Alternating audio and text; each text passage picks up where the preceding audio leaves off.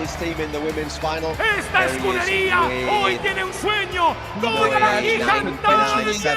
Recibimiento a lo grande para Liz y Gerard Romero. Y un aplauso para su piloto, Marta García. Before he gets into the big dinner later on La escudería con más clase, la más elegante. Fuerte aplauso para el 1K de Mayichi y para su portero y también piloto, Joan Canet. Arriba. Against these professional drivers. ¿Saben lo que es una Final Four? Y hoy están aquí para ganarla con Ander Cortés. Ruido para Aniki, aniquiladores. Ruido para Espe y Juan. Ultimate Muscular is a smart lad, is DJ Mario. John Del Valle, 4-time Spanish karting endurance champion. La escudería de los villanos.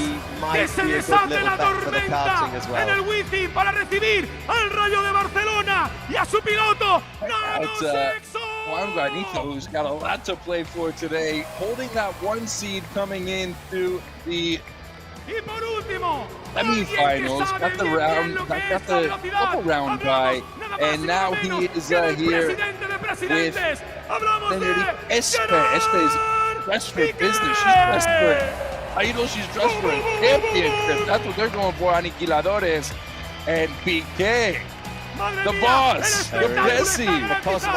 He was originally going to drive into the circuit himself and do a lap of honour, but yeah, he's decided against that. He just strolls in. Piqué tomorrow, by the way, his football team Andorra Kingsley, que como es Gerard Piqué, y antes de que comience este Kingsley Norauto, hay que hablar con él, hay que conocer esas impresiones más junto a Loma Vizcaíno. Do my best to translate him.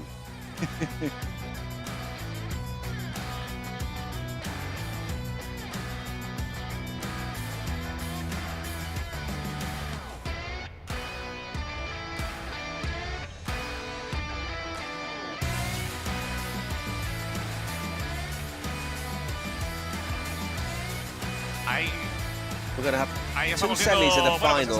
Imagen de los cars, en nada estaremos hablando con el Presi, con Gerard Piqué, pero bueno, Jaime, ya todo listo, en nada tendremos la vuelta de reconocimiento con los 12 cars que van a llevar a cabo esta competición. No van a correr los 12 juntos, sino que va a haber dos carreras con 6 cars por cada going blonde to the final, I love it. Is that a little homage to Sandra Luzardo, who's got the blonde hair for X Bouyer, who's been a big part of their run too. This final in split 1 of the Queens League, and it has been quite the split, quite the bit of surprises calling the Queens League final as Ultimate Gonzalez and X Bouyer get there from way down the charts, way down the seating table.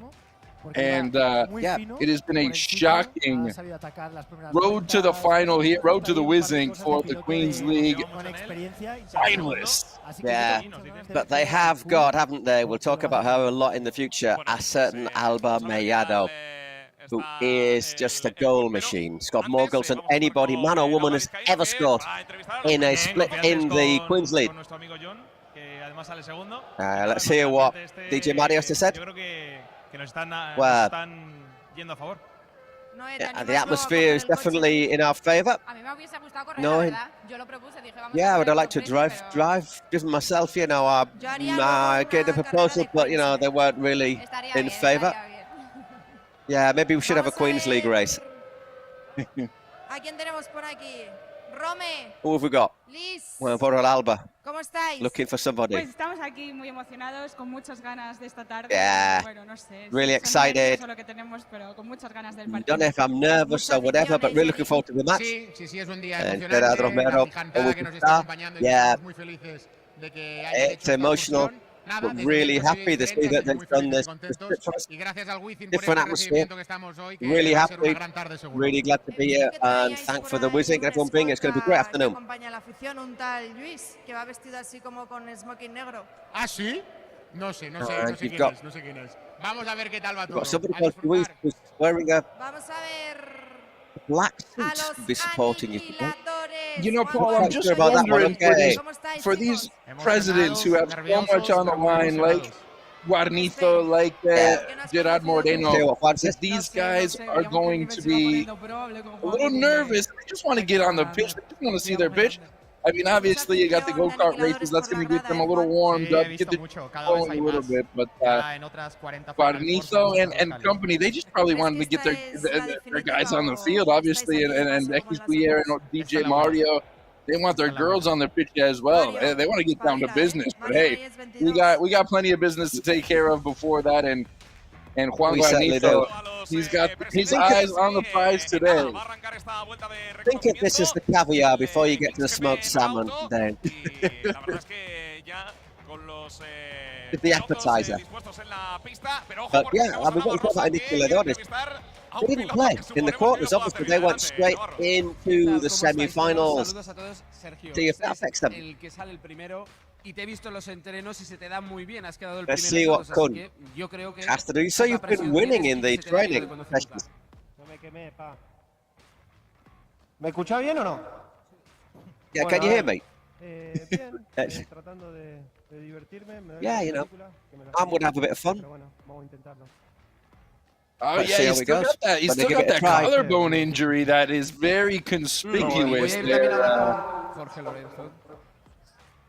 Oh man, is that a mic cam right there? Is that a camera on the microphone that is up close and personal? I mean, hang on a second, we've got a group for the World Motor Racing Champion here. Lorenzo's driving for El Barrio.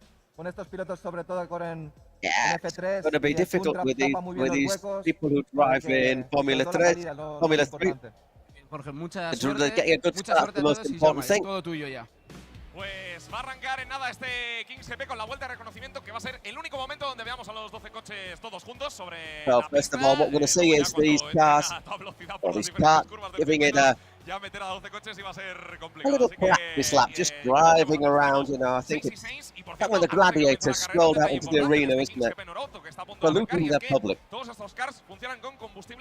There's a couple of pretty harsh turns right there. Look at the top right of your screen right there. I'm no F1 expert. I'm no motor car expert. You're the one who's all on the bikes and, you know, kind of into that two-wheel, four-wheel sort of world. But they're going to get a little, oh, baby, all right. So they're getting warmed up. They've seen some F1 right there. If you could, that looks just like the GP Monaco, man, when they're going back and forth, just getting a feel for the track a little bit. It looks like bottom cars in the fairground, Dane, is what it looks like, you know. We used to call them bumper cars because people would go into each other, but I tell you what, there's a couple of bits that looks like it might be a little bit slippery. Ooh, they've put a couple of little traps there in with a chicane, eh? That is going to ask a bit of it. Defendiendo la pole con el Kunisport. Tenemos a Rodin en segunda posición con el Science. Early match, the early race 1, there will be two races. Uno claro with Kunisport, Jorge Lorenzo, El Barrio, Arches with Porcinos, Rotten with Science, Adrián Tomases, Noel León, Portillo, and me and the speaker at the WiZink Center, on time, on target with our introductions right there. Just 6 cars, by the way, in the first semi-final, like the Kunisport Science, Guier. We've got a little technical problem with one of the cars by the looks of it. Everyone's there, everyone's ready. Rottren driving for Science, another person who wins a lot of races on Twitch, but will he win it out here in the WiZink? Paul, I'm just thinking, this track is so tight. Those in 5th and 6th place, Porcinos and I think X Guier are really behind the clutch right now. How are they going to plan to get up and catch up with? And Rosa might have got a bit of a head start there. We might need a... Right into the wall right there. He needs business with his bad collarbone and all. Ojo que llegamos a la zona más complicada del circuito, tocando los... He's got a nice little pocket on him, man. Oh, man, right up against those gear tags on the wall on that tight turn. Look at Coon. Look at a little experience with her around. De momento I por detrás, defendiendo el honor de Sainz y muy cerca Jorge Lorenzo. Atención a Capón ahí. Wow. Right, it is right there. Intentando mantener la tercera Closing a few doors there. La vuelta 2. ¿Qué os ha parecido? 5 laps in this race, by the way, as you can see. Kun is absolutely roasting them. Look at that. I mean, a lot of people drive like that in Barcelona anyhow, don't they, Dane? You know, we've all been there. I mean, look at that lead. Kun Agüero. You'd be really surprised if Kun Agüero loses this lead right now with how much pace he's got. There's so many contenders in the back of the track, and they're just fighting to get into that second spot. But Kun is almost lapping everybody. This is like Crash Bandicoot Mario Kart racing. So you got one guy who knows what he's doing, and the rest of them are all just battling for second. Keep on talking, then. I can hardly hear you with the noise in the background, with the announcer, with the fans. But Kun is absolutely rolling around. Look at that. He's almost going to lap people. Final track. El Barrio not having a particularly great time there. Poor old Jorge Lorenzo. Yeah, Kun is going to lap Jorge Lorenzo. So Kun wins it. Good stuff, because he didn't do so great in the split. Yeah, third with Jorge Lorenzo, I think. Pio, obviously, Noel Leon, professional driver, finishing second. But Kun just getting off to a flying start and never look back. Yeah. Difficult track, though, you reckon, Dane? Once you get in front, you struggle to get past someone. Yeah, it's so difficult. I mean, whoever just watched that race who's coming up next in the second race, if they're in the back in 5th or 6th, they got to think, all right, there's just no way. There's just no way. I'm going to have to get out and work a miracle. For the rest of the back, I mean, it's going to be Nerea Marti and Arta Garcia in the front 2 pole positions. But the rest of them, will there be any sort of surprises? Because if you drive it like Kun did, it's very hard to overtake. But yeah, it gets tight. We've seen the wall kind of crash into each other. We saw the track present some real problems right from the beginning, but Kun was just money from start to finish. He's found his new future. Right, anyhow, here we go, ready for the second race. Gigantes, got Marta Garcia, Formula 1 Academy driver. Broncos, I've got Nerea Marti, 22-year-old, who drives for BMW. I think she's got a couple of problems. Hey, I don't know if I have a favorite in this, but I have a favorite name, and it's Nano Sexo from Rayo de Barcelona.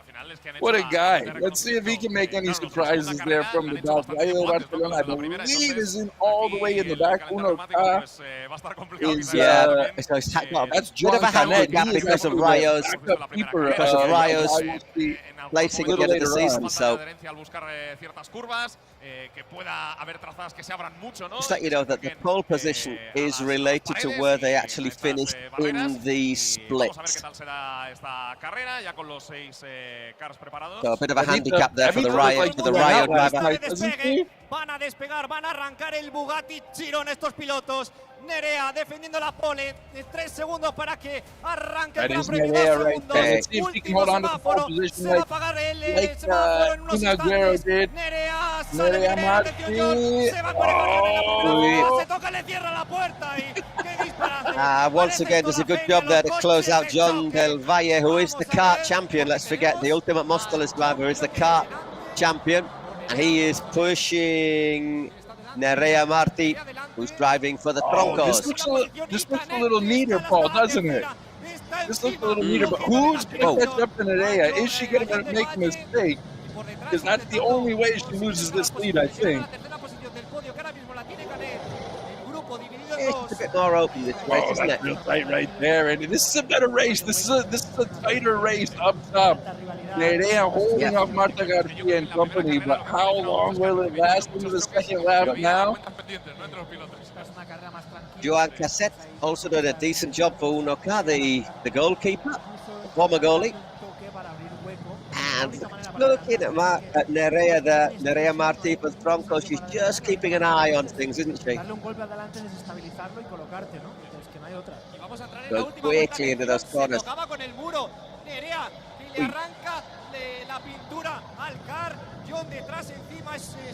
Last lap. Wow.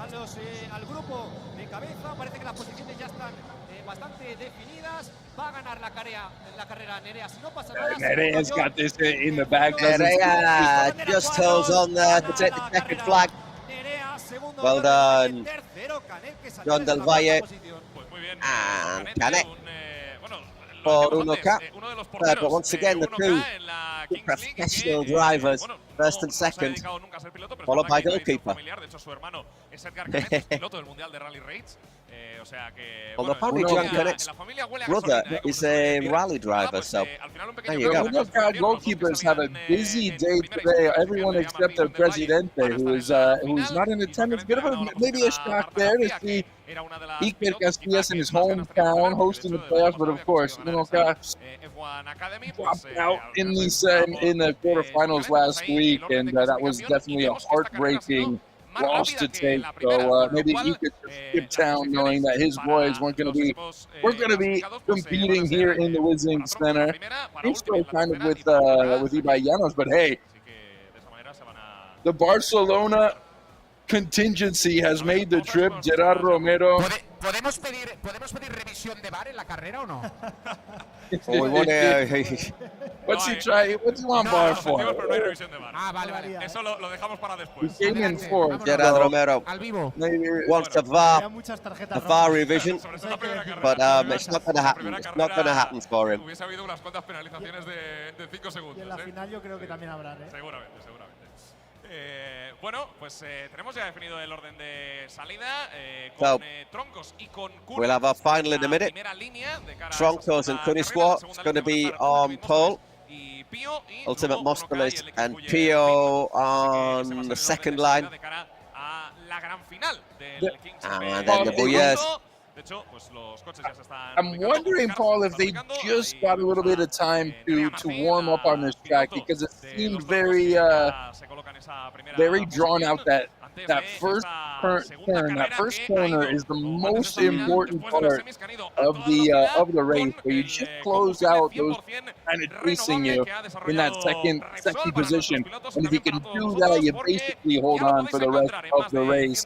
But now it's going to be Aguero starting in second, so let's just see. He had that comfortable cushion in first in the opening race, but he'll be starting in behind Nerea Marti.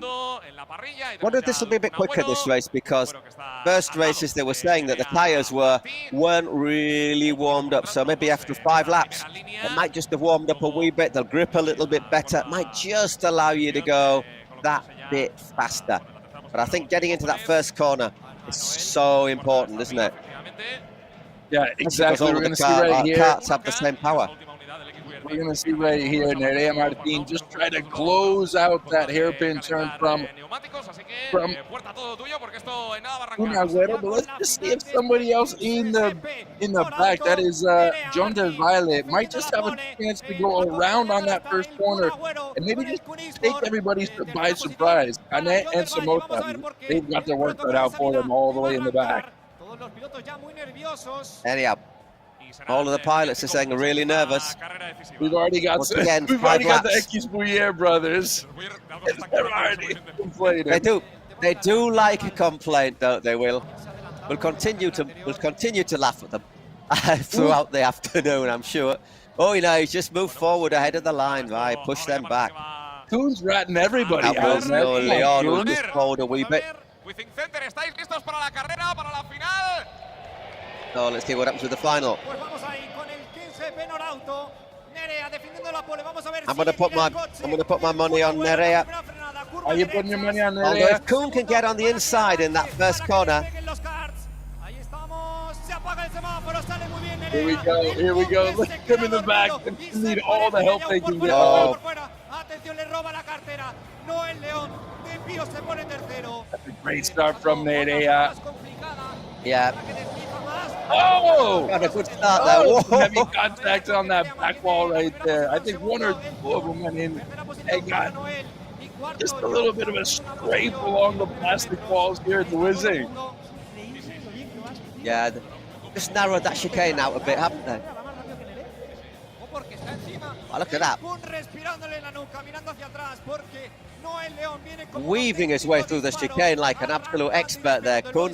And he's in front of Noel Leon, who is for Pio. It'd be nice to see Pio get something, wouldn't it, after a disappointing couple of splits. I'm really surprised, Paul, not to see some secret weapons on the track where you can use. Maybe a banana peel a la Mario Kart, little turtle shell, something like that you can fire away. Wow, look at Nerea just accelerating away once again. Nerea's great. I mean, Nerea, every turn, she's just kind of rushing against it, giving a little bit. Oh! Oh, he's overcooked it. He overcooked it. Kuhn's done. Where's the white flag? Nerea's first, Noel Leon second. Kuhn's out of the car, but the rest of the pack has to watch out here. Sale muy caliente del coche, porque el Kuhn veía el podio prácticamente conseguido, pero creo que ha sido Noel, ¿no? El que en esa maniobra. You think we're going to have a little? This was Formula One. This was Formula One. You know, you're looking back to the pit, 20-second penalty. General anger. Kuhn doesn't look happy. Looks good, doesn't he, in that rally kit? He looks as if he, you know, he could change it.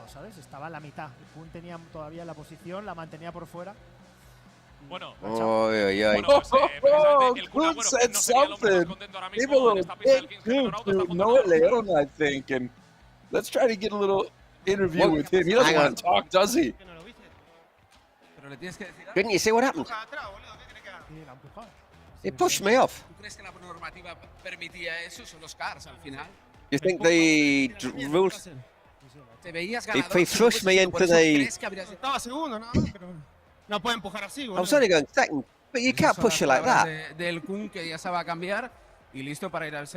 Kuhn's going to put his president's kit on now, but he's not happy, Kuhn, is he? He did not want to talk to anybody right there. He's pissed off, man. I mean, in the end, he's a competitor. He wants to win.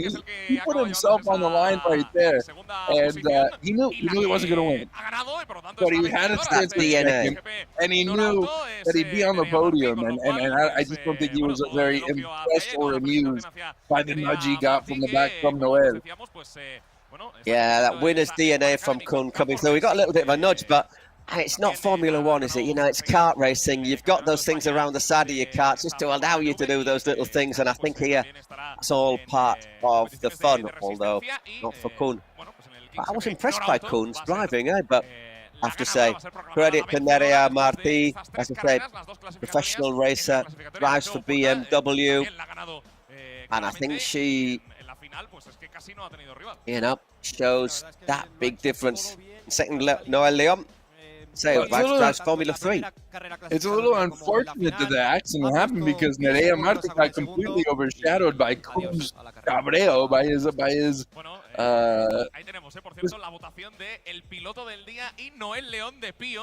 infuriation as he walked off the track and kicked somebody on the way. I think it was the Dos Broncos driver.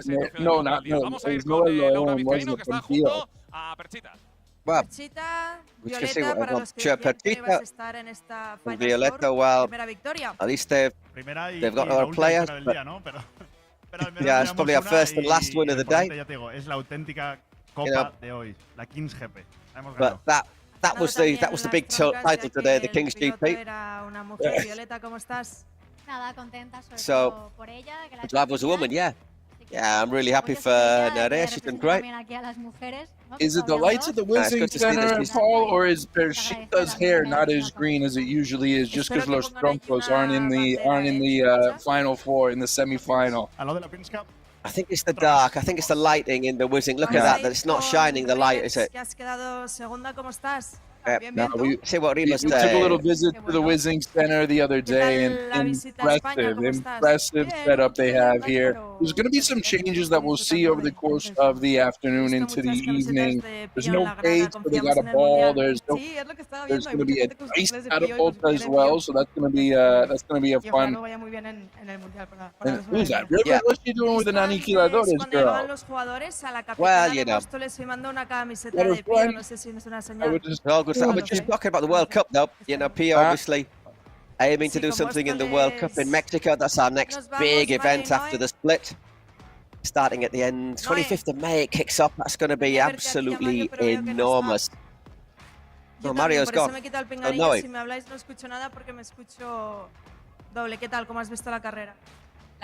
How do you see the race? Yeah. Yeah. No, it doesn't look too impressed with how that race that wound up for. He wasn't maybe he was talking about wanting to maybe race on the cards too, but yeah, she was a little ticked off. She understands why Aguero went off the track and scolding the rest of the pack after Kings GP Norauto, que ahora van a recibir el premio. Nerea. Let's hear the people on the podium. Nerea. Celebrando esa victoria. ¿Pensabas que el Kun te podía adelantar o lo has descartado por completo cuando ya has visto que estabas primera? Do you think Kun was going to get back into the race? Bueno, al principio lo he visto un poco en la primera carrera, lo he visto ahí agresivo, entonces iba pendiente. First race, I thought it looked pretty aggressive, but muy bien. So yeah, but I was pretty comfortable controlling him. I'm very happy. No, only second. Let's see what he's got. Bastante divertido, ¿no? Creo que fue lo mejor que hemos hecho después de haber arrancado tan atrás. Pero pues bueno, feliz de you know, especially after flying so far back. Sorry, Paul, we're stepping all over each other. We got three. Yeah, there's so much noise. We can hardly hear each other. Una semifinal y una final. Tú has quedado tercero. ¿Crees que esto es optimismo para Mario, para Noel? ¿Tú crees que esto le va a venir bien?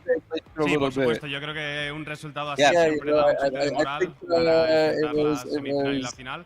Así que nice start for DJ Mario and Noel to get to a very busy day, warmed up and get them ready for the Queens League and the Kings League matches that they've got coming up here. And let's not forget, that is the reason why we're here. Don't get caught up in the DC races because those were fun. They are over though, and now it's time to start looking towards the actual action that we are tuning in for. And Gerard Piqué, I'm sure he's glad he didn't get on the track with Nerea Martí or Noel León, because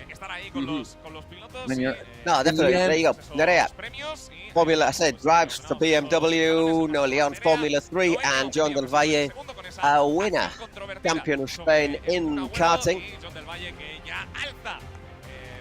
So he takes the bronze. Noel going to get silver. Not bad the trophy right there. That looked nice on the mantle. I think that would collapse my mantelpiece if we put it on it. Dan Strategi, obviously former Formula 1 driver.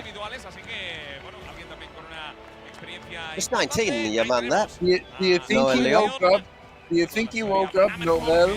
And there is the champion, la campeona Nerea Martí right there, raising the first of many trophies to be given out here in the WiZink Center, here from the Spanish capital. And Noel León sitting in second. Do you think he was, when he woke up this morning, he was thinking, you know what, I'm probably going to get in a little bit of an argument, a little bit of a choque with Kun Aguero, one of the biggest presidents and footballing legends.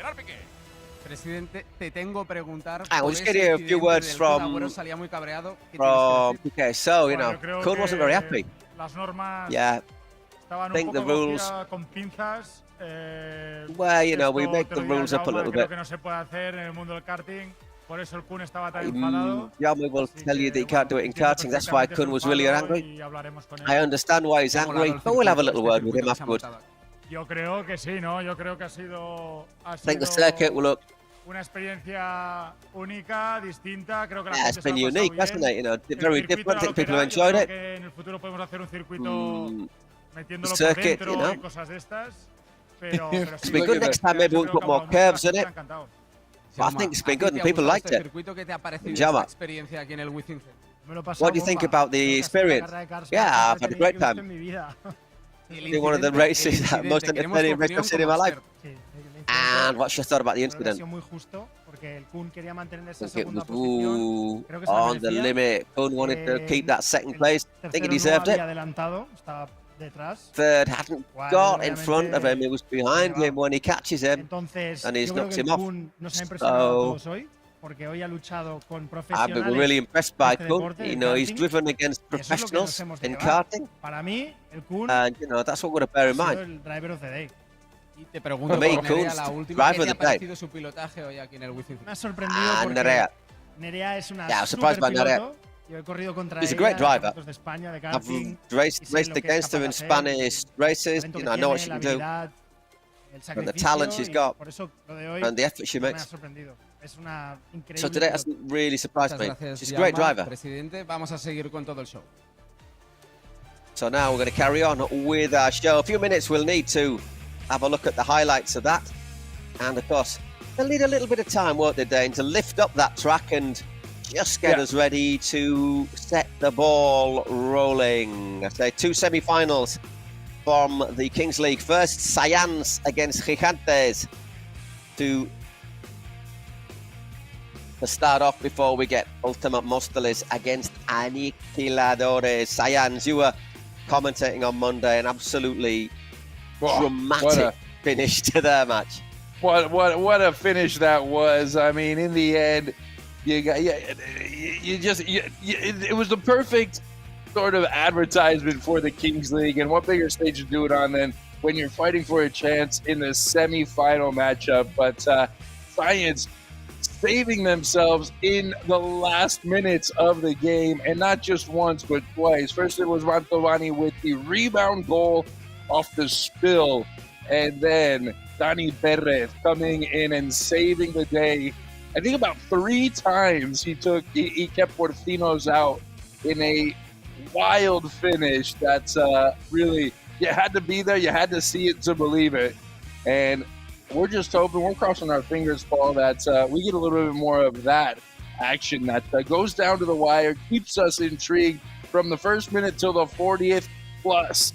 And yeah, that's what we got coming up. So I mean, we've got the race out of the way, which, you know, it was our appetizer. How you feeling? I'm feeling ready for the entree now. I'm feeling ready. I enjoyed the racing. I enjoyed the racing, and I tell you what, I'm going to enjoy the shootout as well, which we'll have before or after the Queen's final. It'll be good fun. And some people I'm very looking forward to seeing if they can actually kick a football. Anyhow, we're going to hear from the Booyah brothers. We've got the Booyah brothers on the mic. Good value. Listen to what they have to say and if they got any points so far before the balls even roll. It was really interesting, very entertaining, and something that was kind of improvised. It was cool, and we had a good time. We were watching these guys race, girls and guys race, and and Eric says, yeah, a couple more laps around, and X Bouillet would have had the crown, would have had the podium. We want to win on everything all the time, but obviously we can't do it all the time. I hope everybody enjoys this match coming up here. And when the Queen's League is here, people better stay around. How are the Booyah Gracias, fans? joder, me siento como en casa todos los sitios que voy. Muchísimas gracias. Some Booyah fans here in La segunda bandera de WiZink. arriba. They want to win their second title. They've already won. Y la Prince. A ver. A mí que me quieren vender. Que van a poner otra bandera de troncos allá arriba. Porque han ganado. Are they going to put another Broncos flag because they've won the little cars? Come on, if that happens, I'm off. Bandera o no, What do you think? Yo creo que ya le toca a los chavales, ¿no? Should they get a Yo creo flag? que queda Well, muy bonito I think tener they una bandera con el logo de aniquiladores antiguos y otra They con el need logo de one. aniquiladores de toda la vida. No, te Yeah, I preguntaba think por we won. troncos, bandera de Should have for cars o no. Troncos. Should Troncos get a flag? Bandera I de can't cars hear. o troncos. Es que tiene la de la Prince y troncos, ¿no? Es verdad lo que dice Javi, ¿no? Sería un poco... Gema, ¿tú qué opinas? Bandera para troncos. I don't know. What do you think, Emma? Should Troncos get a flag for this, for winning the cars? No, que ya tienen una. Ya sería abusar. Nah, público, they've bandera already para got one. troncos, ¿sí o no? Pues aquí lo tiene. Well, Buenas you tardes. should have opinion. Reaction asking for the from the Oye, WiZink se la fan. quitamos por Some la sees, some Prince no, Cup, ¿sí o some no? boos, some whistles. Vale. Oye, ¿quitamos las Play copas the estas de crowd. la Kingdom y del plato de macarrones, sí o no? Vale, estamos de acuerdo todos. Bueno, pues nada más que añadir. Well, there's not a lot more to say then. So we're getting ready for our first little action. First little actuación, I meant to say. Norauto, gracias Antonio, que vaya muy bien. Gracias, Jaume. Y también le agradecemos su presencia a Jaime Alguersuari, que nos ha estado acompañando y que además ha estado también en esa entrega de premios. Y es el momento ya de ese opening show de Mau. Little musical intervention of the day. La vamos a liar.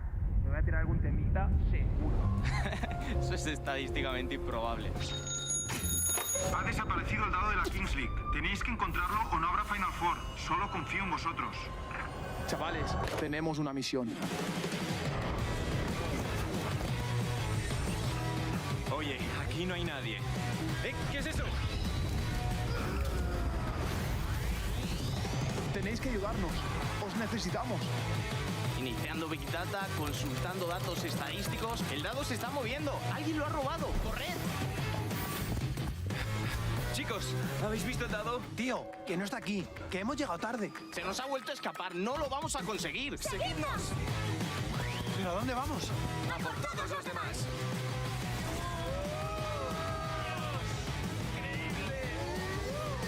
Está en Barcelona. A por él. No me lo puedo creer, tío. ¡José! ¿No tendrás tú el dado? Ostras, pues ahora que lo dices, puede ser, Voy a mirar en la mochila, a ver. Liada, ¿no? Vale, pero ¿ahora qué hacemos? La final está a punto de empezar. No os preocupéis. ¿Pero tú quién eres?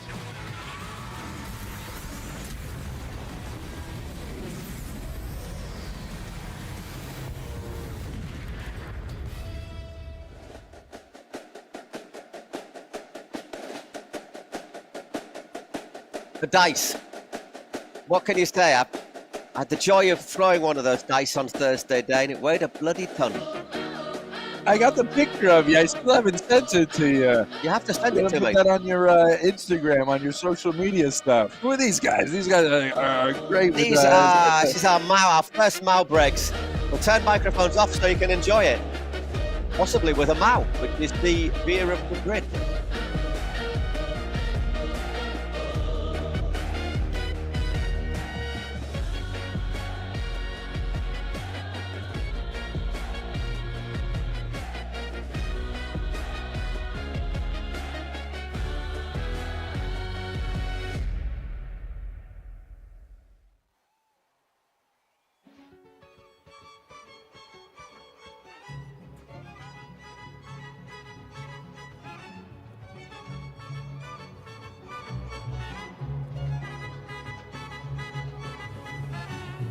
Soy un hombre muy honrado, que me gusta lo mejor. Omar Montes, he sang this at the start of before the final of the Copa del Rey 2 weeks ago. There you go. Oye. Ay, ay, amor. Ay, morena de mi corazón. Yo lo soñé. Ay, ay, ay, ay, ay, amor. Madrid. Ay, mi morena de mi corazón. Yo lo soñé, quiera o no quiera, desde que estaba de pequeño en cantera. Cuando lloraba toda la noche entera, pensando si esta mierda a mí se me diera. Cuando los profesores se reían de mí por no tener futuro en la escuela. Cuando lo único que me importaba era que el Spocky pirata afuera. Me llena ver su mirada de furia, confío en mí como billete furia. Esto no soberbia, que sé que soy grande y como me va mejor que yo. Me repudian. En un año pasé de ser promesa que llenar un beat y no sea sorpresa. Somos tres pero pedimos tantos platos que no tiene otra mesa. Yo soñé que llenaría el estadio de mi ciudad, hijo de puta lo hice. Cumplí todo lo que dije, el orgullo y mi ambición me lo exigen. He demostrado que no hay nada imposible y como Dios lo ve todo, pues me bendice. Me estoy riendo de todo lo que dicen en el Alexander. Tomando Van Winkle. Y cuando intentan reírse de mí por el pajarito, ellos saben que soy millonario. Como que yo no soy nadie, pedazo de mierda. No me ves llenando estadio, en serio. No te sientes ridículo diciendo en pleno 2024 que no sería nadie sin el autotune, bro. Gira Sakura, 250 el show. No me tires si tú cuentas bro. Es que no tienen vergüenza con 21 y el mundo en mis manos. Con el respeto de los veteranos. Yo piloto pero Dios el que guía. Por eso nunca digo que lo logré. Siempre digo lo logró. Yo me siento el matador, cuido a lo mío, mi familia. Siempre cumplo mi palabra, no me llevo de la envidia. Orgullo de donde vengo, nunca lo puedo.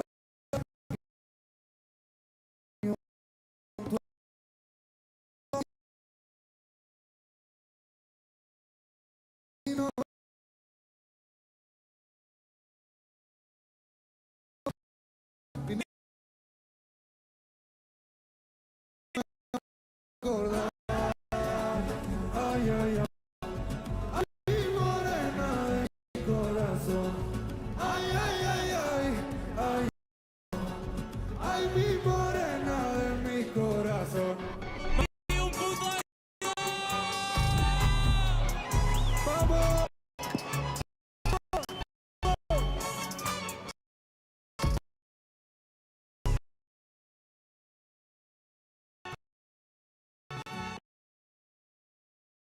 Buenas noches, Madrid.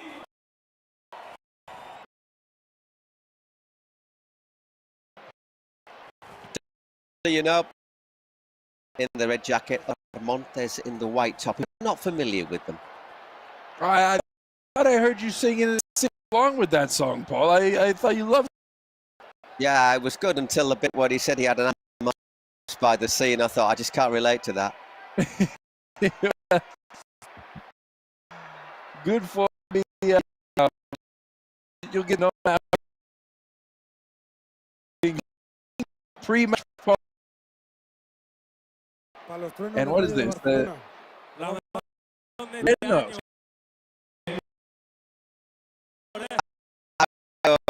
Barcelona are going to get a for being the best fans. I think I is to be taking the penalty for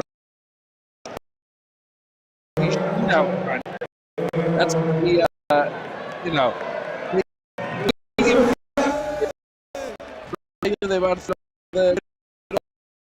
I'm the thing. Don't really have to fight for here today.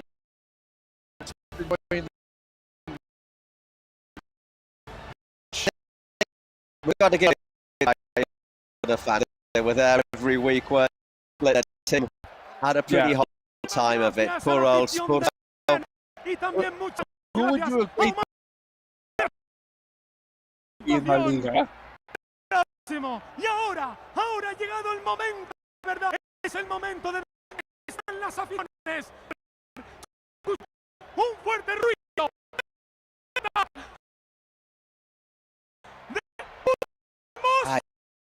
The rough old coat, isn't he? Let's see what the fans have. Quite a lot with her. It is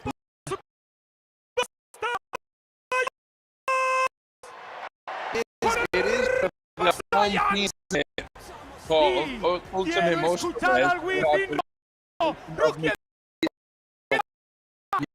It had the edge and fans was in center.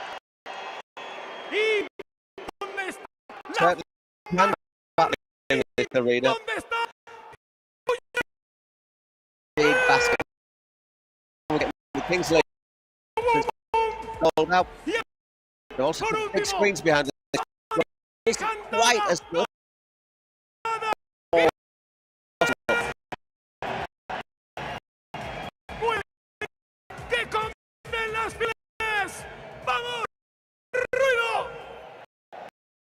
So, ready to tumble in the ball. Our first match kicking off very, getting that racetrack pulled back. Taken away just a little bit of it left, isn't it? That. They said this was 30 minutes to take down, and I gotta say, it's been very impressive what they've done in the last couple minutes, and obviously with the setup here, because if you've ever been to the WiZink Center, obviously it is a multifaceted, multi-purpose stadium that I think I heard this was at least a year ago. Behind Madison Square Garden, it hosts the most concerts and events of any stadium in the entire world. So the Kings League has been setting up for the last 3 days, and that just tells you how important this event is. They've got 3 days out of the WiZink Center to set up, to prepare, and to get everything as perfect as they can here for, well, what is going to be one of the events of the Kings League history. It's been brief, but it's been chock full of excitement, chock full of trophies, and chock full of memorable moments that surely await us here tonight. Yeah, so our first match here, our first semi-final is not that. We're going to taking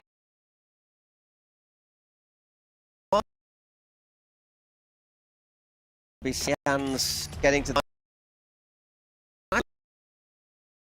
legend. Móstoles. Mario. Who's going with the Mostoleta? Who's going with Móstoles here? And a big roar from the crowd. Number two teams. We could, two titles.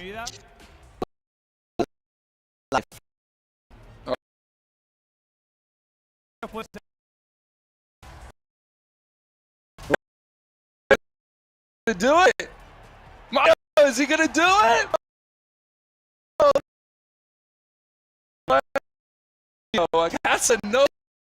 Casanova right here. And you not going to be 2 rings, it's going to be 3. He says yes, I'm glad about that.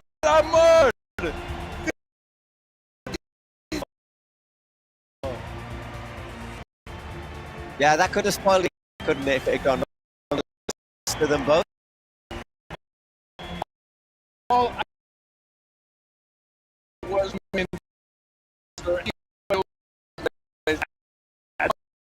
what we just saw here at WiZink Center.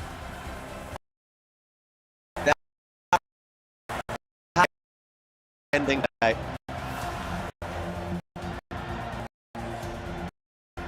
Well, there will be celebrations tonight. Draw. En la presidenta.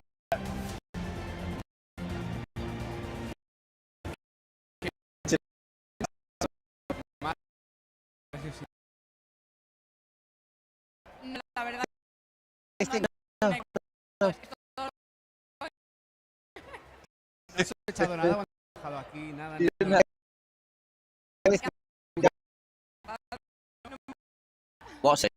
Mario, los 3 anillos. Ya gente cuando eso ya. I like that 3 rings, Mario. Ya tenemos uno por lo menos.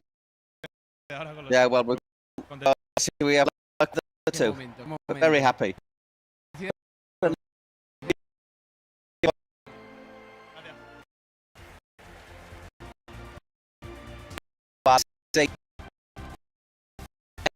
And from there, from seen us is booking me for the slot. Take. I'm filling up. Danny. I tell myself there's a lot of drive when they beat the Expoyer team in the playoff. This is a close one. I'm my money on Cyans to win. I'm going to say Ultimate Mustelist.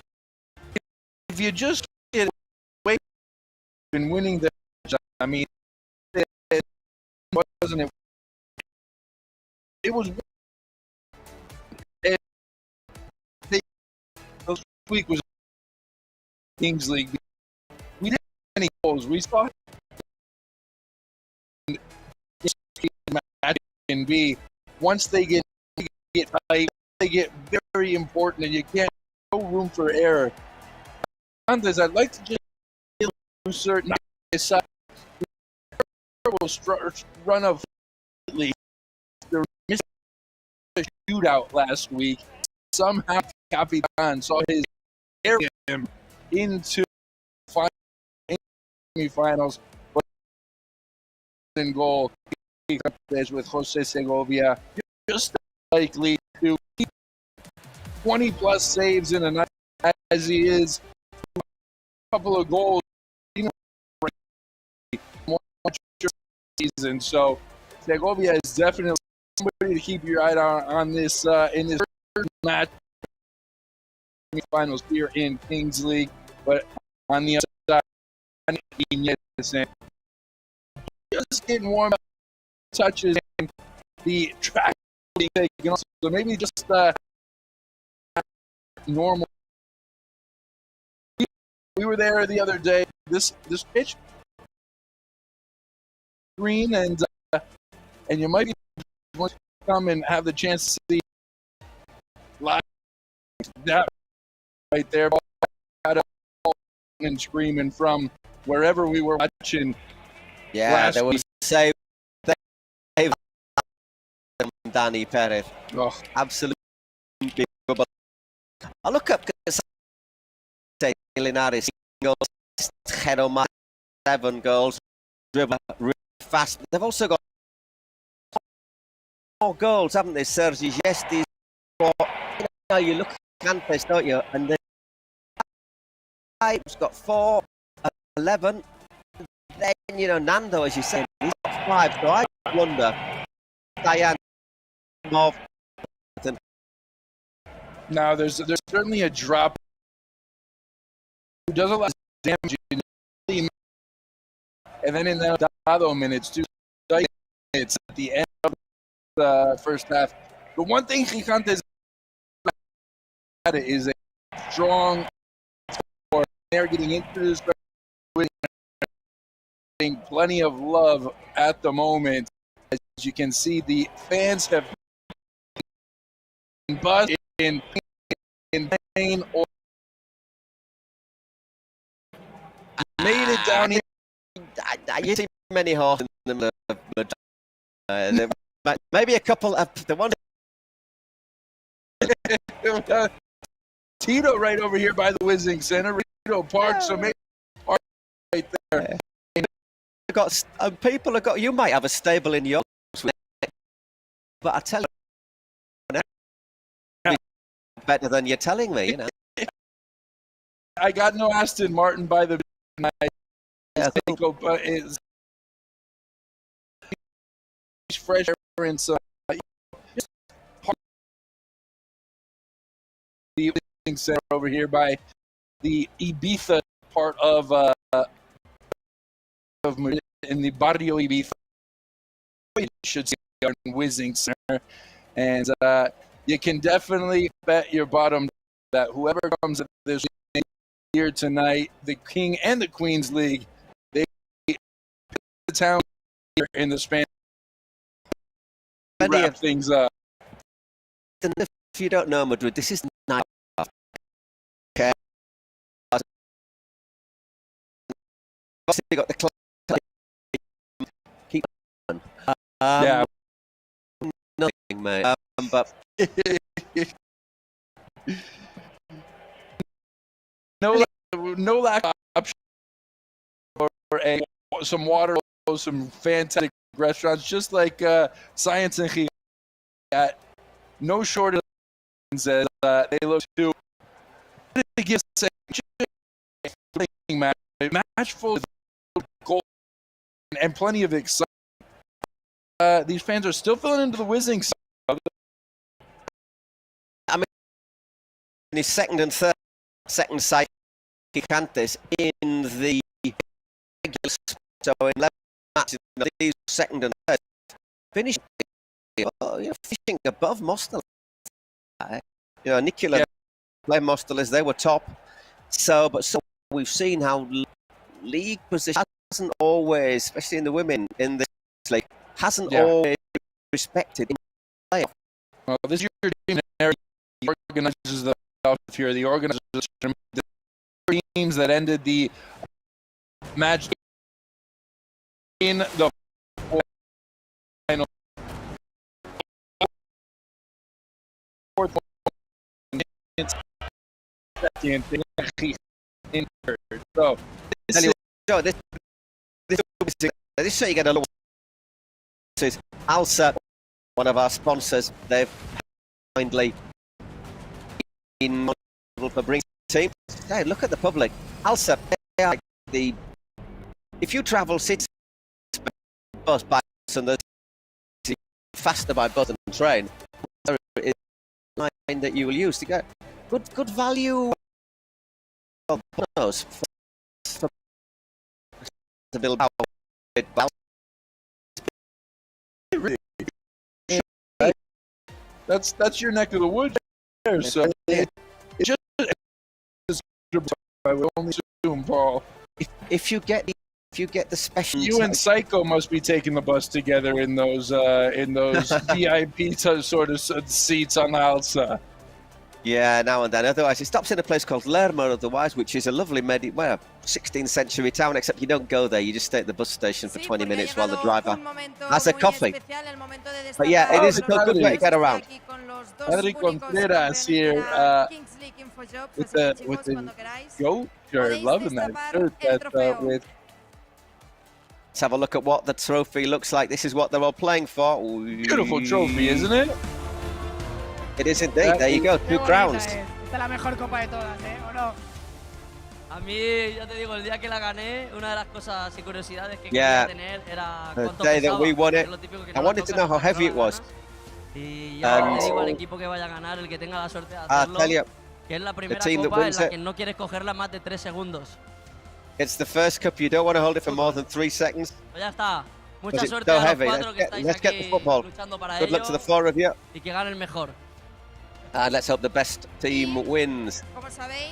Yeah, there is superstition, isn't there? You don't want to touch the trophy until you've won it. And well, those are two campeones. Know what it's like. And Rivers taking off the Queen's League sheet and presenting the beautiful trophy there. A couple cues on each side. And that'll be what's Ultimate Móstoles and X Buller will be fighting for here in just a matter of time. Rivers, she's so shy. She's an influencer, and she's so short She for words. Buller to win in the shootout in the Queen's League. Que ganáis vosotros, dice Rivers. ¿La habéis untado por detrás o qué? Dame suerte. Ahorita estoy salada. Good luck to you. Bueno, chicos. Rivers. She's setting her sights on the World Cup. On the World Cup. Are we going to be in the World Cup? Yes. Trabajando ahí para hacer lo posible y ojalá se nos dé to make it possible. Es en México y va a ser una locura. You know, it's in Mexico and we've got to be there. Well, we've already seen her have that big crowd that big following that she had in the event. Yeah, exactly. She was at a music festival or something like that. There are probably about as many followers and fans of Pio, Pinche Pio, that she had behind her that are as many as are in the WiZink Center here tonight. So she's got a big following, and obviously not having her in the World Cup, that would be just criminal. She's got to be there. The World Cup and the final is going to be in the Azteca as well, the Aztec Stadium, the world famous, where World Cup history has been written, hasn't it? In '86, in 1970. Anyway, these players are getting a good warm-up because normally, you know, it's from game to game to game and you don't really get a warm-up, do you? So they're going to, I reckon they're going to really hit the ground running when we get started, these two. Yeah, I'm just wondering if Aniquiladores was hoping they'd be the ones to get this nice long warm-up because they're the ones who haven't played in over a week's time. And obviously, neither of the four finalists had to play 2 matches last week. They all had either buys into the semi like Aniquiladores or buys into the quarters like Ultimate Móstoles, Science, and Gigantes. So fresh legs. They did come into play, I suppose, as it showed there on Monday evening. And let's just see how that'll take its toll on Aniquiladores here in the second semifinal that we've got. But Ultimate Móstoles, Aniquiladores, that's coming up next. Science and Gigantes. What a matchup we've got here. Coming up in a matter of moments, you can only assume, Paul.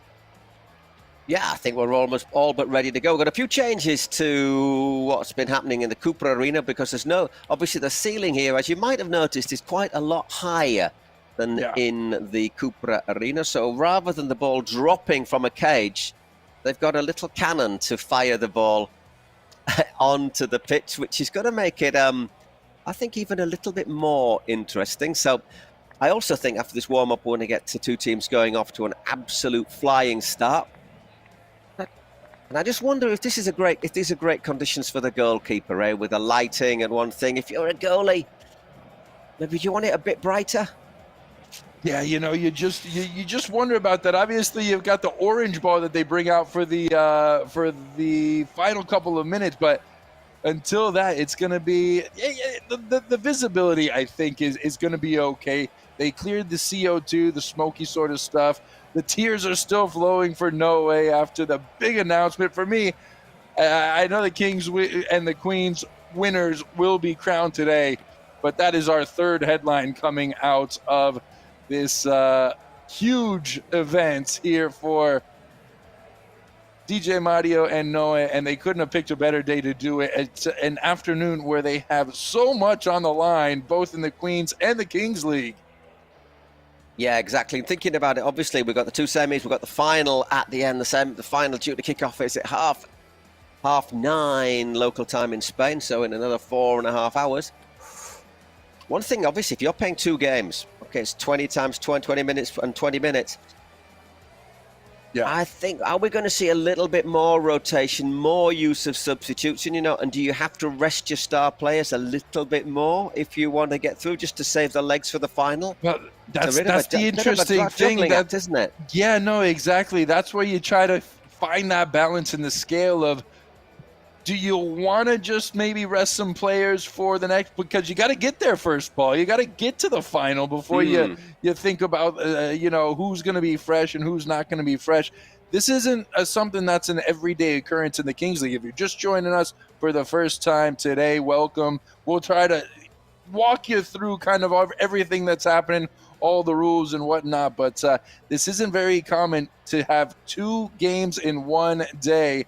And there is the graph with Papa Graph and Luna Clark right there. As we were amazed when we went how many tables there were for the streamers, for the people to put up their Twitch, and some of them, I tell you what, if you get your shot just right, you could probably cause a lot of computer damage. Was my thought. Yeah. I wouldn't want my laptop that close to the pitch. The space is awfully tight here as they packed in the crowd. It sold out months ago. They re-released some tickets only a few days ago. I think it was last week. Those sold out in about the snap of the fingers. So really, I mean, we've seen these events played in the Camp Nou. We've seen them played at the Wanda Metropolitano. This one here, it's going to be awfully intimate and just to let you know, as you saw the view there of the WiZink, some of those seats at the top of the stand on the right, it's so steep. I mean, it is really, you look down on it and you think, whoa, look at that. You can't quite see all of the goal in front that's just down directly below you. So they've put up big screens so people can make sure they don't miss anything.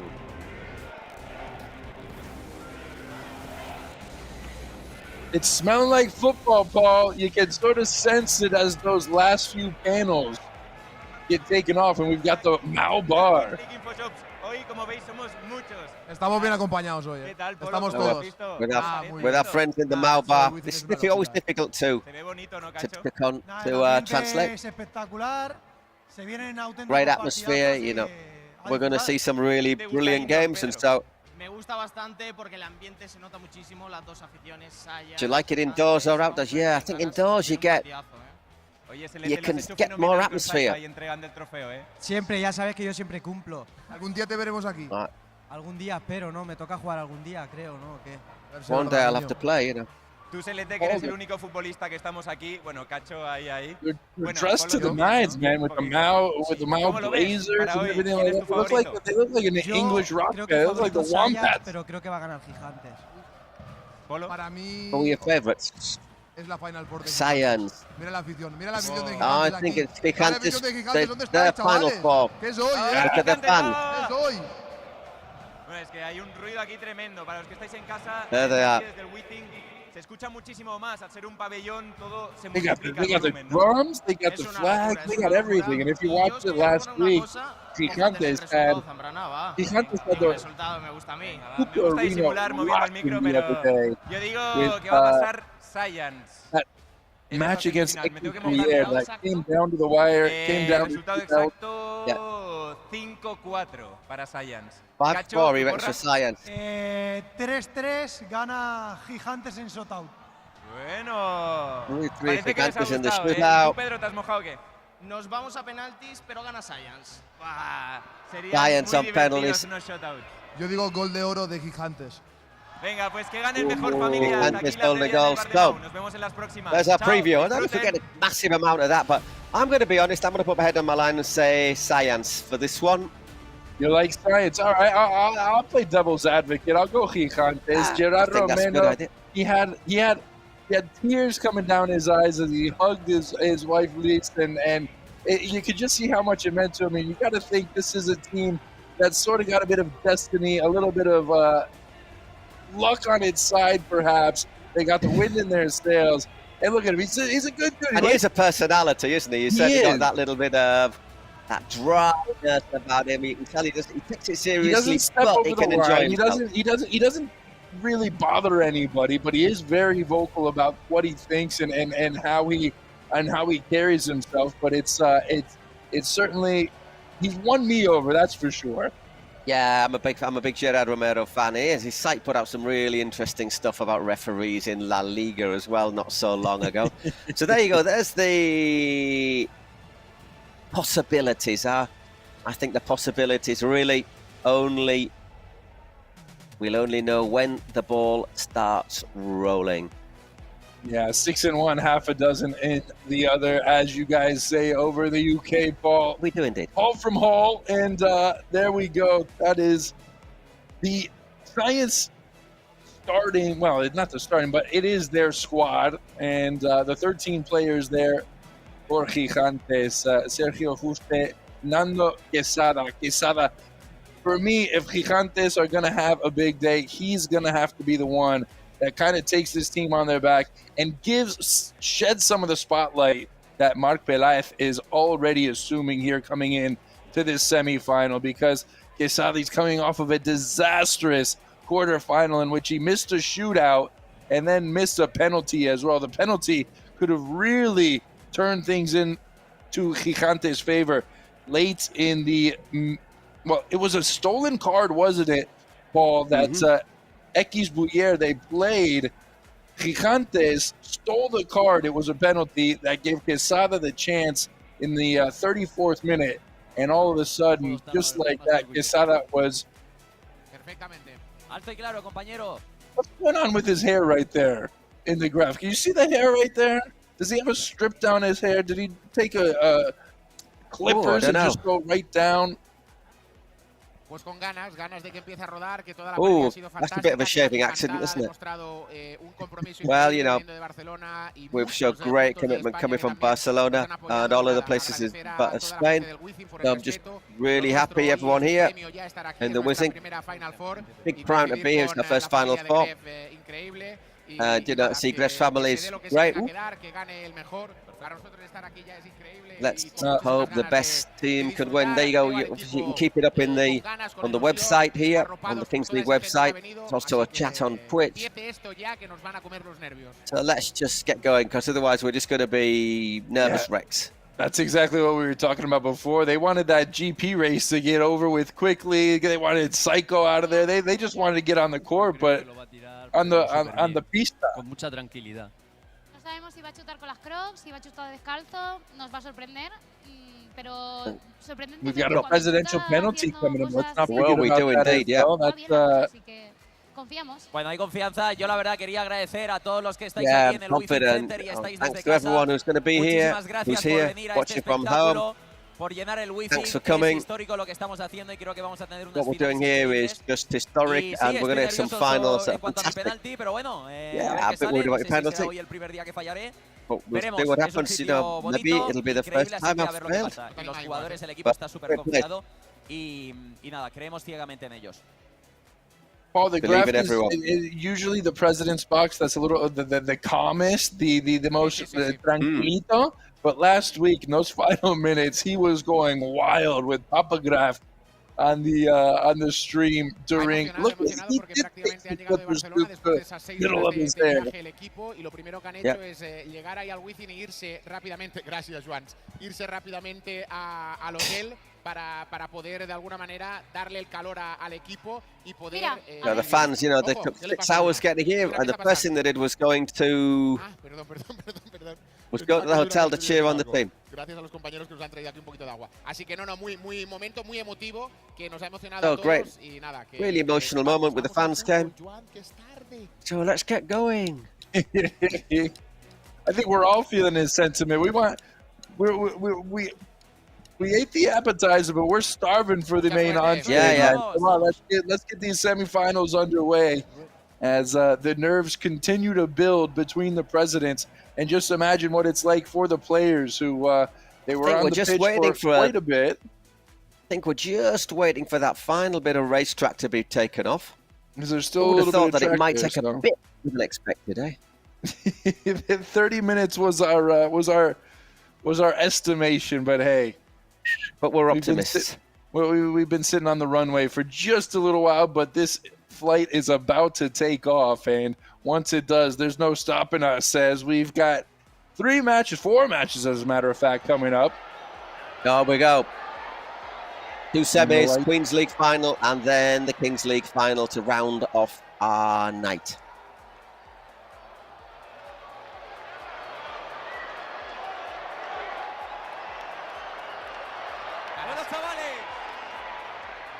Are we ready to go? Looks like.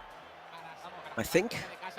Got to assume they're going to get a nice team introduction, and we'll just get an idea of who exactly is in the crowd and how much support each team has. Obviously, fans traveling from far and wide. Paul, I actually saw an Ekis Bouyer jersey down the street the other day, so this league is getting more and more international. It's getting more and more known. It's getting more and more popular and more visible when you're just walking down the streets, as obviously. I was quite impressed. When we were in the office, I was quite impressed that one of the gold versions didn't accidentally fall into your bag. I got to fight for my life to stay around and stay employed with this company. I can't be snagging anything as they invite me into the WiZink to take a look. But here we go, baby. Gigantes, the first team onto the pitch, and what an intro they have. Nervy moment. This is probably one of the biggest days in the careers of many of these players' lives. Well, it's the first time Gigantes have reached the Final Four, so it's the biggest. Got to say, it's the biggest match, isn't it, in the tournament so far. The Graf up on his feet. There you can see. So the presidents are all lined up right around the center circle, but when they are playing, they'll be separated a bit so they can have their own space, have their own bit of, I don't know if peace and quiet is the right word, because I don't think there's going to be any of that in the WiZink here tonight. Nah, there's no closed cabins this time, is it? It's open there to the public. We're all ready to go. Our first semi-final in the Kings League, Science against Gigantes. Just to let you know, Science, so far 37 goals scored in their favour, 28 against. Gigantes, 32 in favour, but they have conceded 37, -5 goal difference. And is that difference in goals going to be decisive today? Just wonder whether Science are just going to find that little bit of extra in front of goal. Paul, it wasn't too long ago that these two teams faced each other. It was the penultimate match day of the split, the 11-game split. So that was match day 10. And it was a low-scoring matchup that had no goals in the second half. It went to half 2-3. Gigantes was winning, and it ended 2-3. And to have a second half with no goals, that's pretty impressive when you talk about everything that happens in the final 20 minutes of one of these Kings League matches with secret weapons, with double goals. Yeah, if you haven't seen it before, just remember the referees are mic'd up. They've got cameras on them, so when there is a decision that is contested, you can hear what they're saying to the players, which I think always makes it interesting. It's great. Normally it's great. Pretty good, you hear the players you hear the players complaining. You hear the referees explaining what they saw and why it is that they blew what they blew. And so, you'd like to just see that carry over into some of the bigger leagues where sometimes we're kept in the dark on those decisions. And obviously, we'll see probably most likely VAR as well. And that's played out in the center of the pitch as well. So we get a basically live stream of that and into a look inside of what the referee isn't just seeing, but thinking as well. The Spotify box, the secret weapons. If you aren't familiar, these come in handy, and these come in big later on in the match. In the second half, there's plenty of several secret weapons, which is a penalty, a shootout. You can have a rival sent off for 4 minutes. You can have a star player whose goals are worth double. You can have a goal scored in the next 4 minutes worth double. And there's a joker in there as well, so you can choose. It can be really, really decisive in the outcome of the match. Paul, it seems like every week, every match day, we're learning something new. Every match we're learning something new with this league. And last week, the Carta Comodín was... Well, let's hear into... let me check my notes and see who exactly we are speaking to. Yeah, it's gonna be spectacular here. Well, that was a very short interview. Nice little preview into what's coming up. And we're ready to go. The ball, as we say, this time comes out of a cannon. Are you ready? Whoa, no, wait. We're on a tight schedule here, man. Everything's got to be perfectly timed out, and here we go. There you go. Interesting to see how this cannon works, Paul. I'm quite intrigued, yeah. They said they can't get a lot of power on it when they want, didn't they? So. But it's not like you know where the ball's going to be. Up it goes. Thank you very much. What in the world? As I said, you can get a lot of power on the cannon and maybe just a little bit too much there. We have officially blasted off the semifinal, Paul, and well, what? I don't know if it's because he just smashed that thing so hard, but maybe they just got a bit much compressed air in it. It's been a little backed up over the last couple of days, I suppose, since it's since its arrival here at the WiZink Center. Let's reset the clock.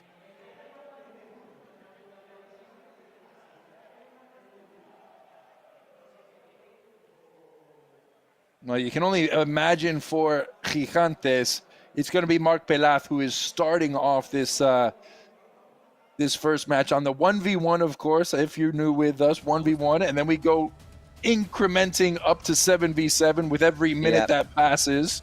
Let's see if this works a little better. These first 3 or 4 minutes can be really decisive. Are we ready to go?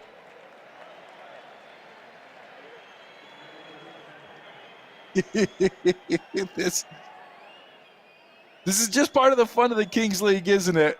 I think we're going to end up just throwing it into the middle of the park, as I think Javi from Ex-Bouillère, he's got a ball and he's just saying, hey, let's get this underway. Let's just throw it into the middle of the pitch. Yeah, we don't need technology.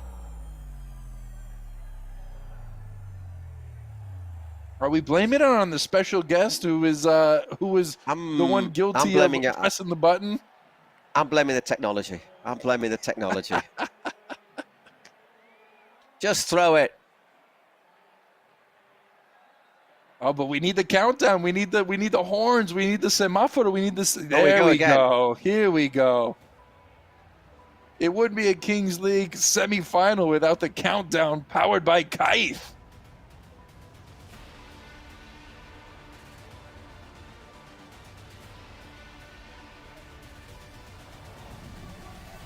Looks like the lights. 5, 4, 3, 2, 1. Ever so slightly anticlimactic, but Gigantes get the ball quickly. And it, as you said, it's the he's put it wide. There we go, nice gold edition shirts. Some are easier to see than the other ones, and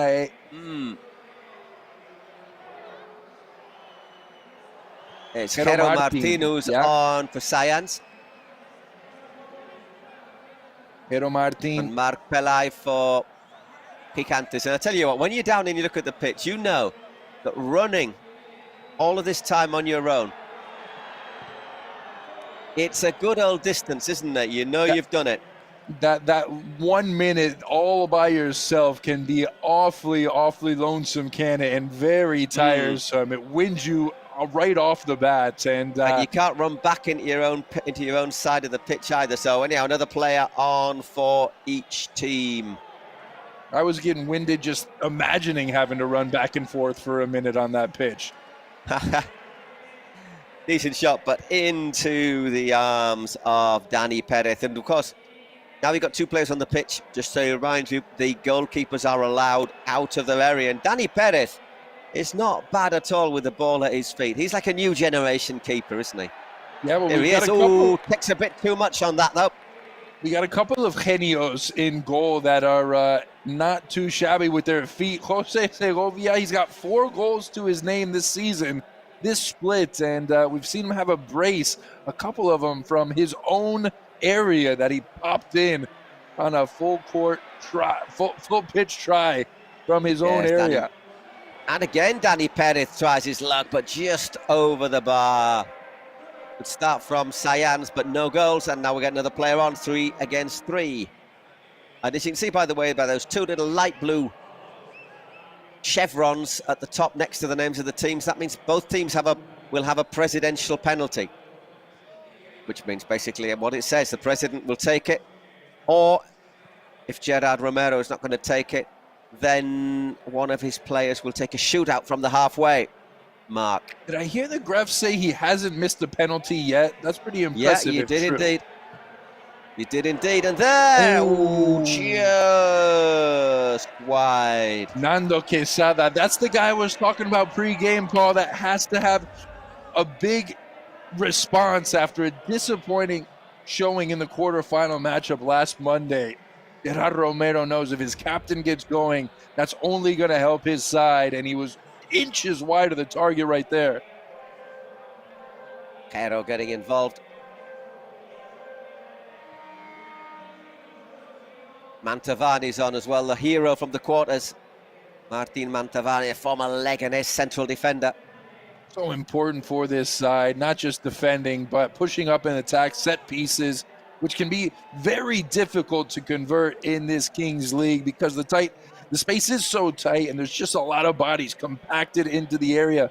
But Mantovani, his imposing presence, he likes to push defenders around and set up those set pieces, those dead ball pieces. We saw not just the goal off the rebound that was the game winner eventually in the 40th minute plus, but the own goal by Oscar Cardenas, I believe it was, David Cardenas, was set up by a play to the back post from Mantovani, who swung it back into the face of goal, and it just bounced off one of the Portinos defenders. So here he is on the ball right here. Boy, it's a quick there's numbers. Loss of possessions to a chance here for Gigantes. It means this pitch just a little bit narrower than the one in the Cupra. It just does seem like that, and there is space between the sideline and the walls. So although it doesn't look that on the bottom of your screen, there is some space where those guys can still make a full-out sprint. Looking for that there, Mantovani. One thing that's not going to happen is we're not going to have shots against the ceiling today, which normally you're penalised with a throw-in against. Augusto Fernandez. Augusto, real veteran, Bomber Zaragoza, Celta, and Atletico Madrid player. This is mainly defensive role there. First save from Jose Segovia. Mantovani. That's a fantastic pulls the trigger strike. there, and that was in. That was going in. Fantastic strike from the captain for Science. He kept it down under the crossbar and really makes Segovia work for it right there, but a sprawling save with the left hand just to push it over the bar and force a corner. Which Mantovani, watch him on the back post again, Paul. He's right there. It's difficult. There's just not really that room to cut inside and do that sort of thing this time. Mantovani, 3 goals so far in the split and 2 assists. No, sorry, I read my writing. 2 yellow cards. Not scared of putting himself about a bit either, as you'd have expected from a former central defender. Well, let's not forget, he took a shot to the ribs, I believe it was, earlier in that match in the Portinos quarterfinal, and had to go off the pitch. He's not a guy who just sits and sulks and kind of overplays his injuries. When he's hurt. Oh, Segovia sends that long, and that wasn't far off. That final touch there from Carlos Contreras. 2 goals for Contreras in this tournament so far. We'll have to see if it was offside or not. He's a guy who puts himself in all the right spots, but for me, he's more of a defensive midfielder, kind of one of those rough you up players who isn't afraid to go into a 50 challenge and come out with a chunk of you on the other end. But when he gets in front of goal, he's just not as precise.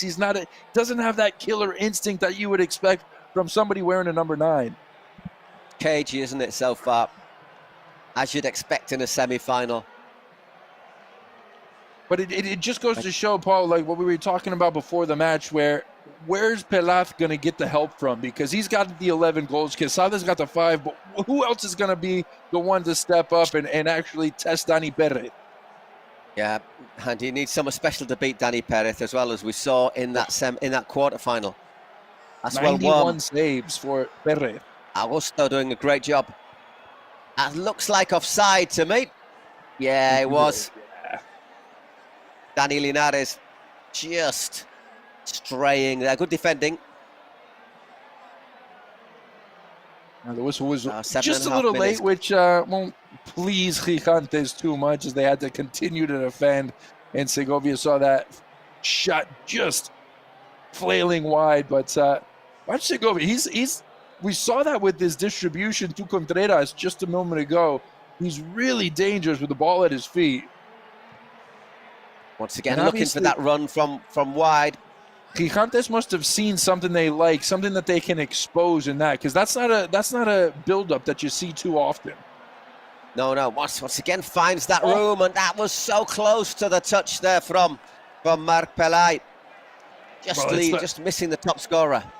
It's the right idea, isn't it? It's the right idea. You just knock a ball diagonally into the far corner and hope that somebody's there waiting on the cut back into the middle of the park. Certainly something they're working on. That's good running. And again, but a good challenge there from Sergio Juste. Gigantes looked the better side coming out in these first 8.5 minutes.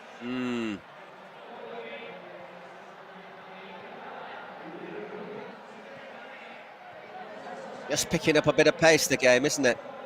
Yeah, and I think Science just wants to bring it down a little bit. They'll try to knock around possession. It's not easy to do, to keep the ball and keep possession, especially when you got a Gigantes team that's pressuring you into your defensive third and really trying to force you into some mistakes.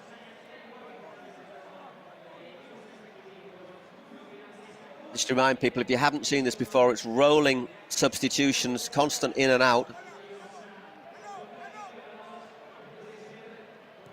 If you're just joining us for the first time, what a better moment to join the Kings League as the next few events coming up. Obviously, today we've got the Kings League America playoffs coming up in the next week or so. And then, of course, all leading up to the World Cup at the end of May.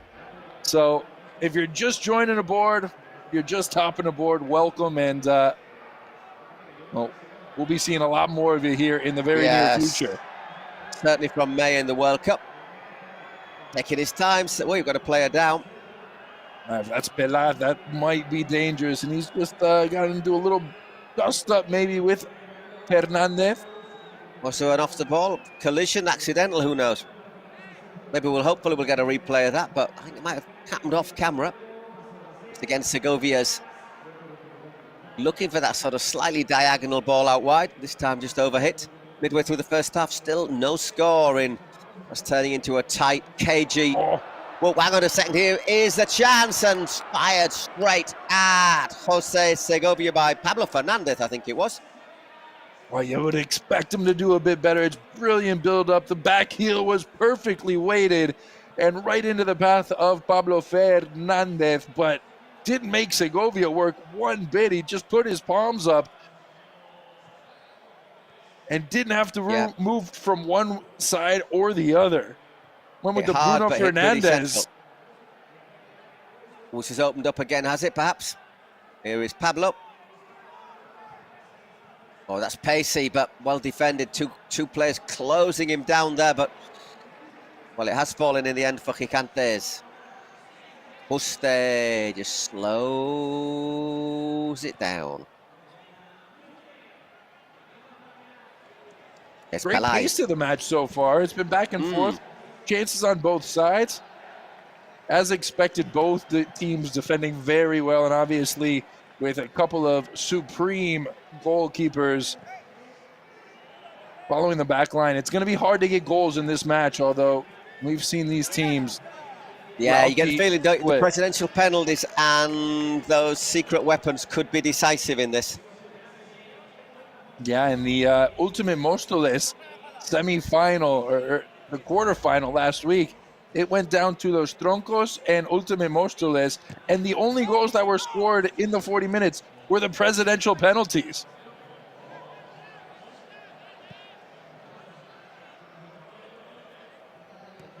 Pechita, he's got a strange style, but he's... He did... Oh, not terrible. Actually, there from Augusto. Ooh, that's a dangerous loss. 3 against 2.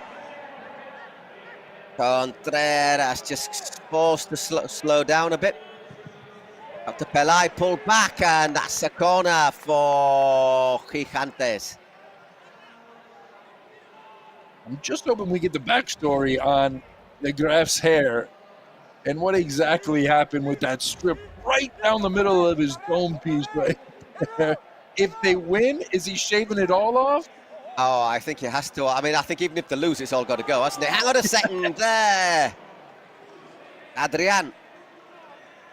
Oh, look at the early moments there. Giving every minute of it, isn't he? But it's good value, old Gerard Romero, though. Good value. Great stuff.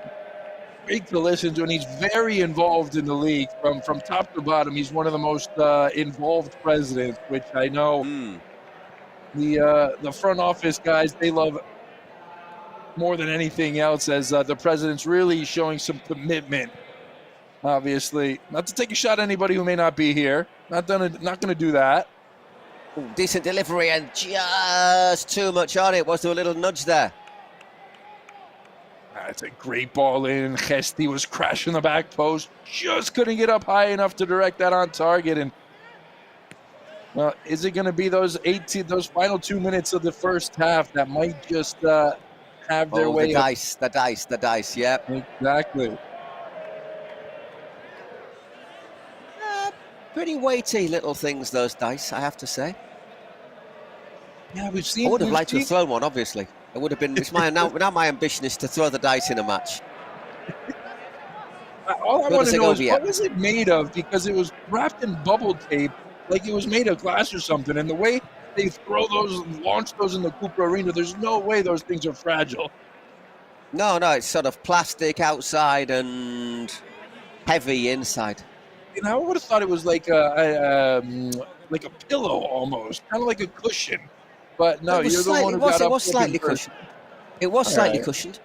All right. It was a bit harder than a pillow. I don't think you'd be happy if they were offered that in a hotel. Here they come again. Those Cyans comes back to Alphonse and a near post header. Well, it's always going to be very tough to beat the keeper on that tight of an angle right there. Wasn't a terrible ball from the end line. Decent little header from Gio Fernio, but can't get it on target. 5 minutes just over left in this first half of the first semi-final of the Kings League here in the WiZink Centre in Madrid this Saturday afternoon. Cyans finishing second in this split. Gigantes third. Ooh. And once again works the space. They did have their chance, Science, to qualify for the first seed and get into the semi-final without having to play a single game, but Aniquiladores held on. It was the last matchup, I believe, between Gigantes and I think it was X Bouillet or can't remember exactly how it went, but Science did have a claim at first place, but they needed some help from outside. Didn't quite get it, settled for second, but here they are right now. Powerful defensive header there, and whoa! Danny Perez makes his first flying save right down the other end. Oh. And brilliant save from Segovia. Back and forth he's warming up here. Here's Adri Espinar, 2 against 1. Is he going to go himself? Adri! Wow. All of a sudden, it sprung into life. Great work there from Adri Espinar. Just had it nipped away from him. When you need a heroic effort on the defensive end, count on your captain Montovani if you're Science. Perfectly taken off the half volley. And then the shots are. This match is really starting to open up right now, just as we come across the 18th minute mark. And it might open up even more when we get to 18 minutes and the dice. You just hope this kind of rhythm, this sort of pace carries over into the second half, and we get some more back and forth stuff. Very surprised we don't have a goal to this juncture of the game.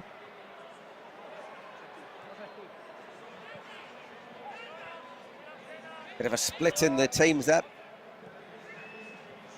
Break between defence and midfield, always dangerous to create spaces, but that's a committed challenge from Mantovani, which is a nice way of saying a foul. There he was, though, clearing his lines. Yeah, that's a foul, isn't it? Might not like it, Neil Ayats, but it is. He's using his body to make sure no one got past him there. Ayats, another one of those guys like Quesada, like Contreras, who Pelaz would just be ecstatic if he got a little bit of help whatsoever in this semi-final. Oh, Faust again skips past his man, Pablo Fernandez, and wait, hang on a second, is Carlos off his line? He might have been, but he got back quickly, and it went wide. Countdown to the dice. It's all just too easy for Pablo Fernandez right now, who's skipping around defenders, dancing around them on the back line, and really doing some damage here on this near corner. Into the 18th minute, and Paul, we've got the dice roll. Who is it going to be? We've got a house packed full of celebrities right now.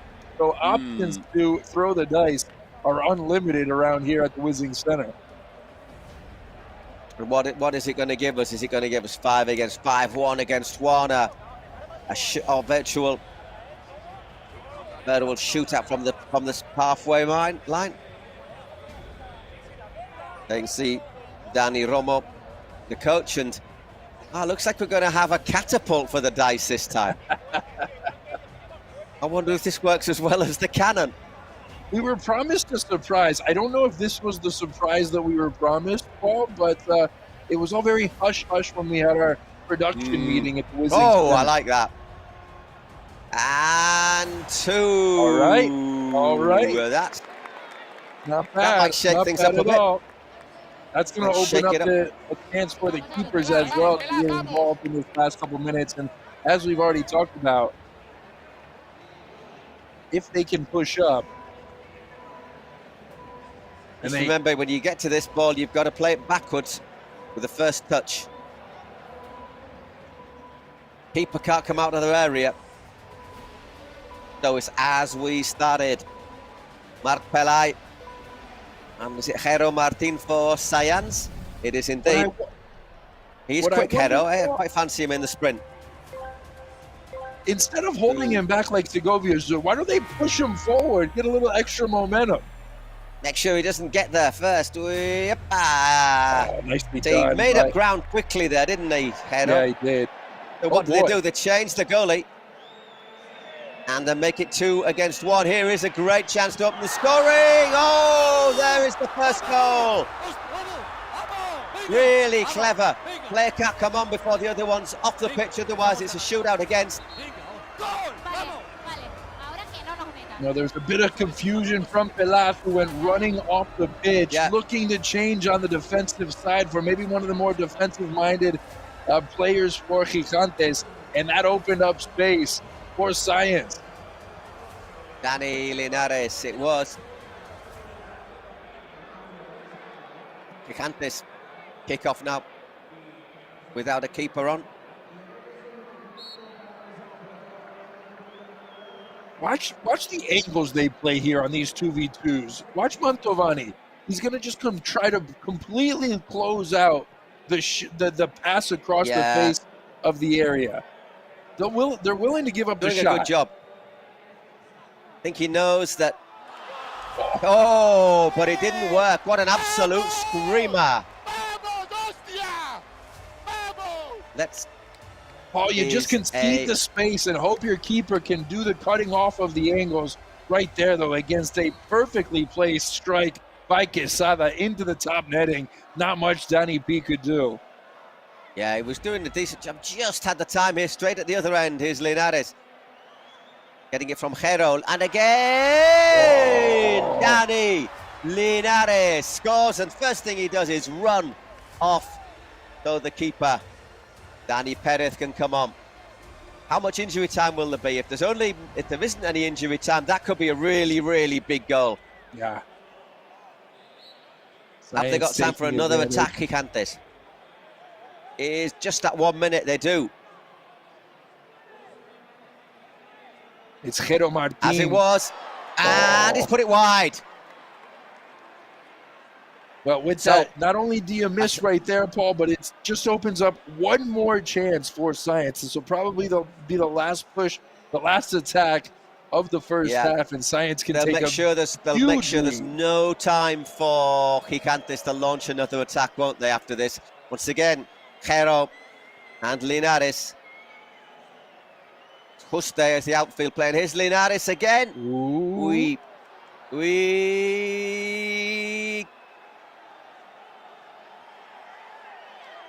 No half-court, backcourt violation like in basketball. Yeah. I thought he was going to get one there. Yeah, not a bad idea to implement that.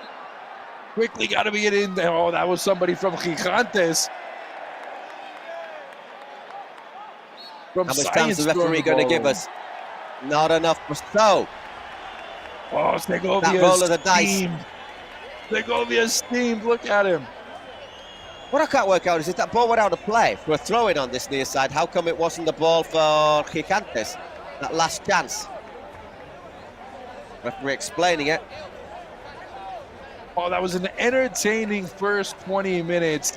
We didn't have any goals through the first 18, but really the 7v7 play, it was open, it was free-flowing, chances on both sides, very even. And then obviously in those last 2 minutes, you see the game kind of open up.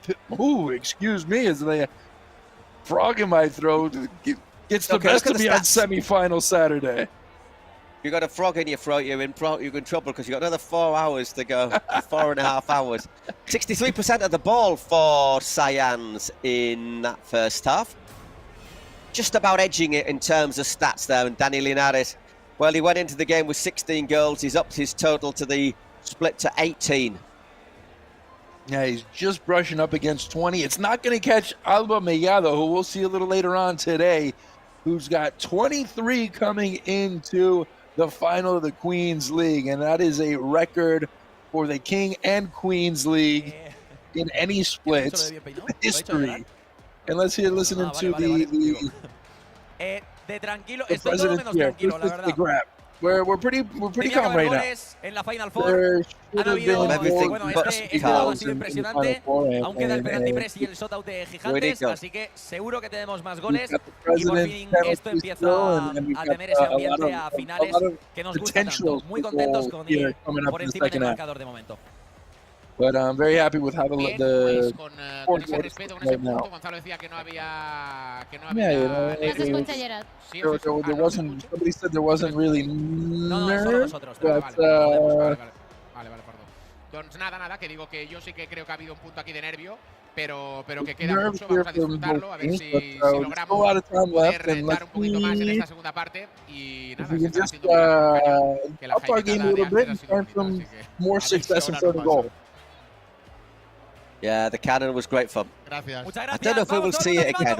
Vamos. Vamos. Bueno, chicos, I'm ready for the second half. So what are they going to do? Are they going to try the cannon, or is it just going to be another try the throw cannon onto the again. pitch? It was one of the highlights of the day. I've tried and sort of aim it at the video screen, so if you overhit it, it just bounces down.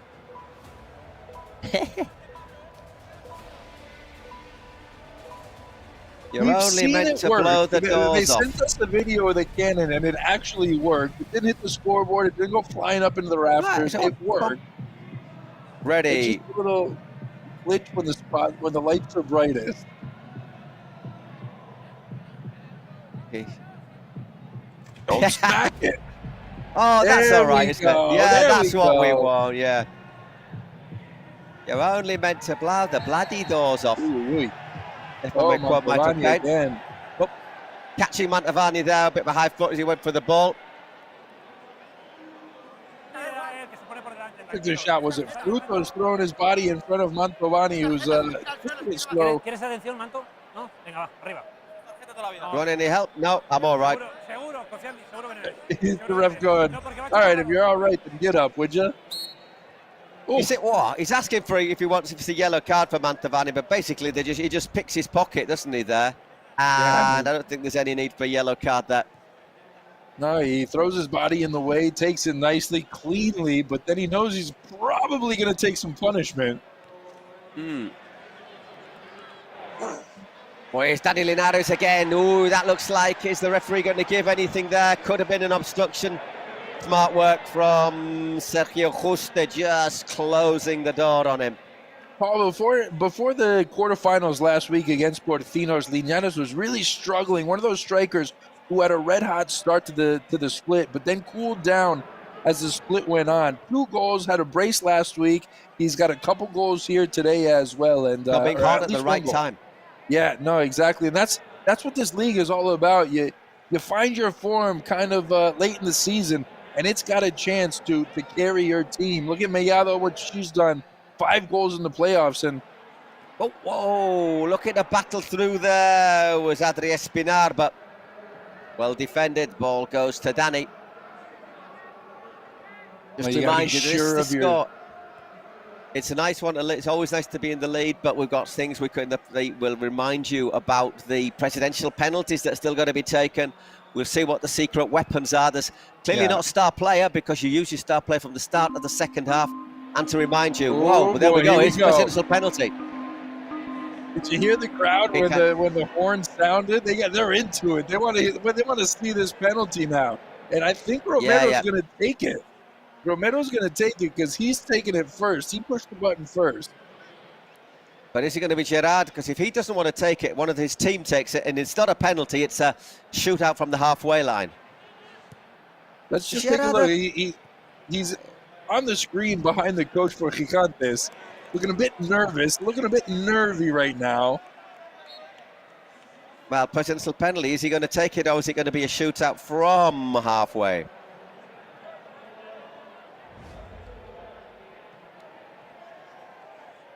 Yeah, we went to halftime 2-1 with Science leading, but we can almost guarantee you, me and Paul Giblin, that this isn't going to end as 2-1. Okay, so it's not going to be the president taking it. It's Marc Pellau who's going to take it. He's got 5 seconds from the halfway line to beat Dani Perez. A lot easier said than done. Made his shootout last week against X Guyer. Oi! Flip. Yeah, you just got to be, sure of yourself right there. There's no second guessing when you got 5 seconds left, or 5 seconds on the clock, winding down so quickly. And Pelas just never seemed like he wanted to either take it on or have an early shot, was split between two minds, and paid the price right there. You've got to know what you got to do, what you're doing, and you just can't change your mind. I don't think he did, but you've got Dani Perez in front of you as well, who is so quick. So Aleix Lague had a beautiful penalty last week in the shootout with X Guyer when he just stroll rolled it at the top of the area, very quick touch, and then boom, with the outside of the foot, tucked it past the keeper. And those are the sort of ingenuitive, creative touches that you like to see, where it's not just the monotonous sort of dribble, one move to one side, one move to the other side, and try to tuck it in, because those aren't as effective. Oh, whoa! Great play. Long ball forward there. Espinat again. Yeah, Adri does well. Gets around the back, but once again there. I just wondered, Paul, obviously it's a very difficult technique, but try to have a go at target. It looked like he tried to pull that back to the far post. Yeah, I think so. Need somebody in there, but once again, here's a chance. Good defending from Segovia off his line really quickly. Emphasis is now on Gigantes to look for a goal. Let's not forget, obviously there's still the secret weapons. Science have their presidential penalty, and for the last 2 minutes, goals are valued double, unless we're level. Yes. In that case, we get the golden ball with given away there, and Uri Pons does such a good job, doesn't he, Augusto Fernandez? Just sweeps everything up the number 24. From a professional, of course. Yeah, it's so dependable. Between him and Montovani, they're so hard to get past those two. They've got some plays. Look at that. He's patting his head as if to say, let's do this. Let's run this play. See if we can get something worked off the corner kick. Played short. Once again, just a lot of bodies in the box, and that is a goal kick, says the referee. You can tell that they set that one up on the training ground and just trying to get the defense moving there. But a quick cross into the middle, into the mix, and the bodies were still kind of exactly where they started to begin that defensive set for the corner kick, and not exactly the sort of pace we finished the 18 minutes of those first half with, but things are just going to get a bit more tense, a bit more nervy right now. Oh, whoa. And that wasn't far away. Pablo Fernandez, for me, has been the MVP of this match so far. found some spaces, hasn't he? And there, just can't get the curve on it that would have given his team that 2-goal cushion. And I don't know how he's finding this space. I mean, he was it's in tight the out there, defender's isn't it? pocket. He had 2 defenders right around him, and he just splits the 2 with a little dink through right through both of them. Just wants it taken a bit further back, the referee. Gerard Romero, you can see in the background going, why are you so fussy? Segovia. Again, looks for that long ball, but Linares cuts it out. Is that a foul in the middle of the park? It isn't. And there's a great chance once again. Contreras it was, has his pocket picked. Really pressing high up the field, aren't they, Gigantes? They are battling away. Cannons off for a corner. Yeah, and Linares kind of sensed that and tracked all the way back to help his defenders out and came in and had a sparing touch that just broke up a counterattack from Gigantes, but not out of danger yet, Science. Quesada will take the corner, just floats that one in, and that's a great corner, and it's hit the post, and it's in. On the rebound, you don't normally see goals on corners, but now we have, and Contreras, we'll say he doesn't score enough. He scored there when it counts. 3rd goal of the split for Carlos Contreras. Gigantes, a level from the corner, game on. Yeah, what this diving effort, that is gorgeous. It's an effort deserving of a goal, but Contreras is there to make amends after it bangs off the post, tucks it home, past Montalbani, past Danny P. And Contreras, we talked about him not being maybe having that killer instinct, but he shows it right there. It wasn't an easy effort. There was bodies in his way off the rebound, and he tucks it home, equalizes this match, and now, Paul, game on. Yeah, they just worked that extra man, didn't they, at that corner? Brilliantly worked. I'll tell you what, that Greff's penalty is going to be really important as well. He's going to have to keep his nerve big time. And let's be honest, he's looking nervous in his box at the moment. Oh, that's a bad challenge. Late. No foul? No complaints, really. All right. Yeah, I thought he caught him late there. The Greff knows he's got an undefeated record from the spot. Perfect in his Kings League career. And don't think that won't be crossing through his mind as he steps up to take his presidential penalty. No. When they'll take it, that all remains to be seen. I think they must take it before the 38th minute. Yeah. Whoa, that's a good challenge. It was looking to be a really good run as well, but once again, this pace has upped again, hasn't it? It's Justa. Great defending on both ends. Really good, Augusto Fernandez. If I'm Science, I want to get the ball to Pablo Fernandez every time I push the ball down the park, because when he's got the ball at his feet, magic happens, and he's creating something in almost every circumstance he has possession. Gigantes fans behind that goal on the left, making an awful amount, not a lot of noise. In a good way. Great to see. And here we go. Secret weapon for Gigantes. I think we got both of them coming up here. Yeah. What will they be? Well, I think it's Gigantes to go first.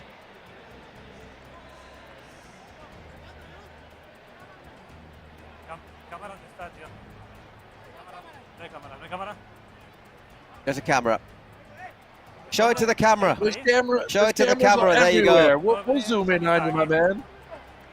Next goal, double goal value for Gigantes. Right. Any goal scored in the next 4 minutes is worth double. Not always a winning card, that. Not always a winning card, because it relies on you actually scoring in those 4 minutes. It relies on you actually scoring. The one thing they might have on their side is it's not a star player, because that, I think, is the hardest card to convert, especially, when you're trying. Oh, all right. The Joker, that's a good one to have. Did the ref say it was going to be a penalty? Yeah, he did. The Science are going to take a penalty. ¡Hostia, tío! ¡Tiene comodín! ¡Ja, ja, ja, ja, ja! That's always the best good card, isn't it? The Joker in the pack. It's the most surefire way to get a quick goal, and Science knows that they caught a big break with the Spotify secret weapon. Iñárritu again for his brace. Can he put them ahead? Oh, decisive. Daniel Iñárritu finishes his hat-trick. 19 goals in the split now for Dani. And they still have the presidential penalty as well. Yeah, he goes right down the pipe, strikes it with conviction, and gives him the C right here in the Spanish capital. Bernardo Silva, you're probably not watching because you're going to play an FA Cup semi-final in the next 10 minutes in England. But if you're going to hit the ball down the middle, that's how you put it down the middle. That's the way you do it. Here they come again, looking for a fourth. Once again, it's that man, Pablo. Pelaz, we haven't seen much of Pelaz yet. Where is he? Here he is. Let's remember this, Contreras. A goal now would be worth double. It would have put Gigantes ahead. And again, Pablo does well. Base on the back post. Can he see him? Can he find him? Ooh. That's deflected out for a throw-in.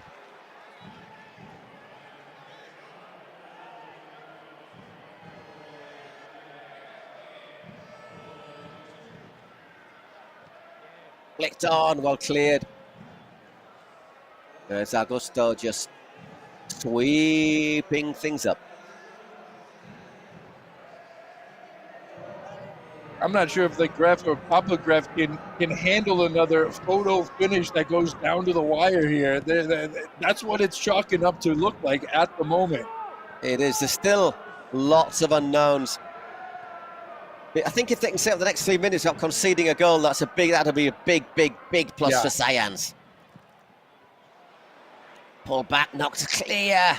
Well, it's been Science the ones pushing forward, even though it's Gigantes who know if they score right now, they've got the double goal, but they just have to find a way to break down this very stingy defense backed by Montovani and Augusto Fernandez.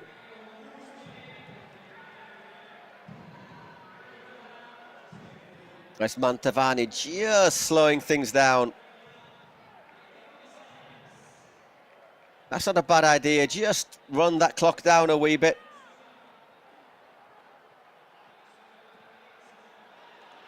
It wasn't a terrible effort, and once he gets it on that left foot, you know he's looking for that far post, and hasn't connected yet, but don't give him too many more opportunities because he will punish you. Pablo Fernandez, not quite known for his goal scoring, just 1 goal, 0 assists, but he saved the best for last year in the semifinal Saturday. Has indeed. Just 1 minute and 40 seconds left for Gigantes to make that double value goal count.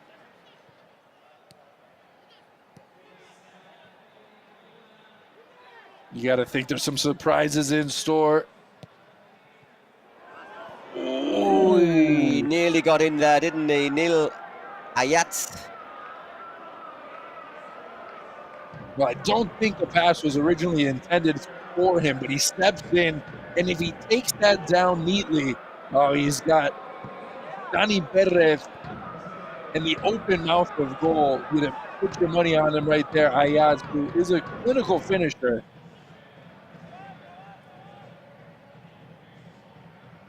Quite intelligent, this from Science, but still keeping up the pressure there. Gigantes getting a little bit tense there. Adrian Frutos looking to pressure. That goes straight through to Segovia. It's a high line from Frutos, and he knows he's got to get back as soon as Science get the ball because he is the anchor on the back line for Gigantes. Oh, it's a chance!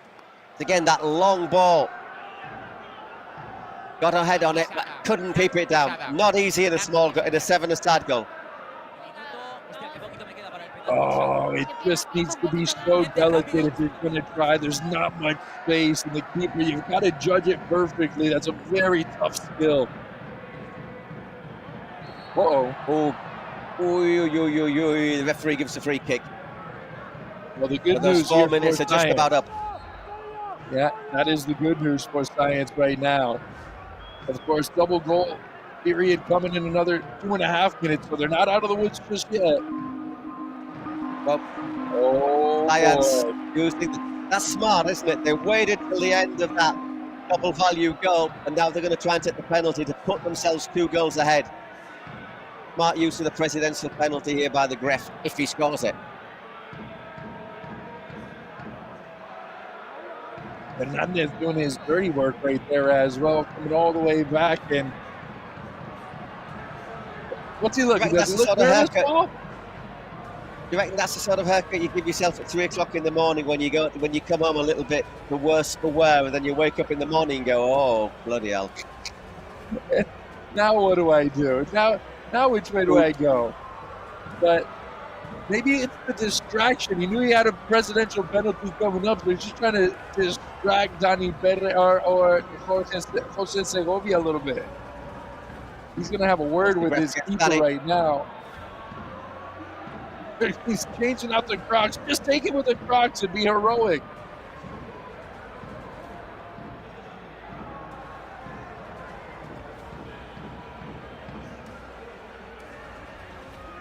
I think that's called vacilar in Spanish from Dani Perez there. Sorry, from... We've seen the Graf take the penalty with the Shrek Crocs earlier this split, but with so much on the line right now, he's not taking any chances, although he's only got 1 boot on. Right, this can put Cyan's 2 goals clear. Taxing moment for the Gref, one of not many taxing moments he's had recently, but there you go.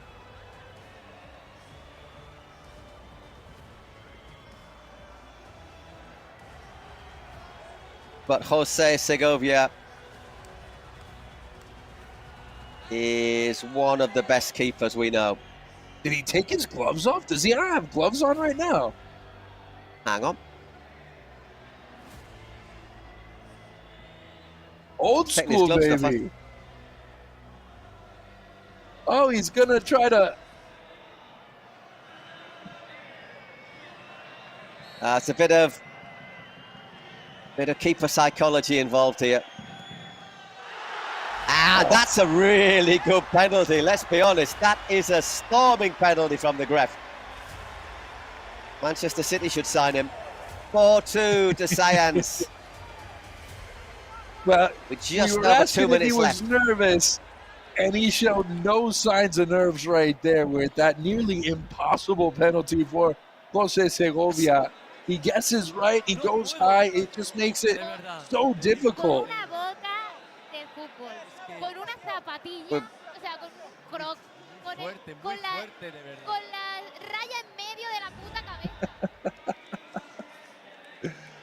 With 1 boot, with 1 croc, and with a line down the middle of his head.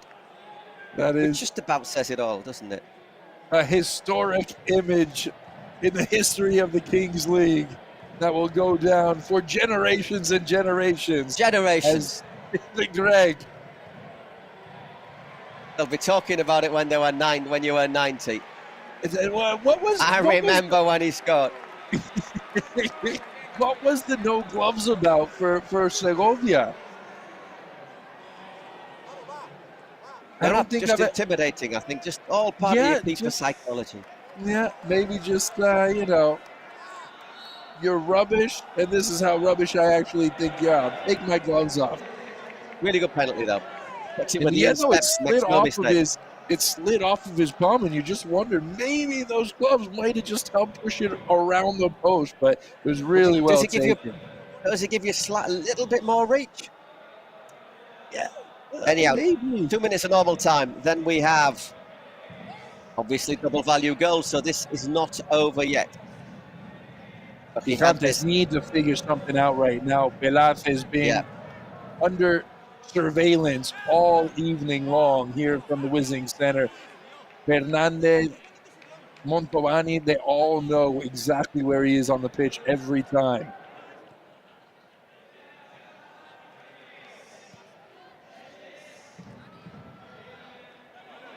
Oh, that's nodded in, and it is a chance, but he doesn't get enough on it there.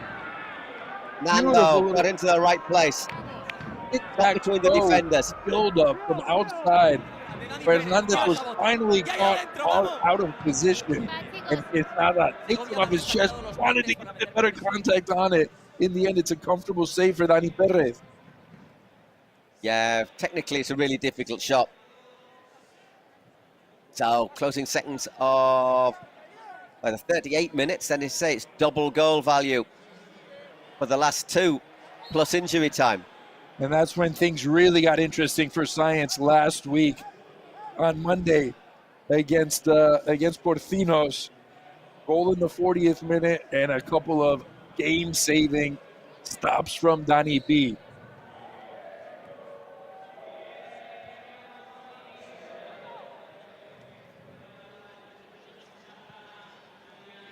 Oh. Play on, says the referee. It's with Clotast. Uh-oh. It's a chance foul once again. Well, at the second attempt, Dani Perez gets down at his near post. So there we go. Last 2 minutes plus injury time. Every goal scored now is worth 2. Dani Perez, he knows how to keep his calm. Disappointing effort right there from Contreras, who just didn't get all that he wanted Didn't behind quite get enough power on it. Yeah, he was just trying to open it up and find that far post, but it's a difficult angle to take a shot from in the Kings League with the smaller goals and with such a fantastic keeper like Dani B. And once again, we get our clock working. Gigantes, how in the world do they find a way to break down this defense led by Augusto Fernandez, led by Mantovani? They haven't done so in 7v7. They do it once, though, we go to a shootout.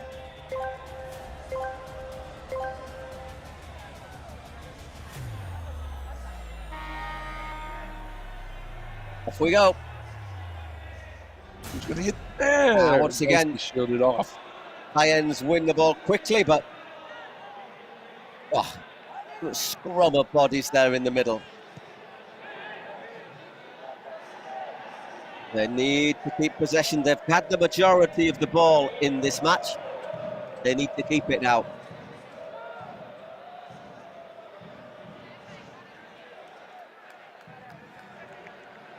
Science, they can push up. They're going to know that Gigantes, they're going to want to throw everything they have at the opposing goals. So look out for Linares, look out for Jero Martin. We know Gigantes are not scared of hitting a longer ball as well, you know, so they don't need to to elaborate quite as much. We've Once seen again, look for this to go. score some goals too. He might just help out in the attack if they can find some pressure, but that'd be a real chance to win the keeper out.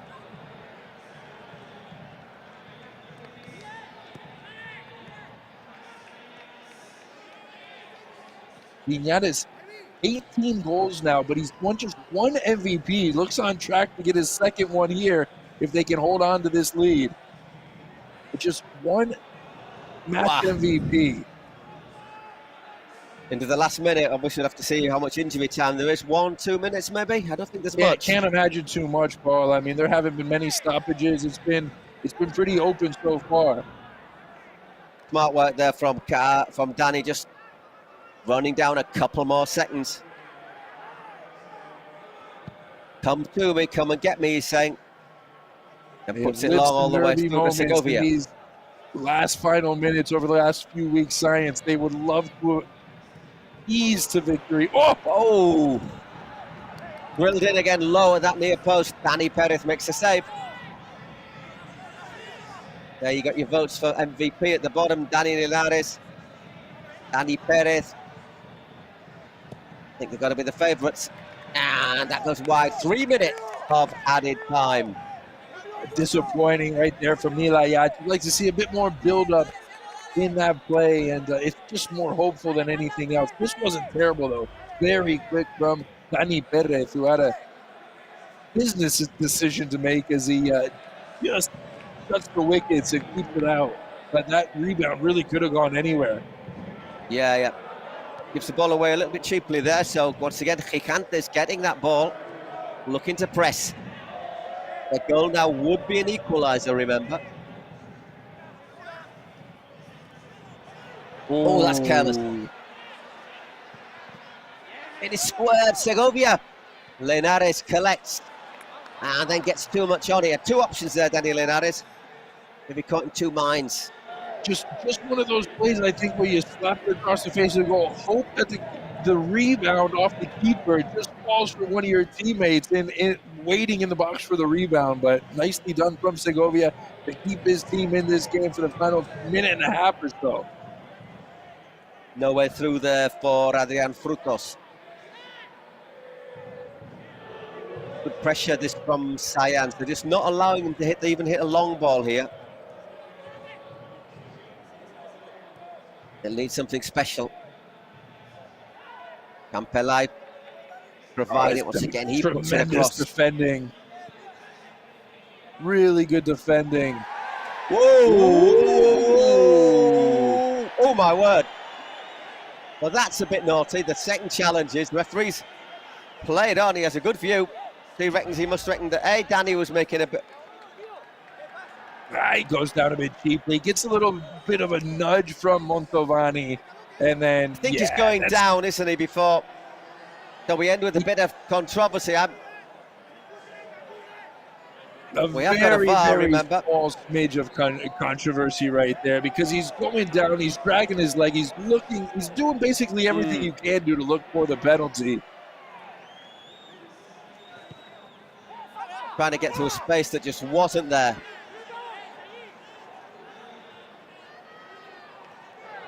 VAR hasn't got involved, so all or nothing on this attack, isn't it? It is. This is it. Final gasp for Gigantes. Oof. Oof. Ooh. And just a little misunderstanding, their tiredness. And I wonder how much tiredness is going to be a factor when it comes to the final, because these two teams have made a big effort here. That's cut out. That might be it. The chance for a shot. There is, but over and wide it goes. And there, Science have put the first place in the final with a 4-2 win over Gigantes. The final is here. The graph is pumped. And in the end, it's Science who hold on for victory. It was a bit more comfortable than it was in the quarterfinal, but the second place team in the split now awaits their opponent in the final later on today. The smiles will be short-lived, Paul Giblin, because they know they've got one more match to watch, and then they can start focusing on winning that final 40 minutes here in the Kings League in this split 3, as we have been treated to quite the matchup to open this semi-final Saturday that's going to turn into a final Saturday very soon. Aniquiladores and Ultime Móstoles coming up next. Dani Linares, the MVP, very deserving. Yeah, scoring a hat-trick. Let's have a look at the numbers. 19 shots, 9 on target. In the end, Gigantes, after the pushing for everything in that second half, ended up with more possession, but a little bit more effective with the pass. Sayans, close game, but just maybe a couple of key moments changing it. What did they do with that possession? And when it was 7v7, they really didn't mount anything. And obviously with Science, they've got such a disciplined back line, so much experience with the captain Mantovani, with Fernandez, and we're going to hear from the winning team, the winning president. Box right now. I don't even know what to say. It hasn't been not very often that I felt so tense at the end of a match, and it's a great ambiance, great setting for this semi-final, and hey, we're in the damn final. I can't believe it. Yeah, there goes Gerard Romero and his team to applaud the massive numbers of Gigantes fans who were there. I tell you, at the end of the day, you know, what makes a difference? The secret weapon, the penalty that Science scored, and that presidential penalty that the ref kept his cool, and with one shot, with one boot, put the ball in the back of the net. That was the difference. Paul, it's another one of those matches where no 7v7 goals were scored. You had 3 goals at the end of the first half. You had the 2 penalties, or the penalty and the president penalty in the second half. And here is your MVP right here. With the dyed hair, and it gave him a little bit of luck here. Hat-trick in el the... máximo goleador, a no ser que Espinosa se le vaya a la cabeza y haga algo bueno. Pero lo importante es mi primera final. Yeah, you know, the important thing is we're in the final, but hey, don't forget that I'm also the PPP right now, top scorer in the league, unless Espinosa goes wild here in the second half. Second game of the Ultimate no le hemos ganado, aniquiladores sí, entonces sea el que sea. Yeah, you know, Ultimate we beat. Y que pueda ganar el mejor. Let's see. Whoever, I don't have any preference, but whoever wins should be the better team, and that's who we want to face in the final. So, we're going to leave you with the highlights. We're going to leave you with the highlights for this game, brief highlights, and then we'll be back in 3 or 4 minutes for our second semi-final. Ultimate Móstoles against Aniquiladores, battling it out to play Science in the final later this evening.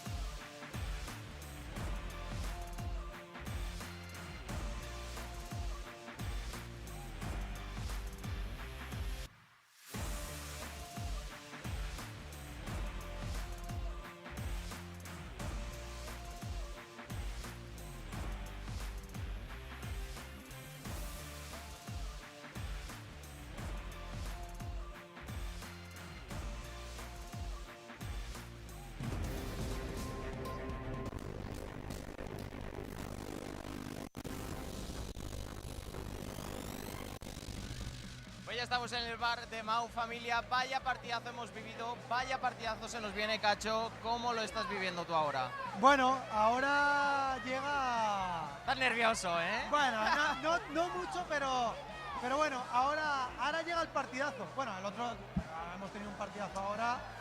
Gref ha definido muy bien el penalti y a ver qué tal ahora. Por lo que sea, no quiero que gane tu equipo. No. No me interesa que gane Ultimate. Yo creo que aquí en el WiZink la gente va con Móstoles. Sí, ¿tú crees? Yo creo que sí. Yo creo que no, pero bueno, a ver que Anto yo le veo cara de aniquilador. A ver, yo si tengo que escoger, pues tengo muchas amistades en aniquiladores y han perdido varias Final Four. Yo creo que el fútbol les debe como mínimo una final, ¿no? De nuevo al pibe. ¿Te consideras aniquilador desde chiquitito? No, yo no me mojo por ninguno. Pero, hombre, teniendo Móstoles una copa, ¿no? Que ganaron, ya Mario ha tenido su momentazo ahí con Noé. A Aniquiladores darle un premio también en el día de hoy. Pero llevarse 2 anillos es mejor que 1. O incluso 3. Pero ya sabe lo que es la victoria y Polo veo que está sujetando aquí la camiseta. ¿Qué le debes a Cacho, Polo? No, nada, Cachito aquí representando un poquito a Móstoles. Y, hombre, anillo hemos visto uno también ahora, ¿no? Entre DJ Mario y Noé, entonces... Qué mejor regalo que una clasificación a la final, ¿no? Selete, ¿cómo has vivido el matrimonio de Mario y Noé? La verdad que inesperado, no lo sabía, tío, y me ha gustado mucho. La verdad que es una pareja increíble y me caen súper bien, tío. ¿Tú dónde harías una pedida de mano? En cualquier lado, la verdad. Lo importante es el amor, ¿no? Exacto. Bueno, hacemos una porrita para la final. Yo, Ultimate Móstoles, sí. Está haciendo la del contragafe, pero que va a salir mal. Yo digo Ultimate Móstoles 4-1. 5-3. Yo veo un 3-3 y en shootouts el matemático define para Aniquiladores. Me gusta. Yo shootouts para Aniquiladores. ¿Os gusta mucho el shootout? No habéis visto a Víctor Vidal, ¿no? Bueno, a ver lo que opina Joselete. Partido de muchos goles, 4-4, gana Aniquiladores en shotouts. Bueno, parece que estoy solo. Nos vemos en el bar de Mau, familia. Hasta ahora. Abrazo.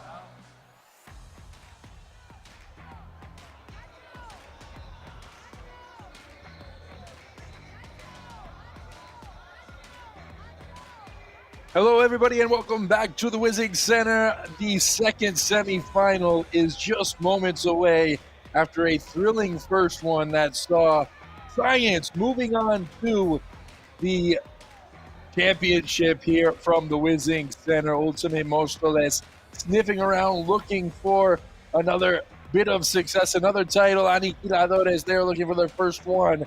And it is Juan Guarnizo's side who have the top seed coming into the playoffs. They've got the freshest legs. They've got, a bit of a banged-up team as well. That's not to be overlooked. But Aniquiladores, how much will those fresh legs work for Mario Reyes and company as we approach this second semifinal here? Paul Giblin, this is one of those matchups where it is the unstoppable force against the immovable object. Defense versus offense. Aniquiladores, high-scoring team against one of the top defending teams in the league. Yeah, just 20 goals conceded for Ultimate Mostoles in the split so far. So absolutely the toughest team to break down. Aniquiladores got 44 goals. And let's be honest, Victor Vidal in goal for Ultimate Mostoles. He's only been in goal for 15 of those.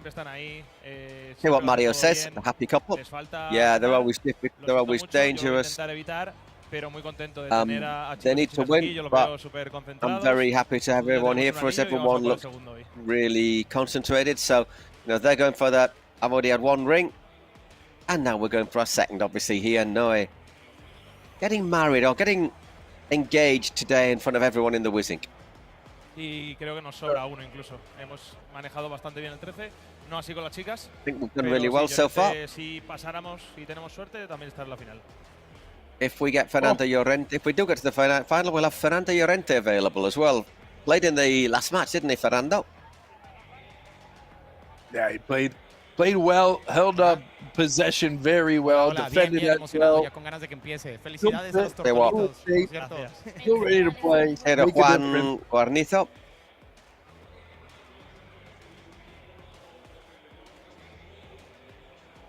Oh, waiting to hear from one. No. Veo a los chicos muy tranquilos, muy seguros. They look really relaxed, very confident, sure of themselves. And I'm really hoping for the first goal to arrive.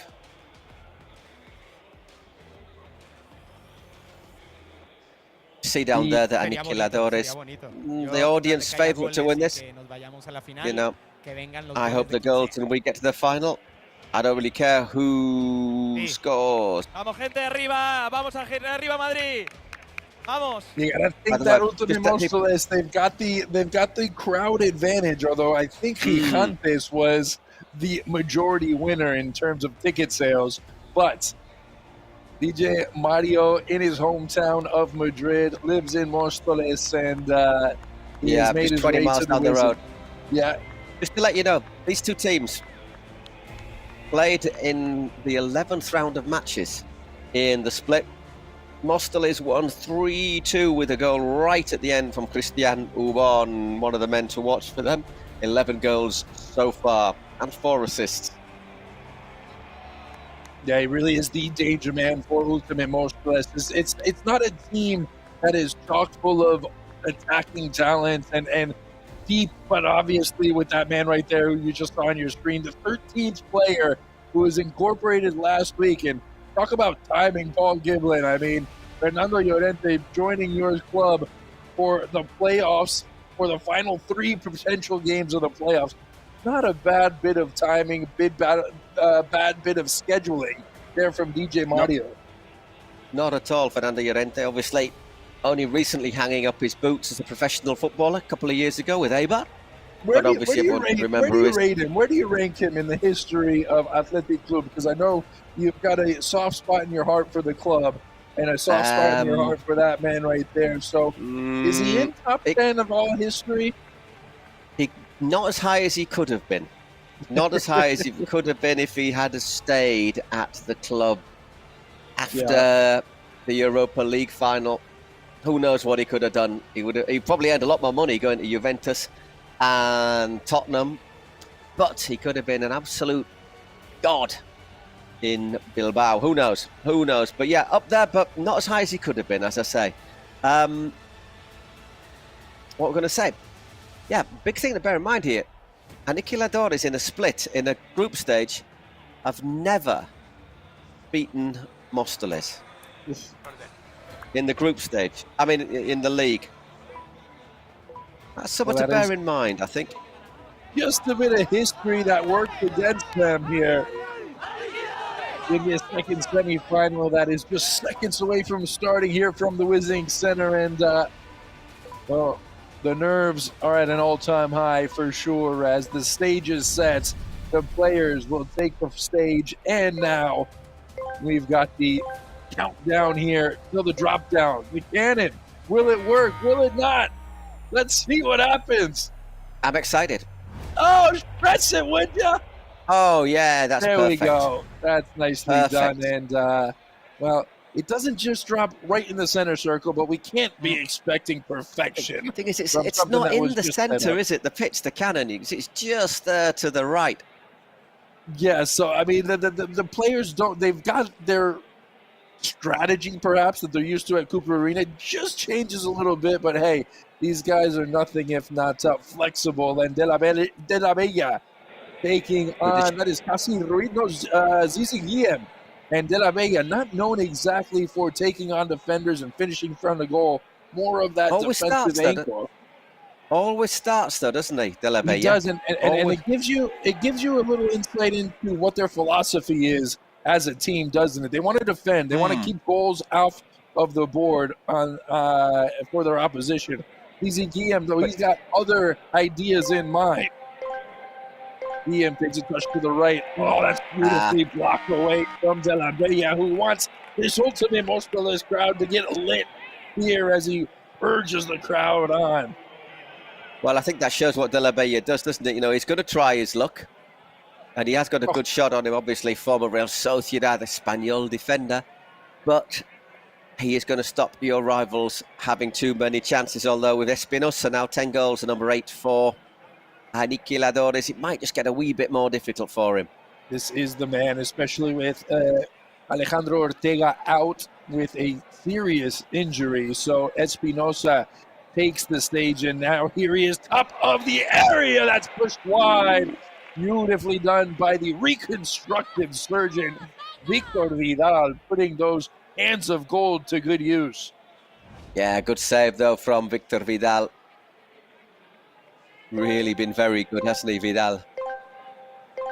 Espinosa with the fresh haircut for the playoffs here in the semifinal. Remember, Aniquiladores, they got the bye into the semifinal, so they are the fresher of the two. Will it work against them or will it work with them? Obviously, getting some rest, never a terrible thing at this stage of the season. But you weigh that, but against that, you weigh the fact that they just maybe lack a little bit of competition from last week. Yeah. Ooh. Exactly. And Espinosa, free kick. Chopped down. That was Feliu getting into the path, and he just beat right there and takes down the number 8. That's going to be... Yeah, just using his arm to get across him, doesn't he, there, Feliu? Absolute workhorse for Ultimate Móstoles. Buzzes around all the pitch. Aniquiladores, they have an armory of weapons that can put shots on goal from long distance. Mario Reyes, he's one of them. Victor Montiel as well. Obviously, Espinosa, who's it going to be? It's the captain winding up and sent away again by Vidal. 2 saves, 2 shots, and a clean sheet so far for Victor Vidal. Yeah, I must confess he's one of the big factors where I think that Ultimate Móstoles are just my favourites to win this, despite Aniquiladores winning the league, or winning the group. Defense wins championships. That's what you're preaching here today in this second semi-final. Vidal showing true to his colors here in the opening 3.5 minutes. And now what's Ultimate Móstoles going to do to try to create some opportunities on this end? Christian Huban yet to get into the match, and he's really where things kind of revolve in the attack for Ultimate Móstoles. And Coro as well, Corominos, number 6, former another Espanyol player. Espinosa with the takeover in the middle of the park, and that was a bit wasteful there as it falls for Victor Vidal, who will take that with a smile on his face after a couple of early challenges. Feliu donning the captain's band as well, kind of like a Gattuso little bulldog in the middle there for the number 20 in black. A bit more attacking-minded than a Gattuso, you might say. Yeah, exactly. Let's remember Ultimate looking to get to the third final in the King's Cup, third consecutive final. It's been an embarrassment of riches, embarrassment of success for DJ Mario. And Goro, there he was. We were just talking about him, and right onto the pitch, making a difference. Take that home with you, kids. Put it in your shirt. Yeah, just talk about Ubon, third highest scorer in the competition, 11 goals. Same as Nadir. Just a little bit to talk. Hang on a second. Not got on the pitch yet, but Hikam Boumedal, number 6 for Aniquiladores. Let's forget he joined them midway through the split from Ultimate Mostoles, so there might be a little bit of niggle there when he gets on. He's the Neymar lookalike, is he? If I'm not mistaken, there was a little profile piece on him last week that's highlighted his highlighted hair, and you know, he just said it's a tough job. You know, it's a tough gig trying to keep up with all the little changes of the looks. Question of a penalty right there as it bounced up and off of the hand, perhaps, of Rovira. We're going to go to a VAR for the first time today, despite Romero's. Oh, you're the authority here. I'm going to hand this one off to you, my man. Well, it normally isn't a penalty. It hits his leg and then it hits his arm. I think he's got his arm there. He can't really do anything about it. For me, it's not a penalty. It hits his leg and then goes onto his arm. But of course, just last week in La Liga, we saw a decision that went against that normal rule. Well, it's always up to the objective thoughts of the ref, and you never know what it's so clouded and seeps of shades of gray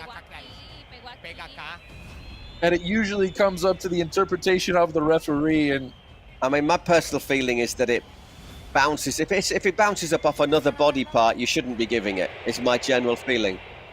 Paul, I did the cowardly thing, and I just passed the baton, the torch off to you, and said, "Here, you make the decision. I'm not making myself look like a fool again."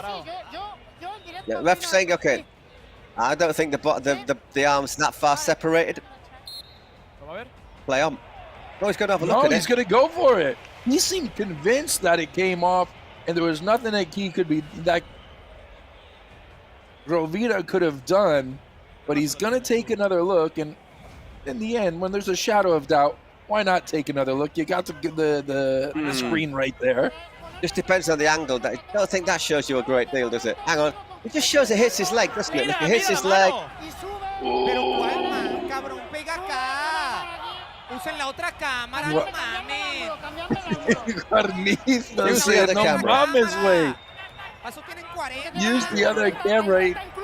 There's cameras all around the WiZink Center, so to limit yourself to just 2 angles would be a bit hard-pressed if you're Guarnizo. I think it's more ribs. And we are playing on, well says the referee. I think it's fair right we should have had him in San Mamés last week.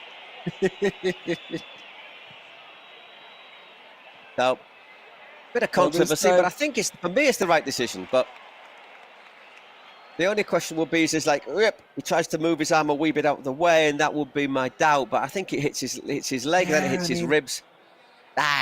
It's not stretched out. It's not away from his body.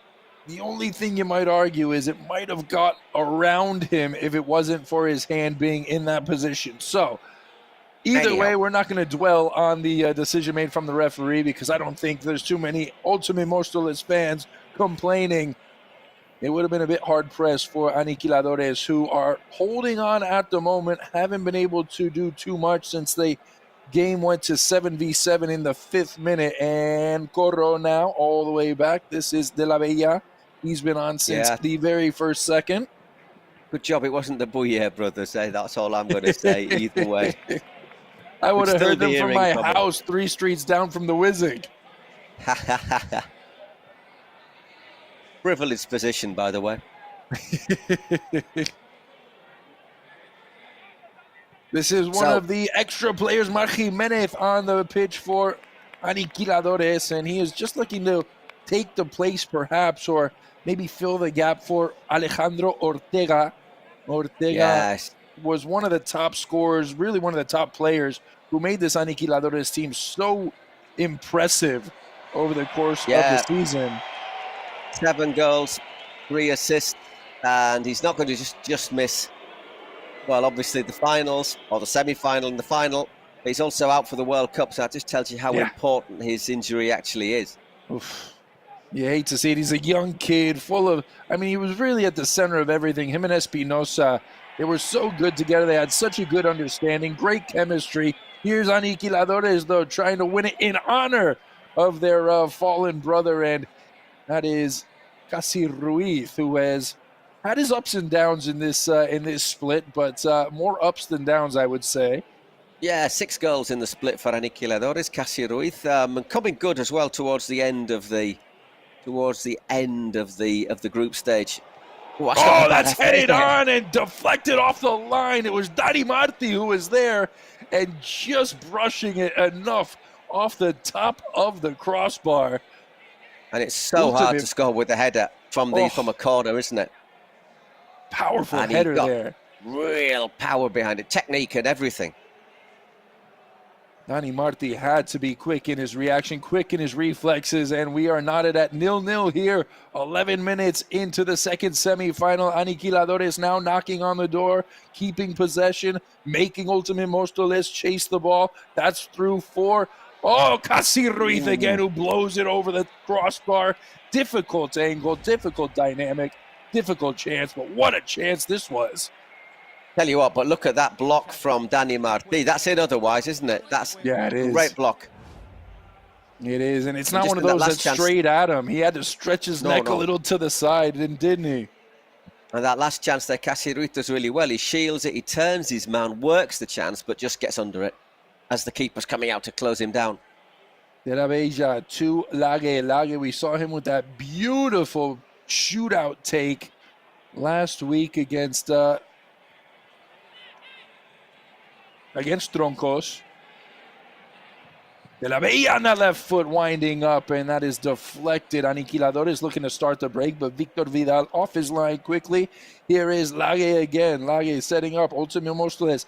They look comfortable in possession because Aniquiladores, unlike the first semifinal we saw, not a whole lot of pressure being applied in the attacking half. And here comes the horn. Here comes the presidential penalty. And DJ Mario, on the day he gets engaged, is going to come down to try to put his team in the lead. Well, is he going to be able to put it in the net today? He's normally pretty good, isn't he, Mario? Normally pretty good. He must be feeling pretty confident at the moment as well. Yeah, he's one of those guys you can tell he's played a bit in his past and knows how to take the penalties, knows how to celebrate the penalties too when he makes it. But this is nervy for that man right there. Don't see what he's going to take as many. He does. He looks tense, doesn't he? Whoa. Well, he's got the toughest part of his day already in the rearview mirror after getting down on one knee. So the rest is a breeze from here, my friend.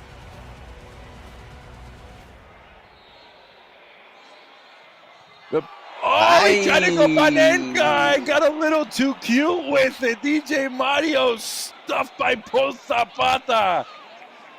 Thought that was just going to curl in for a moment. Oh, great save from Paul. Well, using his feet brilliantly, Paul. Moves quickly, but he's behind his line, so I think the save's legal.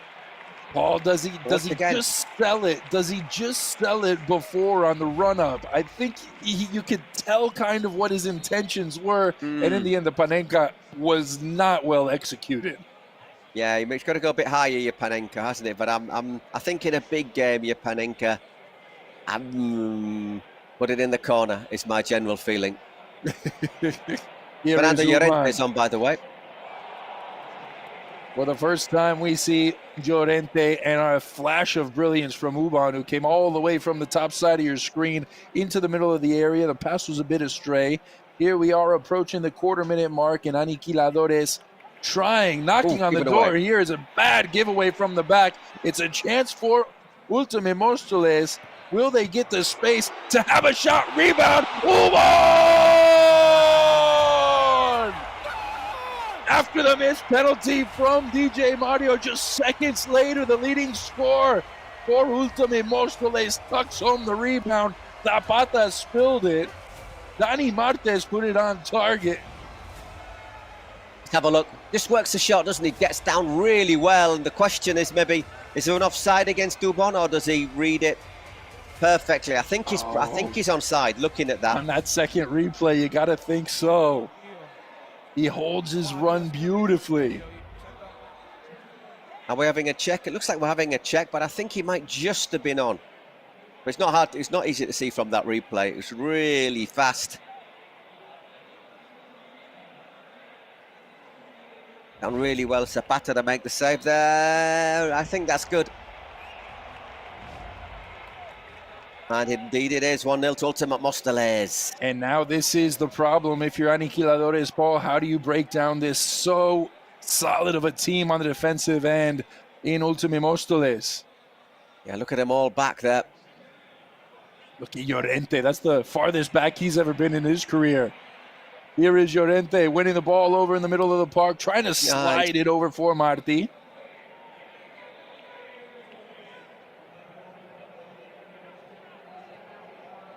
Yeah, just 3.5 minutes now till we get our first dice again, which once again could change something. Espinosa breaking through, and ooh. Nah, good to see him get up quickly.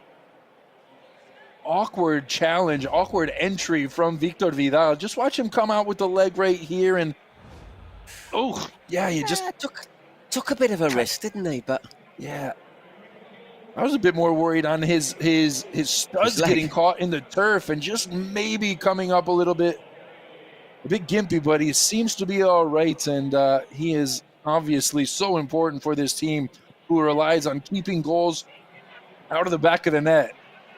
Tell you what, we noticed that when we were down there, that the turf's quite long, isn't it? It hurts. It's good thickness of a foam. It was a bit longer than I was expecting it to be. Cushioned with all those little rubber balls that they use, but it is quite luxurious. You know, if that was your carpet in your living room, you know, you'd be quite happy. I mean, it's big enough, the carpet right there in the WiZink Center. You probably just could have slipped out with a little piece of it. It's got a comfortable pile, I think is what you'd say. This has been transferred from the Cooper Arena to the WiZink Center. So right now the Cooper Arena is an empty hangar at the moment. What? Waiting for the next split that starts in September. Yeah. Bouncing ball is spread wide, and a chance for Zizi Guillem. Good defending again. Ultime Móstoles not getting any space or any pockets there for Aniquiladores, who continue to pressure, continue to search, but they aren't finding the X. Really struggling to find clarity in attack, though, against this Móstoles defense that we know has been so tight all season. And let's not forget, right after 2 games, they lost one of their star players, Alberto Bueno. Yeah. Now former top flight striker, good player. Would have been really good at Football 7 as well. 2 matches is all he played before doing his knee. And just imagine if Alberto Bueno had been playing all this time. Wow. This is what we've seen Fernando come in to Ultime Móstoles and do, is play that sort of holding number 9 that has his back to the goal and just looks to distribute on either side of him to those bodies working into the area. And he's pretty good in the air.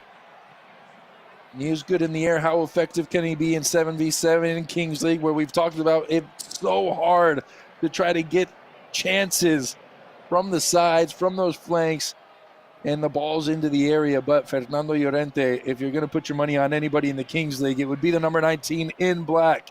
Espinosa now trying to skip around the former once again, he's found a bit of space, but not once terrible. again, Goes down at the front post and chasing is De La Bella, guided out by Aniquiladores. But once again, he found his space there, Espinosa, but there were two players cutting out that angle of the pass, weren't there?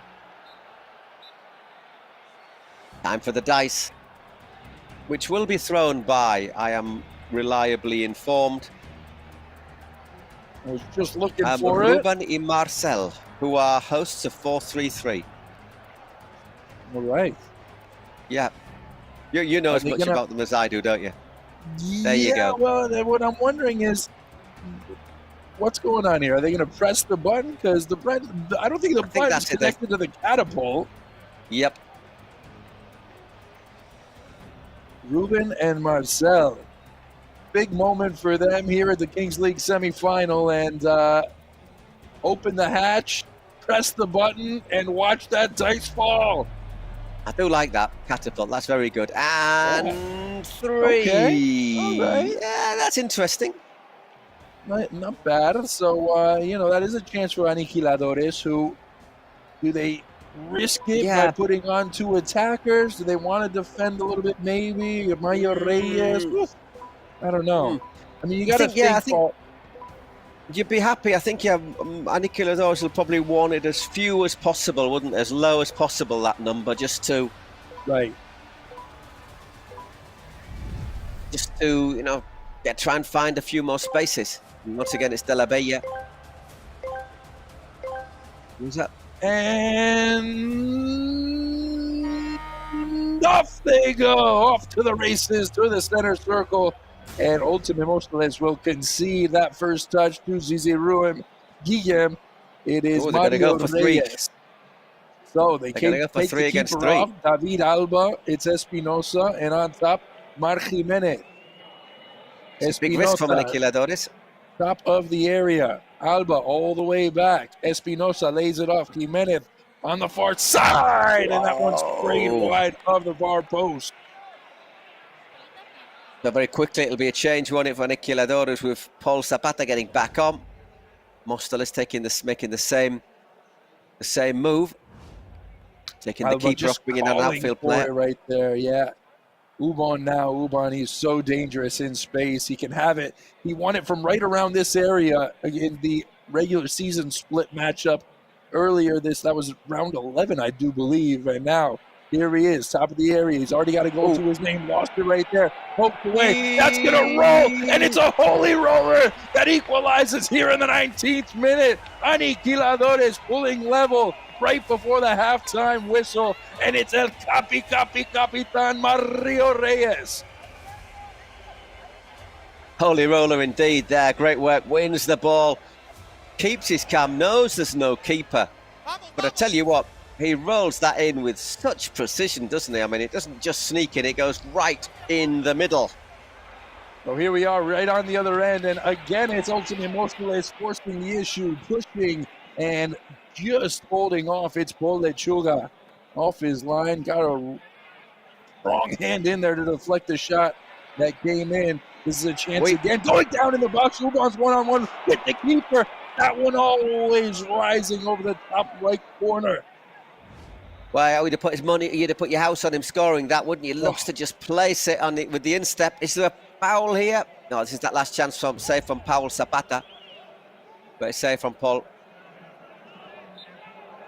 It was Alex Marti who went down in the box and was looking for something, but play on the referee had a clear look at it. Espinosa now, Aniquiladores with a chance to take the lead here in the final 2 minutes of the first half. Espinosa making De La Bella chase to the top side of your screen. It is the bald head of David Alba. Back to Espinosa into the area. Back Espinosa again, drawing a couple defenders. Jimenez took an extra touch. Will it make him pay? And indeed it will. Diving, lunging, and saving a goal. Well, De La Bella saves that because Jimenez looked as if he'd done everything right, didn't he, Mark Jimenez? And that agonizing little bounce as it just drifts wide. Still aniquiladores, though. There's Alba. Once again, Vidal. Disappointing effort there from David Alba. You'd expect him to do a little better than that. You got to come up with the goods against this very good keeper, very sturdy keeper in Victor Vidal. And again. Vidal once, twice maybe, going down in the box. Play on, says the referee. From his own area, it's Vidal! Oh! Victor Vidal, the reconstruction surgeon, gives the C here in the Spanish capital. Brilliant stuff from Vidal. Knew exactly what he was going to do, didn't he? And I think he almost went in without bouncing. Brilliant stuff, apart from all the saves he's made. Exactly, that's Great it. save and the rebound. He did just come off of a save, looked up, saw his chance, and finds a pot of gold at the end of the rainbow. Goes in without bouncing, doesn't it? Look at that. Straight in. It's fair if it bounced, it might have bounced over. Are we getting a VAR check? Just no, we're not. We're playing on. I just wondered if there was a quick VAR check to see if it was a foul in his first stop. And again. And he do it again. Is it going to? Bouncing, and it just bounces wide. That was tantalizing for the Ultimate Motionless fans here at the WiZink, for the presidents, newly engaged presidents. Oh, but a level. Jimenez finishing that one off. Keeping calm there, aniquiladores. Oh, Jimenez with the goal. Gets a touch on it.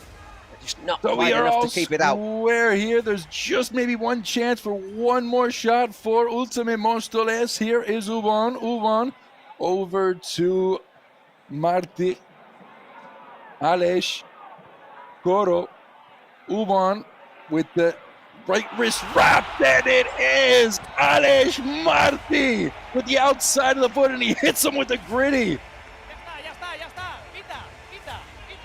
Got to be the end of the half, hasn't it? What a action-packed last 2 minutes of the first half. Obviously, 2 minutes and some change. Drills that low just between the legs of Zapata. That's a really good finish, actually. Dry, low, hard finish. Mario saying, yeah, that's enough. That's enough. And I think he's probably right.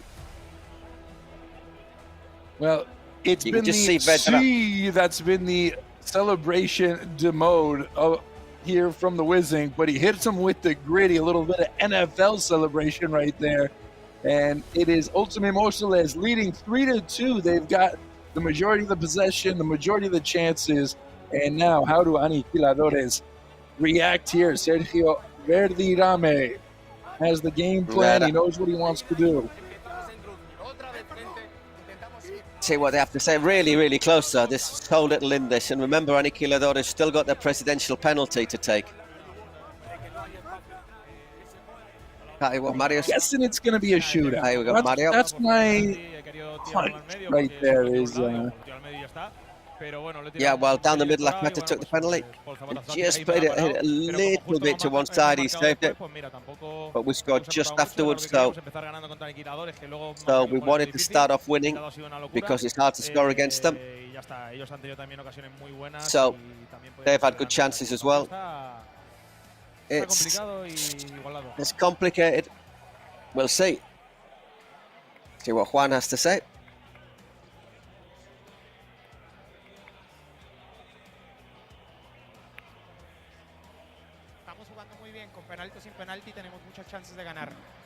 Yeah, we're playing really well. We've got chances to win with or without penalties. Dale. Suerte. Very good luck, everyone. Concise there from Juan Guarnizo, who knows that... Looking nervous, isn't he? Looks nervous, Juan. He is. He knows he's got it all on the line. This is a chance for Aniquiladores. They aren't used to being in these situations too often. Ultimate Motionless, a bit more experienced, perhaps. And are we going to have the cannon again? One of the best parts of the afternoon, evening, and into the night. How about those seats? Those Cooper Arena VIP seats, baby. How much they put down for that? I don't know. I'd like to think they're competition winners or something like that. But we're here in the WiZink. We're not in the Cupra. We're in the WiZink, filled to the brim. Over 3,000 people here. Iremos a la Final Four del Azteca. Mira este ambientazo que veremos en el Azteca. Aquí es una locura, ya va a ser increíble, entonces los espero ver a todos allá. Y nada, It's going to be great in the Aztec. So let's go. Let's give the button. Go on. She's serious about this, huh? She means business. She's psyched. Let's go. What happened in that first one? Yeah, I just think, as we said, it was a little backed up. It had been a while since it had launched. So here we go into the final 20 minutes. Just one more spot in the final available. Ultimate Mostoles trying to hold off Aniquiladores. It is science awaiting them in the final later on tonight. But we've got plenty more action here to come over the next 20 minutes, over the next few hours. Still the Queens League finals. We still got a concert coming here from the WiZink Center as well. But all the attention, all the focus coming on DJ Mario and Guarnizo.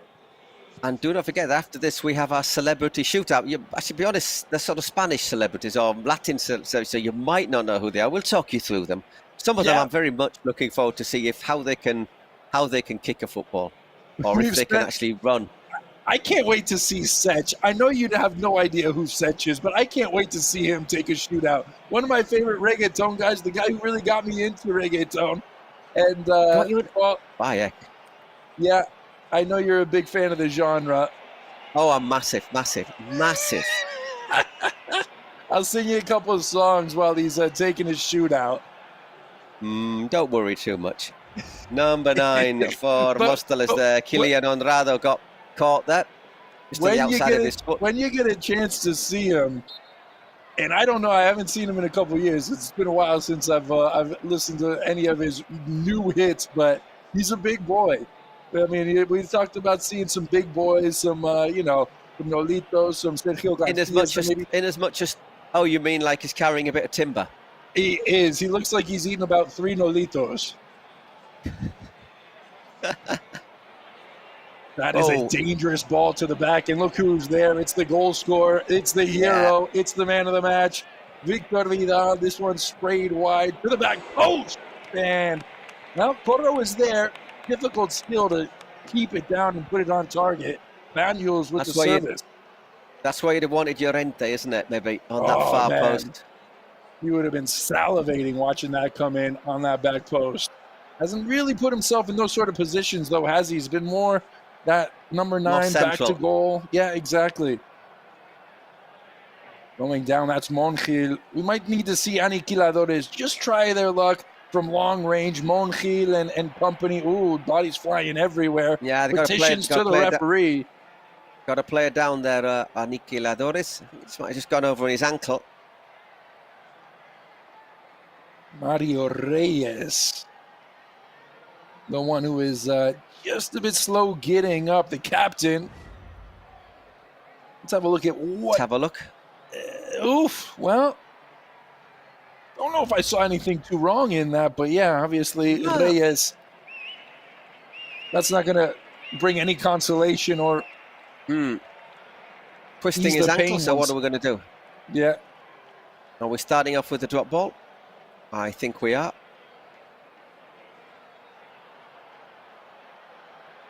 Eliu's looking for a little bit of clarification as well. Espinoza, let's listen in and see what they've got to say. That's the advantage here of the Kings League. Okay, drop ball. You can both go for it. You can both go for it. Okay. Fuerte says, yeah, can I go for it hard or what? He goes, yeah, go ahead. Do whatever you want. Yeah. There's Felio. Oh! Whoa! Corro! Where did you come from? Where did you go? Cotton Eye Joe, it's Corro with a banger. Absolute screamer there. Kilian It's Kilian who scored it. Eh? Fourth goal he scored, and that could be the most important of all of them there from Kilian. Oh, Honrado just falls beautifully for him, doesn't it? And he curls that with the instep at the near post. Paul Sabata absolutely flat-footed. Massive goal. 4-2. Remind you, they've always beaten Aniquiladores in the group stage. It looks as if they're on the way to doing it in the semi-final. It came out of thin air for Kylian Honorato. 3 goals before that wonder strike. And now this one just a bit wide of the target for Espinosa, who looks like a man on a island all on his own right now. Yeah, great goal. Well, I think that's a good idea. We're going to see a secret weapon from Aniquiladores. I think they've got to react quickly. So if it's a shootout or a penalty, now is the moment to take it. I They've think got it's the presidential well-timed. penalty, remember?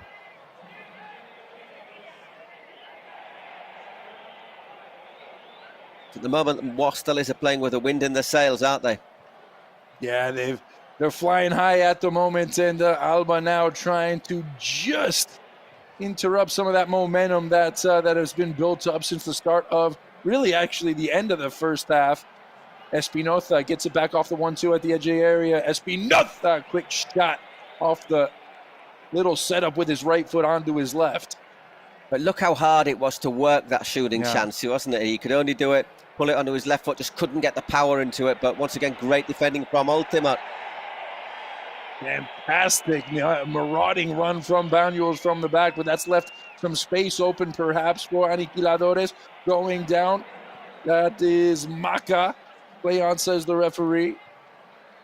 Left by Feliu and Honorato. Well, you get one of those in a match and you're feeling lucky. You get 2 of them, you better go to the nearest lottery stand and play your lucky numbers.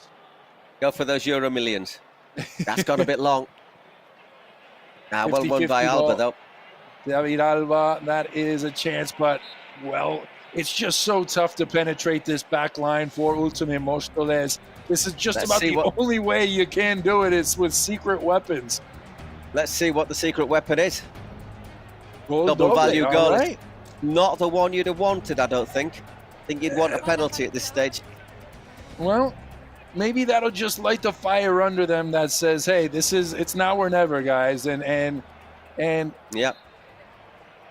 They've been knocking on the door. I mean, how? We saw in the last game, though, didn't we? Well, a bit of way Ultimate Móstoles playing theirs as well. I wonder if it'll be a suspension, which basically annuls the double goal value, because it means you've got to look to break someone down with a player less on the pitch, which is not easy at all. No, it's risky. Aniquiladores, the best plan now is to keep that ball in play.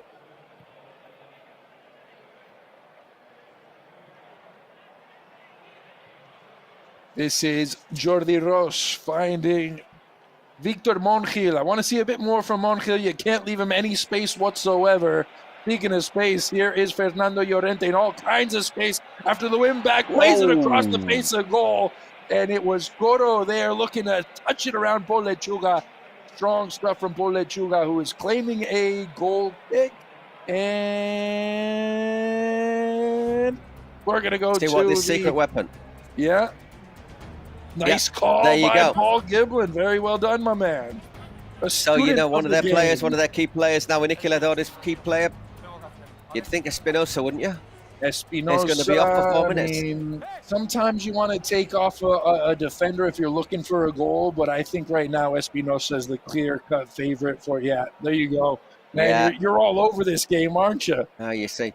It's just how it would be most. Well, I think that the use of the sanction and who you take off you just got to be Machiavellian about it, haven't you? You just got to be ruthless. Sorry, mate, you're playing well. You're their best player. You're off. It's almost an honor to be taken off as the sanctioned player because it is. It's like, all right, you're the guy who creates our most headaches for us. So get the hell off the pitch and let your other teammates do it. See what happens then. We've got 4 minutes. Still got the presidential penalty though, Aniquiladores. Let's not forget. And I think as soon as these secret weapons, the time runs out, I'm pretty sure that they'll be using it.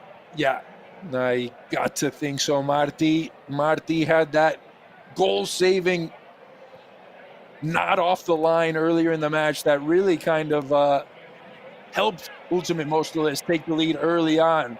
Llorente, inches wide of target right there. from Eloy Pizarro. Oof, I think the keeper just reads it, Paul Zapata takes his hand out of the way, but yeah, good attack. And look, when they're looking to try and push forward now, Aniquiladores, they're finding themselves a little bit on the back foot, just trying to keep the ball so Ultimate Móstoles can't get the use that extra man.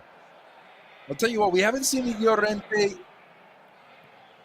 score a goal yet, but he's so helpful in the defensive end of the pitch, winning balls back and really starting counterattacks. It's just that way that sort of top former players occupy space, isn't it? They just know where to go. And who would have thought that DJ Mario was going to come in and bring in Fernando Llorente, and we'd be talking about his defensive prowess in the semifinal of the Kings League here from the WiZink Center. Man, actually from La Rioja.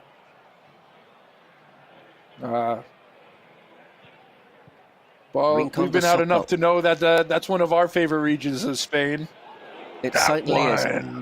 Blown wide, and Zapata didn't have much of a chance for it. He was just crossing his fingers on his way down after that De La Bella. His effort was always winding wide. On his favourite left foot. Just curling away.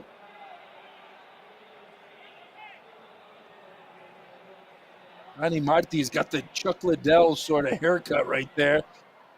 Now we gotta thank people like Danny Marti for haircuts like that, because it makes spotting him and picking him out so much easier. Well, if you just combine the graph and him, you got a full head of hair.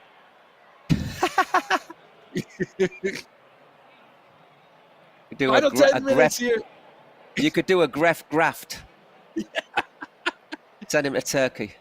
Final 9.5 minutes here from the WiZink here in the second semifinal. That is dinked over the top. Fernando Llorente claims offside. An offside, and indeed it was. So the imaginary flag will be raised over there by the linesman on the far side. And here come Aniquiladores. Espinoza on this touchline for another half minute. They want him back desperately. Might be nice to get him a bit of rest a bit here, too. He might be fully charged for the final stretch.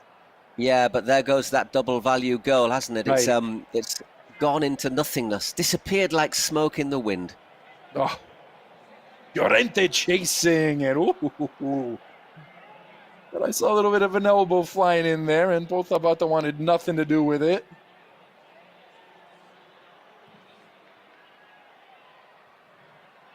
Nodded on. This is Casi Ruiz chasing Casi Ruiz. You would have thought he would have been a bit more important, a bit more involved.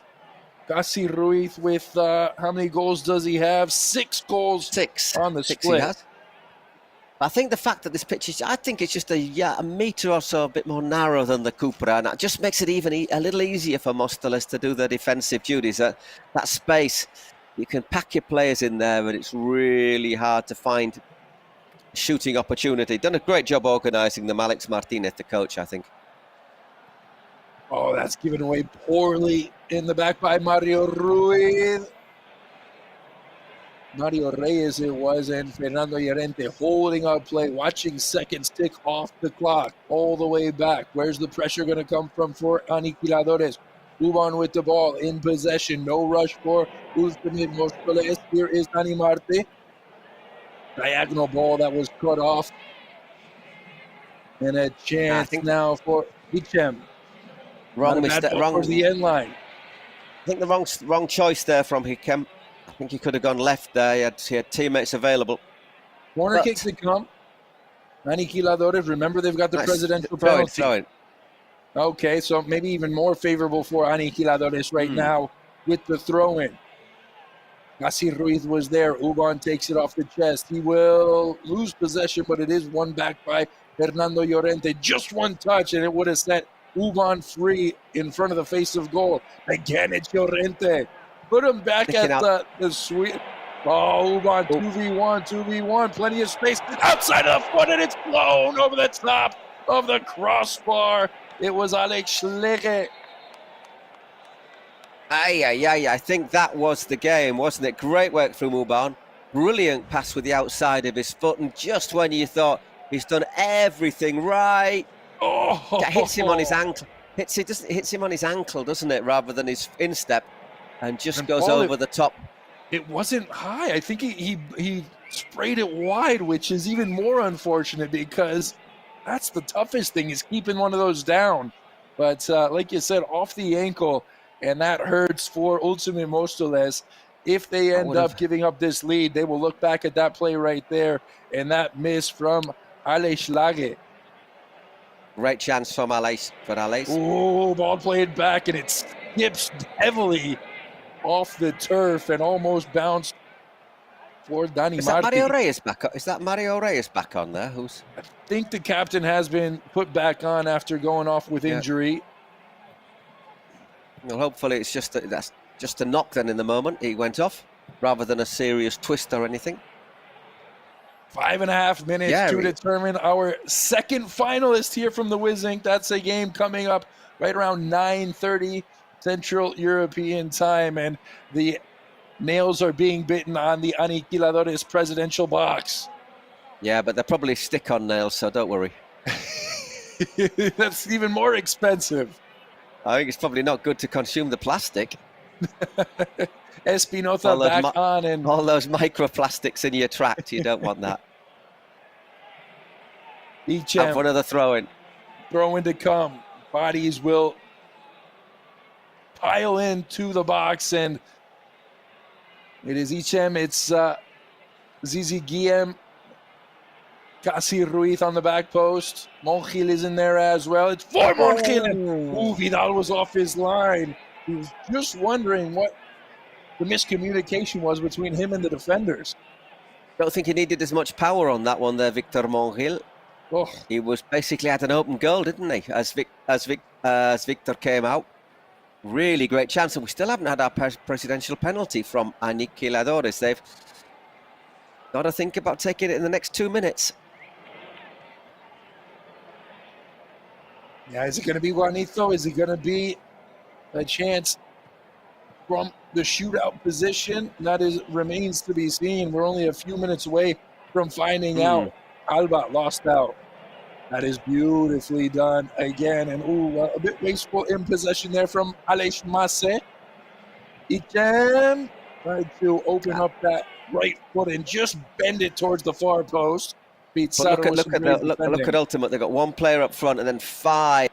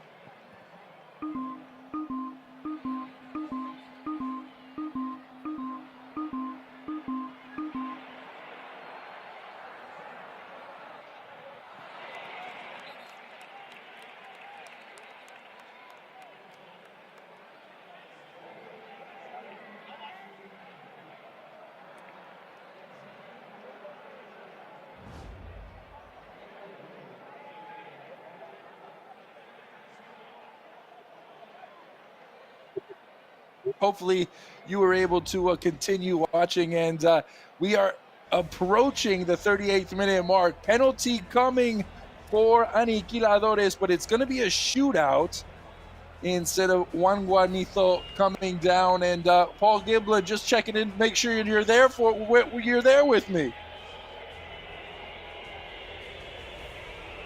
I had a technical problem. So, the biggest moment of the match so far. Listen to the whistles, listen to the jeers of the home fans from Móstoles. Here is a chance, and it's Maya. Oh! coming off his line. Rovira lost it. Got maybe a little intimidated as Victor came off his line. Bernat just seemed a bit uncertain of himself again. Great work from Victor once again, though, isn't it? He just gets out quickly, narrows his angle, just quick keeping, and he goes down exactly at the right time. And yeah, it's frustrating sometimes, isn't it? But that is a big save, massive. You know, a goal for Aniquiladores in the last 2 minutes to still make it all square. But yeah, they're not out of it just yet. They certainly aren't. Ultimate Móstoles aren't out of the woods, but they've got to continue defending Mario Reyes. We've seen Aniquiladores that sometimes be short of options on the offensive end, on the attacking end, and that's what they resort to. Sometimes it's worked, sometimes it hasn't. At the moment, it hasn't worked for them in breaking down this Ultimate Móstoles side. Great defensive performance yet again. No surprise from DJ Mario and Noe 9977 side. On the day they got engaged, they are 2 minutes away from entering the Kings League final. And what an evening it would be for the memory books for that beautiful couple. You've got to say that they've defended really well as well, Móstoles, haven't they? They've really given very few options to Aniquiladores. The chances came really with them affected by the dice. They've been tremendously hard to break down. And so far, as I say, a goal now for Aniquiladores would take us to a shootout.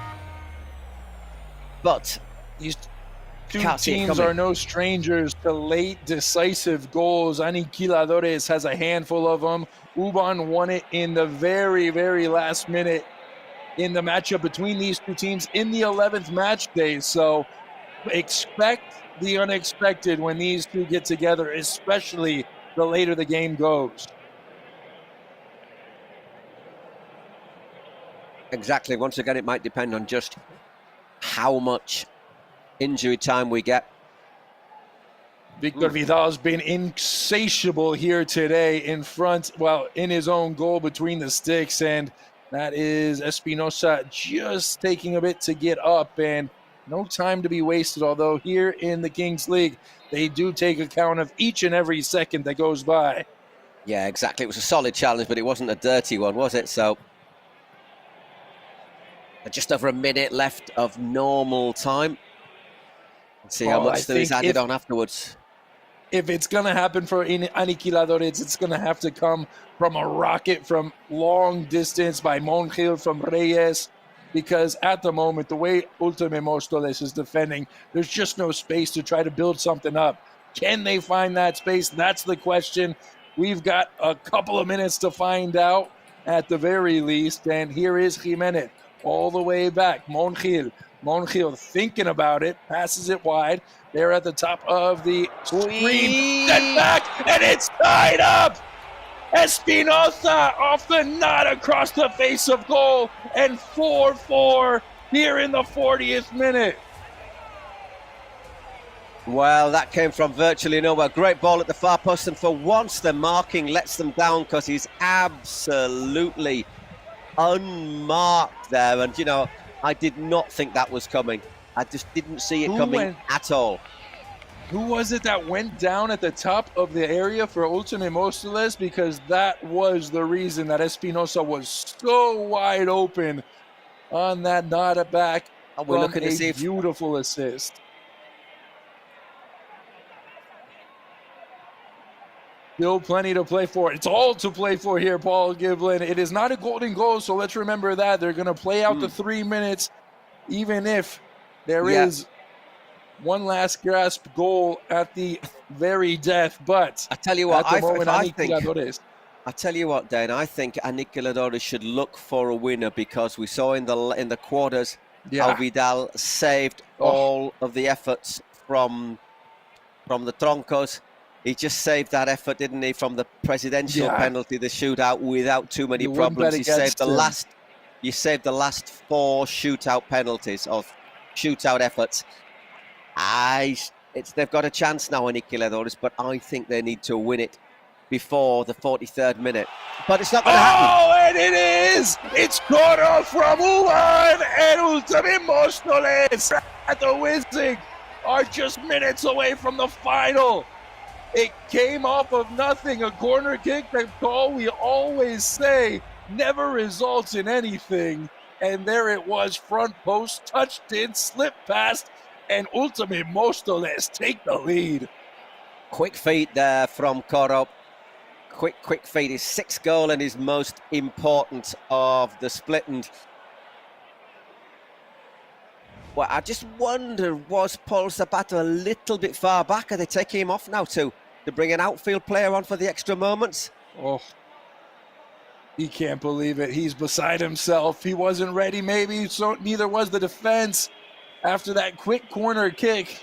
And here now, David Alba right around midfield, pokes it up. That's going to be tough to break down if you're trying to get past this ultimate Mostoles defense. And Aniquiladores with a quick throw in to come. Mario Reyes, remember, they can't spill it now because it's in mouth of goal on the other end. Alba all the way back, Espinoza. Ultimate Mostoles holding on to their late lead that they just got off the corner from Coro. Monjil touched around. Espinoza. There is Mario Reyes. Over and still holding possession. I know. All the other hand is with Jimenez. Jimenez around a defender. Continuing on into the area. Look how everything is ball. Espinoza still with 10 seconds. So most they can feel fire from the WiZink. What is the referee given that?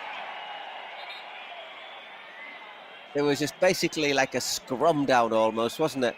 I think it's one last free kick, and that's it. This should be it for Alba and Aniquiladores, and it's Ultimate Mostoles booking their ticket into the final here in the WiZink just a few hours from now. Science. Ultimate Mostoles, and they did it as they always have. They did it, Paul Giblin, with defense. There you go. You stick with me, and you'll go far. Our final, as I predicted, I'm just going to remind you of that. Science against Ultimate Mostoles. And I'm going to go a step further. I think Ultimate Mostoles, for me, are the favourites to win it. They've done really well. They've defended well. They might play a less in the squad, but they've just... But I don't think they expended as much energy as Science did in the semi-final. Well, there you see.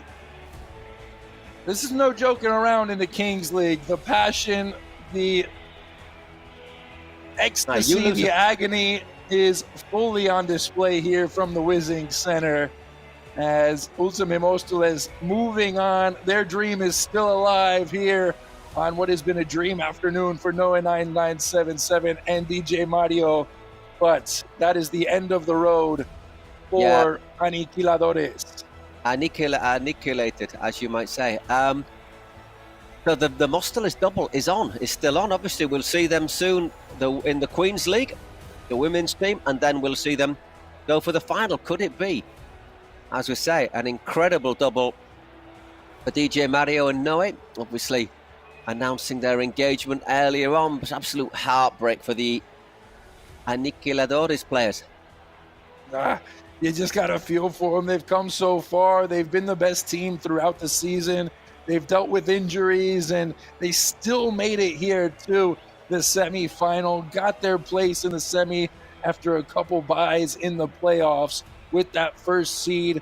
And, well, you must say Ultimate Mostoles, for the majority of that match, looked the better side.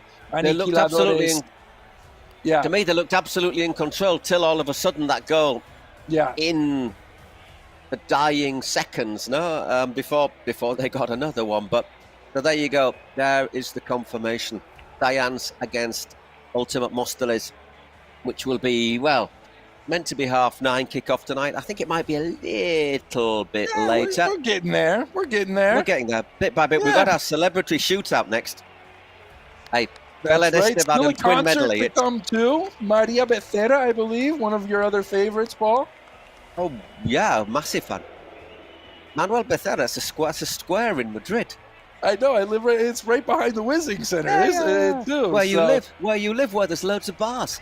Yeah. Yeah. All right, for some. You know, I might look dumb, but I'm not that dumb. And how many times have we heard the C here from Madrid? DJ Mario, not the only one. He had a chance to put his team on top with a penalty, didn't get it to go, but his team made sure that he carries on, he carries through in a emotional day here from WiZink. Okay, can you hear me? Ahora final con yeah, so now pero bueno, antes viene la final against my friend the Gref, but first is the Queen's League. That's going to be a really important game. Well, Tom, 2 games away from the 2 rings. So really happy with the way we've battled. Congratulations to Juan for always being there with the teams. Really happy for the lad. Thank you to all of Madrid. The Mosteles boys and girls are here. We've got 2 games. You'll be tired of seeing us. We're going to be playing 3 consecutive matches. Thank you very much. There she is, flaunting the new rock, the new engagement piece. Those 2 are getting tied down pretty soon, but before that, we got to listen to the man of the match. Victor Vidal, that's what he says. Yeah, thanks very much. Want to thank all of the public. Congratulations to Mario and Noe. And now we're going to go for the final. Will Gref take the penalty in the final? Yeah, I hope he's going to take a penalty. I know Mario's going to take one and score, so you know, I hope Gref's going to take it. So will he take it with Crocs? So there we'll have it a bit harder to score. Once again, we'll leave you our highlights, and we'll be back in a few moments. A couple of minutes for, well, more celebrations and more frivolity and fun. Our celebrity shootout. I think we'll see some good penalties, and I think we'll see some that will be absolutely unforgettable, but maybe not for the right reasons. Until we'll be back very soon. Whoa.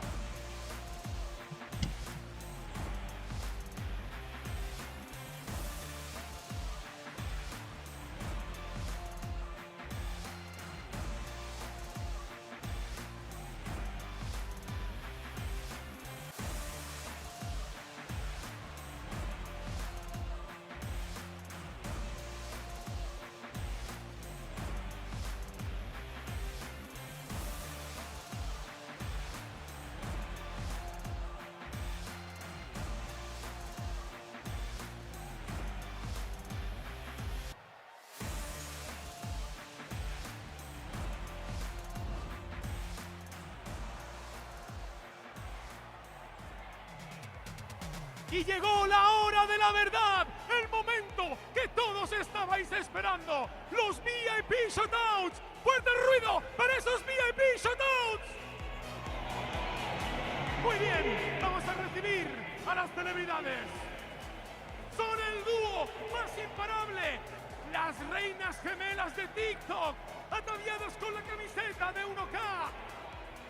Las Twin Melody.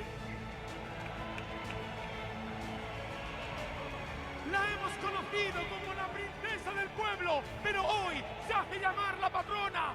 Con el escudo de gigantes, Belén Esteban. Con más de 21 millones de reproducciones mensuales en Spotify y con una well, we're back for our celebrity shootout. And here are our celebrities. I'm sure Dane is a bit more up to date with them a bit more. Pero hoy va a infundir respeto en el cuadrilátero. ¡Y Belki! Isaac Belki, who's an MMA fighter representing Los Troncos. Por Los Troncos y con mucho flow. Dímelo, flow.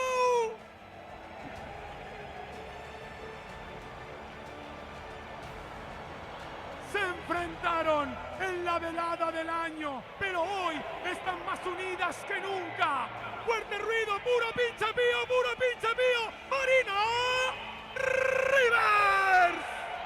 Marina Rivers will take it for Pio, obviously assist this team. Reyes del reggaetón que rompe récords de streaming. Dane's favourite reggaeton star. Oh no, I tell a lie. Representando a Portinos, Sech y Alex. Where's my boy Sech? And Alex. Viene dispuesto a que el Rayo salga hoy de aquí con un And for Rayo Vallecano, Psycho. Y al villano, Psycho y a Spursito.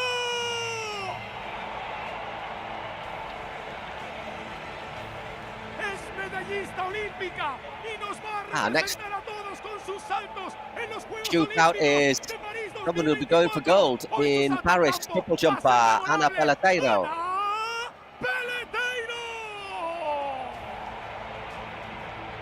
Absolute star, brilliant triple jumper.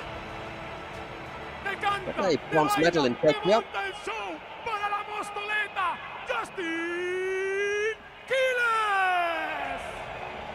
Justin Quiles for Móstoles. La hemos visto saltar en paracaídas. ¿Cómo no la íbamos a ver hoy aquí? Lanzando un shutout.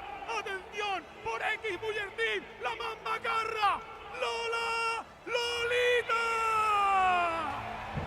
Lolita will have a go for X Bullet. No sabe ya qué hacer para colarse en la Kings. Incluso hoy ha comprado al árbitro, el aniquilador de las palabras, el Shokas. Shokas, who's a streamer, will take it for Aniquiladoras. Y en la portería, sustituyendo a su presidente. And our goalkeeper, no Iker Casillas in goal, unfortunately. But it had to be Alberto Arnalot.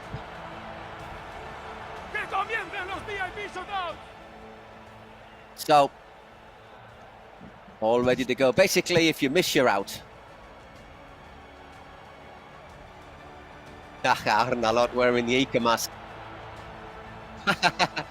More saves than anybody, over 100 saves in the grand Arnalot.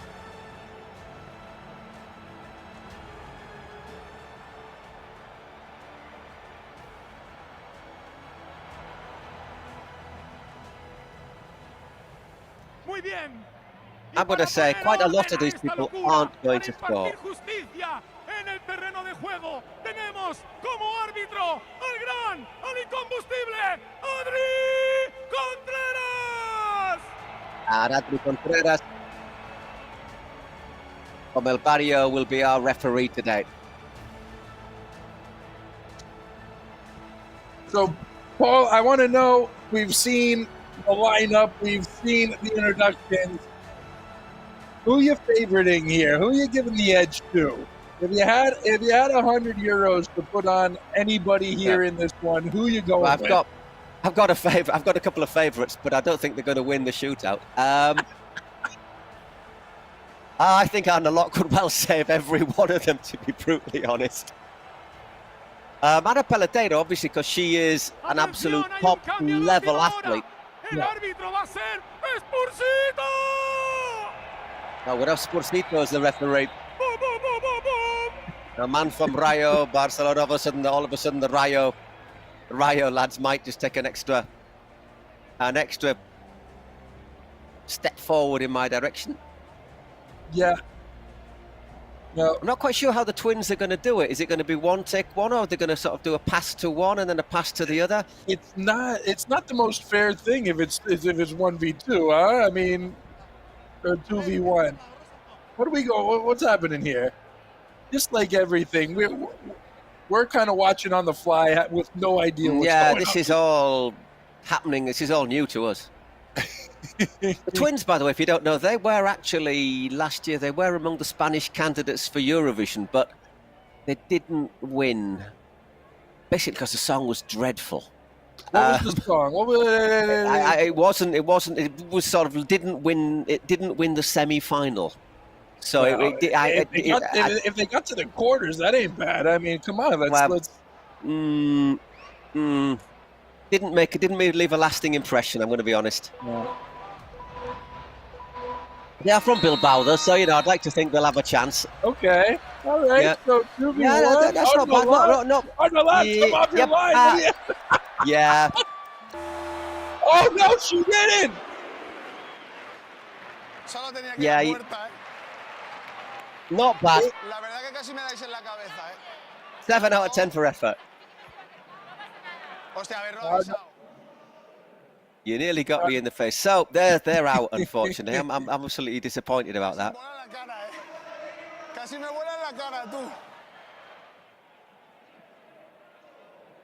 So, nice try, lasses, girls, but Belén Esteban, I'm not going to be putting the mortgage on Belén scoring.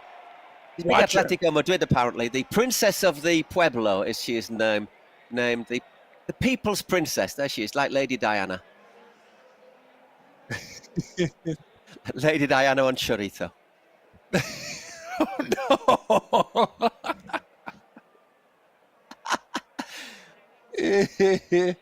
So watch Belén shut you up real quick. I'm sure. Put it past her, La Patrona. La Patrona. She's not wearing that number 9 by happenstance. She earned it. Oh baby, is she gonna try it from there? Is she just gonna shoot it from there? She doesn't look like somebody who's played a lot of football in her life, does she? Well, she's basically been a staple on chat shows for the last 30 years, 25 years, after she was married to a famous bullfighter, Jesulindo Brique.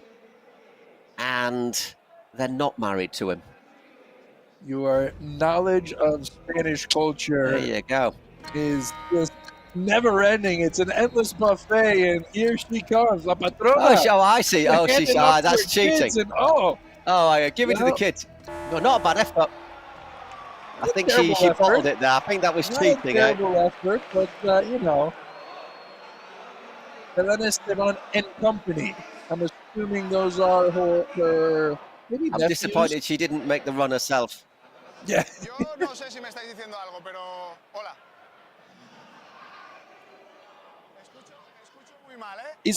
All right, we don't want to go with favorite. Is anybody going to beat Arnaud? Because let's remember, these guys, these non-footballers are going to get the top keeper in the lad now. I mean, who season. This one looks good, he says. This looks good. This is Lenny Tavares. Eddie Tavares plays in the WiZink Center with Real Madrid's basketball team, but Lenny Tavares is coming up, trying to get on the board. A lot of people listen to him on Spotify. You see, no, yeah, but no. You not just lacked that little bit decision at the end, didn't he? So, yeah. Sorry, Lenny. Maybe I was a little bit harsh there when I... Arnaud is not letting anybody off the hook. Not Belén Esteban, not the kids, not Twin Melody, even how sweet they are. Goalkeepers Union. Yeah, no, I mean, it's a tight-knit group. Here's someone I wouldn't disagree with. This is Isaac Belk. You can tell with the boots. The other guy was wearing skateboarding boots. This guy's actually wearing boots that he's gonna try to have a go. He's got some skill. He's got the tight shirt like he's the Ivorian coaster. He's gonna go from distance, isn't he? Oh no, he not pushes it in. No, this is decent, but once again, great save. He took it right off. You nearly left me half knocked out there. Yes, he does. He's in. Whoa, right in the chops. Arnaud is putting his life on the line right now. That's MMA, which is sort of people beating the daylights out of each other, isn't it?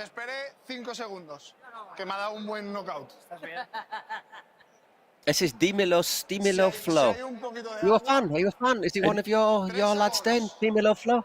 With the troncos? Dímelo Flo, I can't. I mean, he's got the shirt that I like, but he's got the advantage right now, too, with Arnaud. He's going to take his time, though. Oh, he always dribble him. Oh, go with the flow. Go with the flow. Quick feet. The flow in those boots. Quick feet there, I have to say. Quick. I didn't, the phrase is he moves quickly for a big lad. Moves fast for a big man. Look at this. Yeah, but twinkle toes. Beautiful. Twinkle toes. Right out of the Andres Iniesta playbook. Yeah. Yep. Oh, this is the one I've been waiting for, Paul. This is the one I've been waiting for. Marina Rivas. Style, elegance, power, pace. She's got it all. Oh, no. Oh, no. What's she doing? He's asking for it from Arnold. Arnold says, I'm keeping my hands off. I'm not touching anything. I need a replay of that. I need a replay of that, but very noble of Arnaud not to try to go and have a handful there of Arnaud. Yeah, for now, that's the best strategy. I don't know if we'll be seeing it in the Kings League final or the Queens League final. Sforzito surely should be. Sforzito's taken. He's phoned it in, hasn't he? Look at my boy Sech. Ella no quiere la corona en la cabeza, ella quiere en vaso.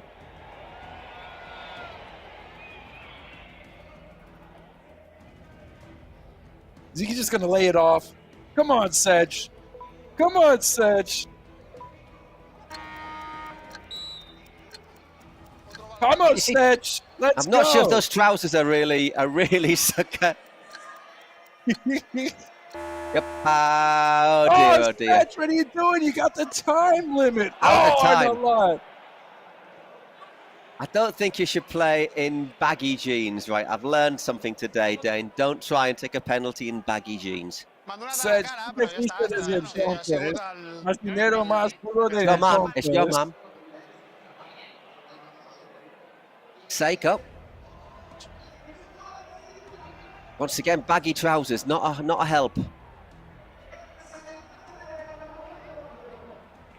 I thought Sech was going to Sali Perea a little bit down the pitch a little quicker. Look at that. He's got a new album out. You can listen to it on Spotify, Dennis. Look at that. You can listen to it tomorrow. I got my QR code. I'm downloading it right now. Oh, well done. The Rio boys, no, good job. The referees probably shouldn't celebrate with their players. It raises questions of whether or not they are really. Does Sforzito have the camera? Does he have the shirt camera or not? This is the one I'd actually really wanted to see. Let's see. Let's see how this goes. She'll do it with a hop, skip, and a jump. Triple jumper. She's representing one of the finalists. Let's see what her touch is like. She's quick. She's explosive. Does she have good touch? Okay. No. Right. You can tell by the arms. It's the general giveaway. Not bad. Wasn't bad. She'll be up for it. She'll be sharper in Paris. She'll be sharper in Paris.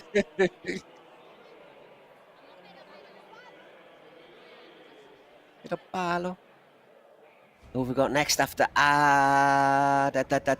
Ultimate Mostla is another finalist. Another finalist. Did they go all the way and make it a four ring night?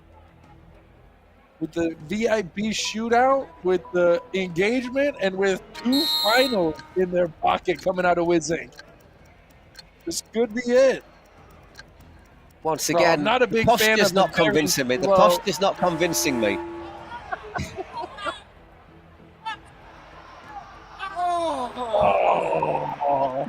That was a memorable penalty. It was. He's not done it before, has he? He built it up that long and that slowly for that final product. I gotta say, those rounded Air Force Ones, they don't do you any favors when you're trying to take a penalty. Lola Lolita. Van 3 barras. Cuando acaben las 3 barras. Yo me pongo aquí, tú me avisas cuando vaya a chutar, me dices ya, me giro e intento parar. Tú mirando el penalti. Does she need instructions on what to do from the penalty spot? Because that's really not going to be trouble Arnaud. Here we go. All right, okay. Not bad. relatively confident. Keeping it tight. Very nice. Lola Lolita. I think Why Arna not Lot's go confident. for it? Oh! Arna Lot. It does just creep in. Who is that, Adri? Is that Contreras who pushed Adri. it in? Ah, that's cheeky, isn't it? Who have we got left? We have got El Chocas. Igual hacía 15 años que no me tocaba es una mujer, ¿eh? I've seen this guy on Adri Contreras' Instagram, and people love him. Listen to him. Okay, looks like he knows what he can do. He's got a bit of skill. Arna Lot needs to be prepared now because... Djokovic. ¿Apretas?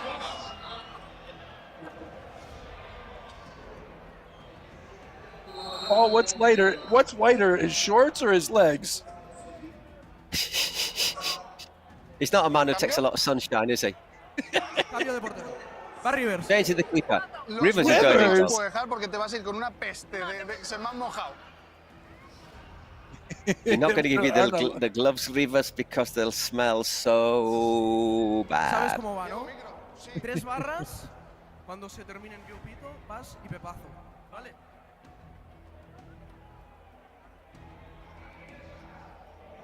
Rivers is all into it. Commanding a line, commanding your line. Rivers is willing to do anything to get her team into the World Cup in Mexico. Yeah. Chocas! Oh. Using the height advantage, or perhaps the height disadvantage now. What do they call that in Spain? The Vaselina. Yep. Using his Vaselina on Rivers. Very good idea.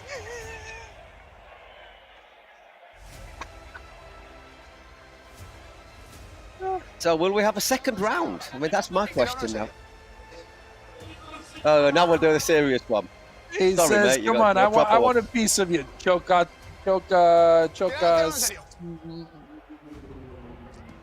No, What's this? What's this? Omar coming out? Yeah, well, we saw him, we heard him singing, more or less, singing. I will say, I liked his singing. It was good. It was good stuff. You got to take him from halfway, mate. Not fair. I'm just stunned that not very many came to the VIP shootout with appropriate shoes. I think you have to be prepared. Cuando terminan, yo pito y tú para. ¿Dónde está el Nacho? Another lad who enjoys his food. Sultry voice. Let's see if he's got the sultry touch and a silky finish to go along with it. Grafusa! Oh, don't even get me started on Grafusa. I'm so mad at you right now. I haven't gotten anything. You just want food, don't you? You're hungry, aren't you? You're hungry. You haven't had lunch. I'm steamed at this, dude. You want those corn? You want those corn niblets? I'd do anything right now to be munching on some of those. It wouldn't sound good on the microphone. Go on, Omar. That's a heavy touch. Grafusa, get off the line. What are you doing? Made it a bit easy from the keeper there. I'm going to be honest. I think I learned something today. Do not have a corn nibbler. He wasn't going to go to ground because if he goes to ground, he's not getting up until they change the flooring here at the WiZink. Got to be on the ground like a turtle, isn't he? Estate atento, ¿eh? Yo me voy a la izquierda. Ya está. Yo voy a tirarme a mi izquierda. Tú al otro lado. Vale, hacemos al revés. Ya está. Ganas tú. Venga. All right. I think a lot. The keepers, they've got their pride, eh? We have our pride. I have my pride. Were you a keeper? I had when there was nobody else. Yeah.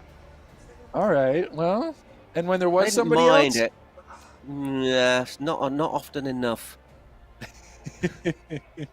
I used to like running around and kicking people far more, to be honest. Okay, take two. This was the best penalty. No, I think so, yeah. Of the first round. And he's done it again. Brilliant. Well, he's done him again. Can you tell me why it seems like they have so much more time? He stitched him up like a kipper. Is it 6 seconds instead of 5? Because nobody seems in a rush here in these ones. No, if you miss, you're out. la cara eran altos. Entonces, he hecho la de cagoneta. I was a bit. Yeah, Arnaud's not getting paid enough to be putting himself on the line like that. Yeah. Basically, you only take it again if you score properly. It's Psycho. Well, went for it early. All right. Puts it wide. Not a bad idea. No. Not a bad idea, but I think you should have been wearing the red jacket, the puffy red jacket from earlier in the concert. That would have given him a little more distraction on Arnaud. Chocas. Oh, they allowed that first one to stand, did they? He knew he'd get a second crack at it, Arnaud. Yeah, I think Arnaud's going to say, yeah, mate, you know, you may have scored one.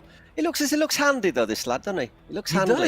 He does. Yeah. Probably not one for 90 minutes, I'm going to be honest. But he looks only handy one with football boots. Oh, he tried it again.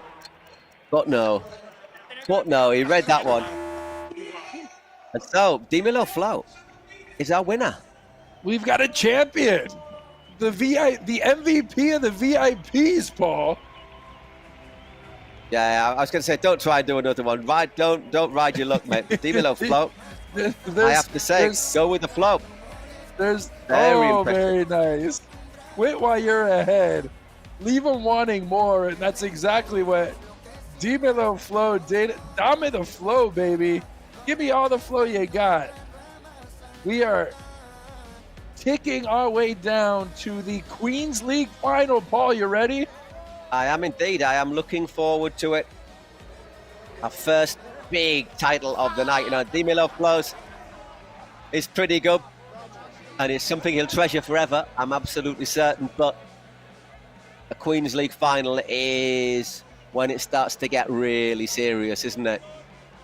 Yeah, I mean, this has been fun in games, but these girls, notice that we haven't seen a single one of them enjoying themselves, enjoying the show. This is business time here in the WiZink for the final, 40 minutes to glory. They'll celebrate when the job is done. Exactly. I think it shows us all. He can enjoy himself right now. It shows the reach that this is having, though. 3 streets down from me, and I can't go say what's up to him. Photo times. Ana Pelotero. I'm really impressed. Ana Pelotero getting involved. I mean, I say bronze medal in Tokyo, I think, in the triple jump, and she's got to be a favourite to get at least, I would say, something in Paris. Really good outspoken as well on several issues, Ana Pelotero, so I'm a big fan. Listen, I was very disappointed that Belen Esteban passed the ball to her kids, though. I think I did want to see a little bit of that. I did want to see her close down on the keeper. Marina Rivers got no love there. She didn't get to go a second time. I thought it was fair play.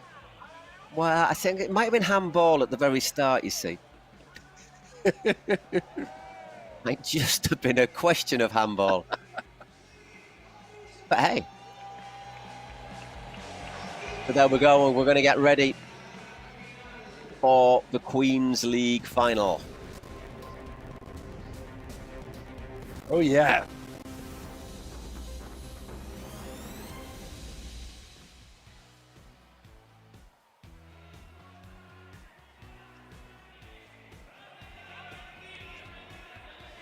Starting to get very, very serious now. As we have our Queens League final, Expuyer against Ultimate Mosteles.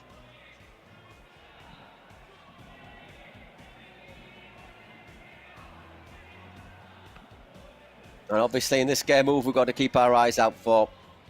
Well, there is one very clear-cut favorite for the MVP of the match, for the MVP of the slate, for the Pichichi of all time here in King or Queens League. Alba Mellado has been unstoppable lately. She'll be going up against Alex Giro for Expuyer. Good defensive side in Expuyer, but when you've got someone in form like Mellado is, it is a tough train to derail. And Ultimate Mostoles, they're sniffing around not just one, but 2 titles here today. They've got romance, they've got love, and they've got, what else do they have? They got DJ Mario and Noe, and the best striker on their side. So we'll see if that's enough. She was so decisive against Las Troncas in the last round. Penalty, a shootout goal, 23 goals she scored. And she's playing against her former team, let's not forget. Yeah. No, that's going to be big. Obviously, some sensations some memories, some emotions being brought up. And, well, the boys have been very quiet today, and I can only assume that they've been reserving their energy. Yeah. But we did the first part. We beat Aniquiladores, and now let's see if the ladies can do it here today. They got here. They deserve to be here, and now we've just got one more match. Sí, tenemos la posibilidad de hacer algo histórico, que es conseguir. We've got something. We've got something, a chance to make history here. The Queen and the King. Vamos a ello. Yo al final lo que más quiero del mundo es que las chicas jueguen un partido increíble, acaben el partido. The thing I want most is that the girls play a fantastic game, and if we get this, you can believe that we will be celebrating from dusk till dawn, baby. And you can only imagine, with his new haircut, he's going out on the town here in Madrid. He is indeed. You get the feeling, don't you? Está siendo mucho nervio lo de hoy, pero vamos a intentar salvar el fútbol, porque tú imagínate que ganan estos ahora también la Queens. Si han sido pesados con la Kings, ahora que ganen las dos los lunes, le dice buenos días, sí, que tengo las dos ahí con los anillos. Hay que salvar el fútbol e intentar que estos dos no ganen otra. ¿Qué tienen miedo? Eso está claro, se les ve la mirada. They're a little scared. They sound a little scared, the Ultimate Mostoles, DJ Mario. But you can see Mostoles getting the majority of the votes. Me he levantado con el pie izquierdo y soy diestro, así que... It's interesting as well, because let's be honest, they finished 7th in the split, Mostoles, but they were 4th, but Mostoles hit a run of form in the bad part. Joder, que tampoco sea tan egoísta. Ya está bien, comparte un poco para los demás. Hoy me puedo permitir ser egoísta. Y ese anillo tenía pinta de ser caro, ¿eh? Ese carote. Está bien, chicos, está bien. The ring looked expensive. For to win, and the ring looked awfully expensive, so, you know. A little bit of name dropping there from the Bouillère Bros, but not bad. DJ Mario coughed up a pretty penny for the ring, but hey, maybe it was sponsored by what, Oysho? Yeah, it is. Oysho doesn't have any diamond rings, do they? I don't think so. It's mainly sort of sportswear, underwear, slippers. You were telling me you got some slippers things there. Like that. I think I bought some bunny slippers there once for my beloved. There you go. For a Christmas present. Oh, Luzardo's got the blue hair. Yeah. Oh, it's sort of shop as if you go into as a bloke, as a man on your own, everyone looks at you a bit funny. It's for present. Yeah, very nice present. Lots of warm, fluffy clothes and sportswear and. Well, they can worry about slipping into their fluffy, comfy clothes in a few hours, but they've got 40 minutes, and it is going to be a downright battle between Ultimate Mostoles, X Bouillère, two teams that really weren't tabbed to be here at the start of the season, at the end of the season, going into the playoffs, but despite a very bumpy ride into the playoffs, Ultimate Mostoles, who lost 4 of their last 5, beat El Barrio, they beat Las Troncas, and now here they are taking on X Bouillère, a side that, they won 4 of their last 5, 5 of their last 6, I should say. Yeah. And the one over Cooney Sports, that was borderline miraculous with how good Cooney Sports has been over this split. They were all virtually unassailable, weren't they, in the group stage? And so to beat them on, was it shootout, wasn't it? So it was. It came. Their goals came. Let me just break this down for you, because they were very, very efficient in their way around Cunitas. 18th minute goal from a President penalty. Okay, it was Eric Ruiz. That guy right there, who makes the most noise of anybody in the presidential box. Then they had the dice goals in a shootout from Costa. Carrasco had an absolute wonder strike at the end of the half. And then it was on the secret weapon in the 38th minute. So they took advantage. They got pretty much dominated for 36 minutes, but they took advantage of their opportunities. And here are the girls from X Puyer, on the verge of making history. A chance for the men, the Kings and the Queens League to go to those presidents who we have such a love-hate relationship with. But honestly, I'd love to go have a beer with those guys and just have some fun. Well, exactly. Here we go already for second final in the history of the Queens League. X Puyer against Ultima Móstoles. We reckon it's going to be a tight offense, a tight affair. Let's not overlook what Vilaseca has done as well. Laura Vilaseca has been incredible over the last few weeks, and just giving up, how much was it? 1 goal, 2 goals in the last 2 weeks. You know how hard that is to do in the Queens League? Without a doubt. It's interesting though, this finished in the split, it finished 6-6 with Ultima Móstoles winning on penalties. So I think that tells us that they might be conceding a few more goals in this competition. There's Laura, by the way, with the pink socks on the left there.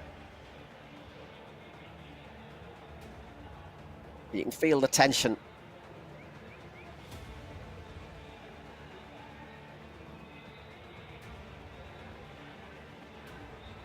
All ready to go here in the final of the Queens League.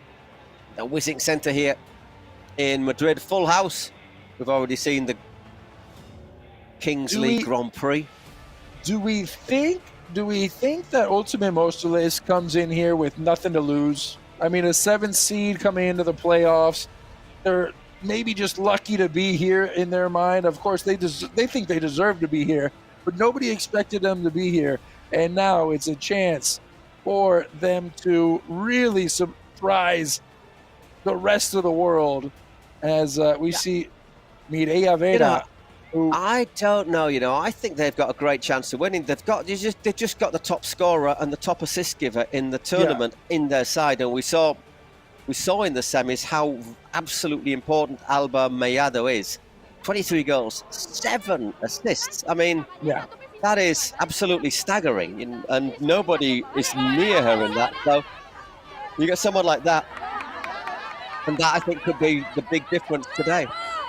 And Paul, it's not like you come in and you're surprised by how good she is. Everybody knows how good she is. Everybody knows how dangerous she is. Everybody game plans around her, but she's still doing what she's doing, and that's, I think, what makes it more impressive than anything.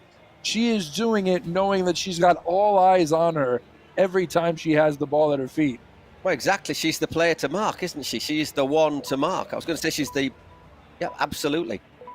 And the thing is, but you look at that, and then other players around her, like Dunia Jimenez, right, Ana Servilla, they score pretty regularly as well. So one of my favorites on this team for Ultima Móstoles is Esther Sola.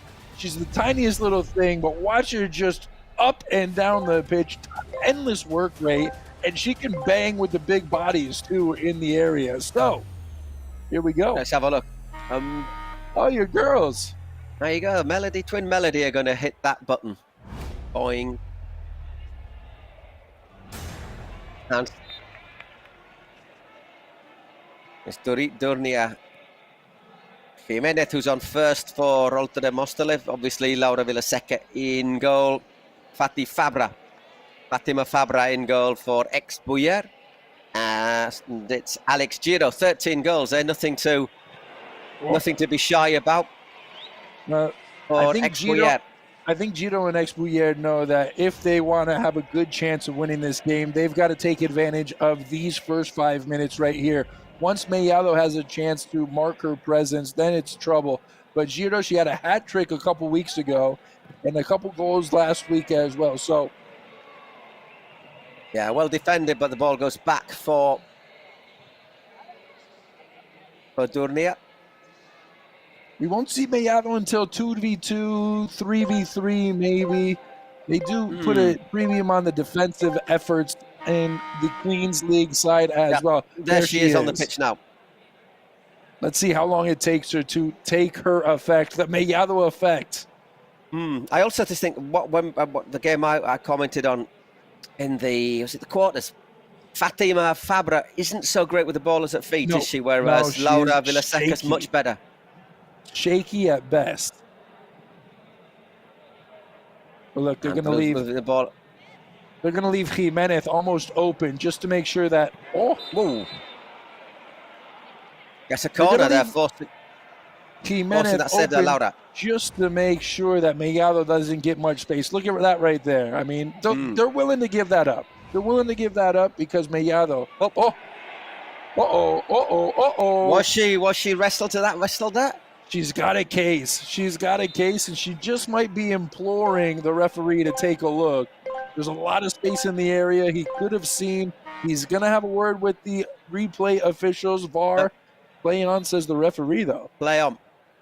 Well, I'd like to just see a replay of it because Mellado isn't the kind of player who passes up a goal-scoring opportunity just to go down in the box. Oh, that's a tackle.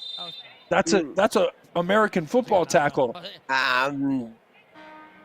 Just uses her body enough, doesn't she? I'm going to say, being diplomatic. So, 4 against 4. There's Fatima Fabra. Here it is. I mean, yeah, she tracks back quickly because she doesn't want to get herself into too much trouble. Yeah. Luzardo doing us the favor of highlighting her hair, blue and yellow. And it's once again well defended. And it's Sandra Luzardo's on for ex-Bouyer. Easily recognizable with the hair in the team colors. She took a shot. She took a knock that was a non-contact injury in the quarterfinals, I believe. Yeah. Got back up, even though it took her a little while. Continued to play. It looks like she suffered a muscle injury, didn't it? Yeah. Yeah, it was really kind of strange. And to see her come back, not just that day, but the next day, and now here she is again. Tribute to her strength, perseverance. This is my girl, Esther Sola. Watch her. She runs everywhere. She's like my guy Velillas on X Bouyer in the Kings League. Watch her. She's just everywhere. Oh, that's bad. Well, no foul, says the referee. Sandra goes down. Well, let's have a look. Does she just get... I think she might be a bit unlucky not to get the free kick there from Anna Servia. Yeah, Servia doesn't do herself any favor setting up a 50-50 ball all on her own with Luzardo, and Luzardo took the heavy brunt of the blow right there. Yeah. But Luzardo is a big body who you don't want to get into too many 1v1 challenges with. No, looking to turn there, Alba, but going to be 6 against 6 in the moment. This is a good run and good defending, though, as you say, Esther Soler. Look at her. Popping up there in defence and popping up now going forward. Oof. Once again, the referee putting the bar quite high, isn't he? Play on.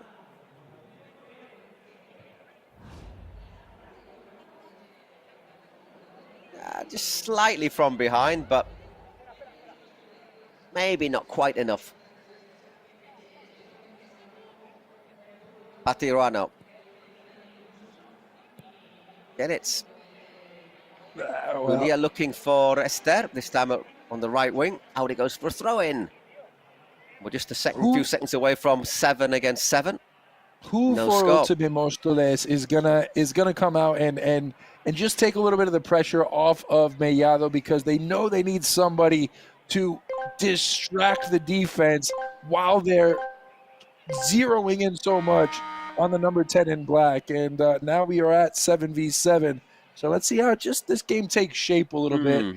As will it be Ultimate Móstoles with the majority of the possession looking to play in Mellado? Because once she gets in those attacking positions face-to-face with the keeper, you wouldn't bet against her, would you? Yeah, and, keeping two players pressing the ball, aren't they, Expullo? Moment Pubi Giro. Which just might open a pocket of space right behind those two, and that's exactly where Ruano is trying to fit herself in. That missing link right there into Mellado. Looking to turn, but get the feeling that for Expullo, Lusado's going to work sort of a little bit as a free roll, either sweeping things up at the back. Hang on a second as they go for goal, hit the post. And here's Lusado, and blocked. Oh, my word, double chance, still some danger, though. Oh, there she is again. Who came up with the block and who came up with the clearance? Yeah, Esther Sola again.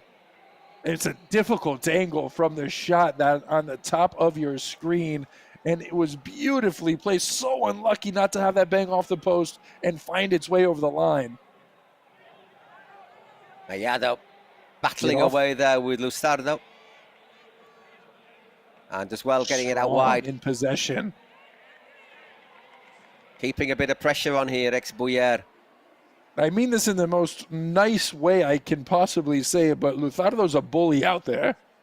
Luzardo is just free-willed, pushing her way around the pitch and keeping the possession, which is really what's so impressive about it. And winning it back, that's fired in through a crowd of players. I don't think anyone saw that effort there from Clara Sanz, but didn't. In the end, the defence did its job, and Villaseca not drawn into a save. Carrasco had a screamer last week, and what a goal it was, worthy of a replay every time you wake up, every day you wake up. It's an incredible shot, an incredible skill to build up to the shot. Oh, what a turn. Speaking of skill. Curled in at the far post. Ooh, she wasn't sure where her back post was there, Fatima Fabra, but got away with it. And she will take the goal kick. I mean, even from here, she can get herself into trouble. They have to offer quick, easy restarts for Fati Fabra. Sorry, being English. Hang on a second. Oh, good effort. Once again, nice turn there from Pubi.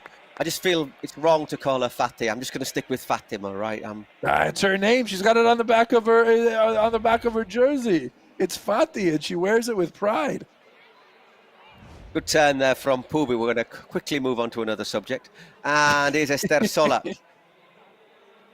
Once again, good pressure there on Esther. Clara Sanz looking to close her down at the expense of a throw-in. They just want to make life uncomfortable for Ultimate Móstoles in the back. And even when they cross half midfield, they are trying to just create mistakes. And got away with that. Ooh, Ruano goes down in a heap. Quickly back up, though. Once again, Clara with the shot. Clara Sanz. Just getting the initiative out the Expullo. I mean, Móstoles defending well. And as you say, Esther Sola involved in nearly everything.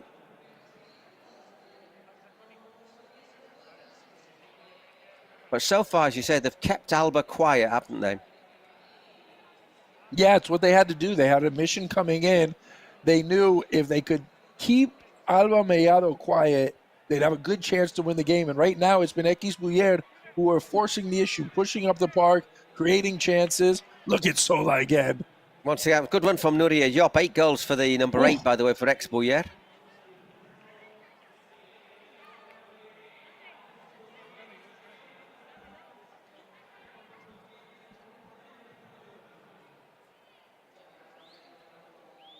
Sola's just got that sort of attitude, and she's more of a defensive player than anything else, but she wants to push up the park. She'll go wherever she's asked to be, and I wouldn't be surprised if she's the one who kind of pushes up, offers some support in the attack with Alba Mellado, because at the moment, nothing's really happening. Dunia Jimenez has been a bit quiet. They're keeping her very quiet, but she's got sort of two defenders, so she's got someone right on top of her there, Sheni Arroyo. And that's not a bad effort. Good save as well from Fatima Fabra. Got a good view of it. But yeah, it was comfortable in the end. It was comfortable in the end, but she did need to save it. Couldn't spill it, and not a bad shot there. Plenty of pace, plenty of power. Yeah. Clara Duñas.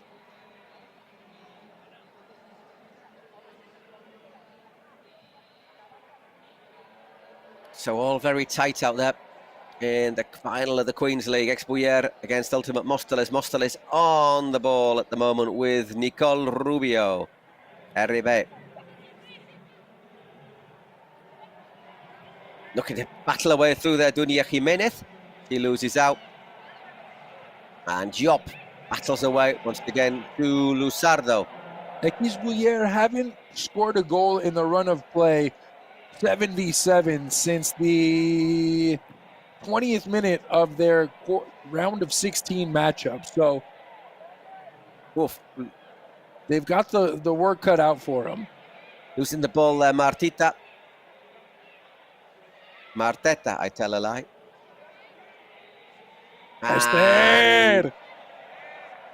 At the expense of a corner. I think she was trying to shield that one out. Yeah.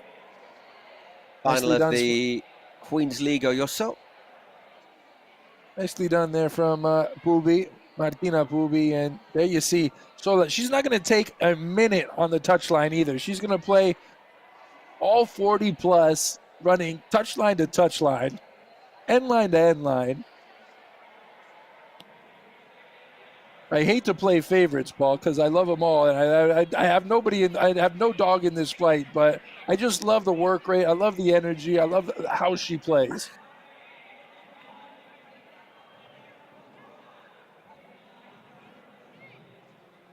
All action. I'm just looking forward to seeing Alba maybe get a bit more time, a bit more space later on. But at the moment, Expuyer doing really well. And the more Expuyer push up the park, the more it's going to leave her alone on the counter attack. And right now, to this point, almost a quarter of an hour in, Ultimate Móstoles have yet to be able to do that. Find a break, find that little opening pocket of space. And what's going on at the WiZink Center right now? Where I think there's probably a Mexican wave. There's a bit of a Mexican wave. Ooh. And good work there from Expuyer. There it is. There's our proof.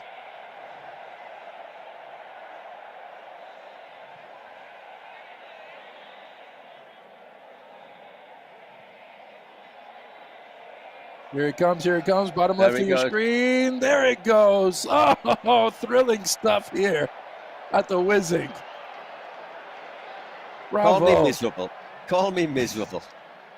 But if I pay for a seat, I'm not going to stand up every 5 seconds because there's a Mexican wave going around me. Are you that much of an old grump these days? Are you? Up and down. My knees won't take it. My knees. Give me a break. You're in better shape than anybody I know. Yeah, but the knees tell a different story. Sola, once again with the throw-in.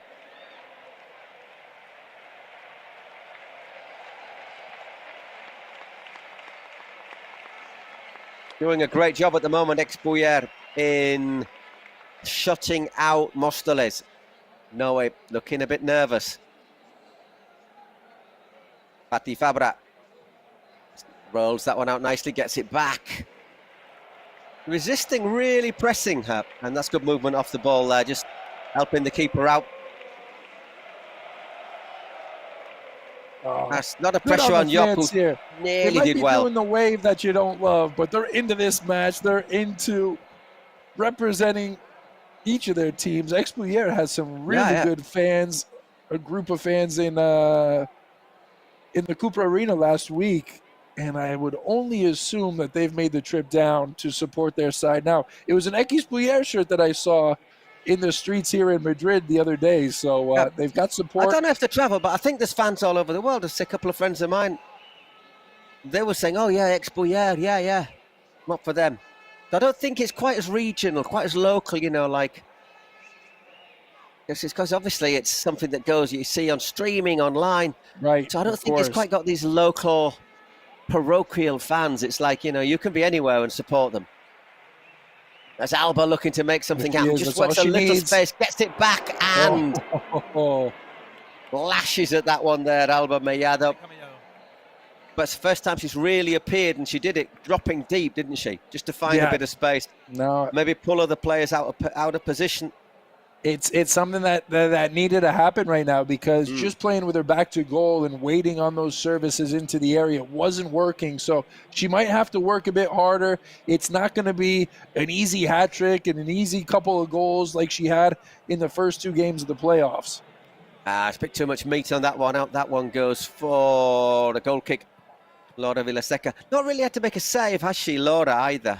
Not really a difficult save. It's mainly been blocked before it got to her. Sure, yeah, and those guys won't mind. They are ready to celebrate here in Madrid. Will they have reason to celebrate? That is the question. So again, that goes long, looking for Marteta. Look at what I like this move from Esther. Sola, she's right there. Oh man, yeah, he just took a blow, but let her go up the park and try to just create havoc right there. Look, she's everywhere.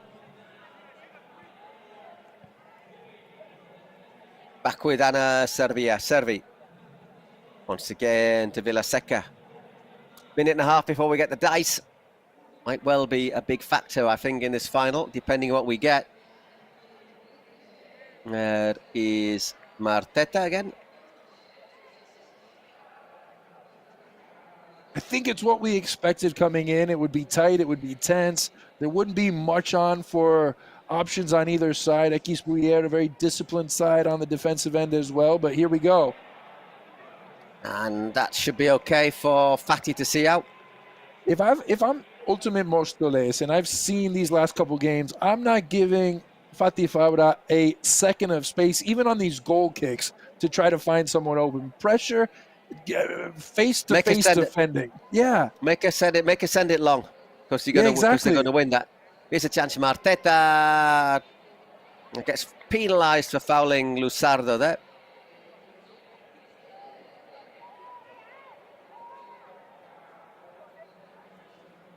Half a minute left before we get the dice, which will be rolled by, I'll tell you in a minute.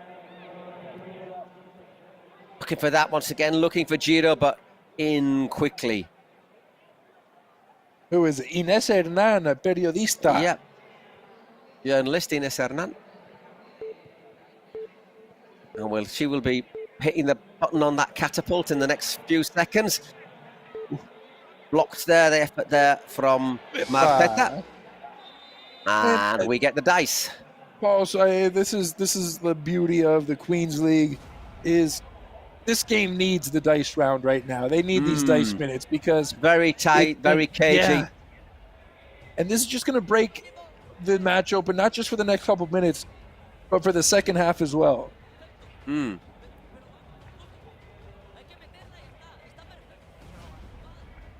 Just here in the background, I think one of the Bouillard saying we're really giving them a baño. We're all over them, but we've got to score.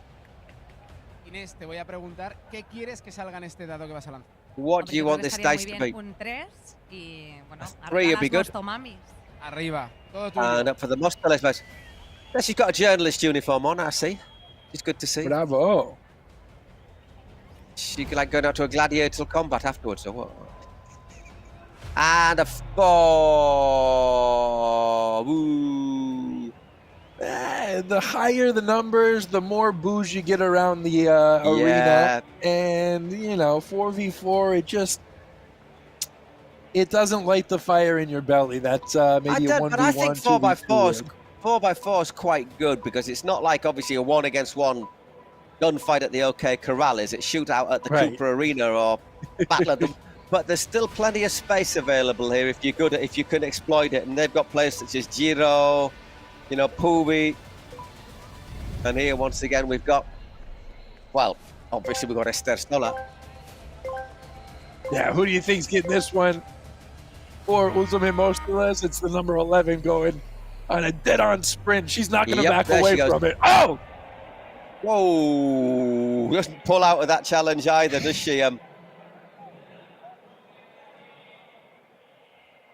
But Mosteles get the ball. Well, Alba. She's just got a bit more space to work here, hasn't she, Alba? Yeah. She nearly scored from a corner. Does have the same sort of player that can expose that space? That's the question here. Oh! Oof. Goes for the goal, Olympico. And once again, good pressure there. Well, she's been short of options, so why not, if you get any sort of half chance, why not take it on goal? Just uses all of the D there to work a shooting chance.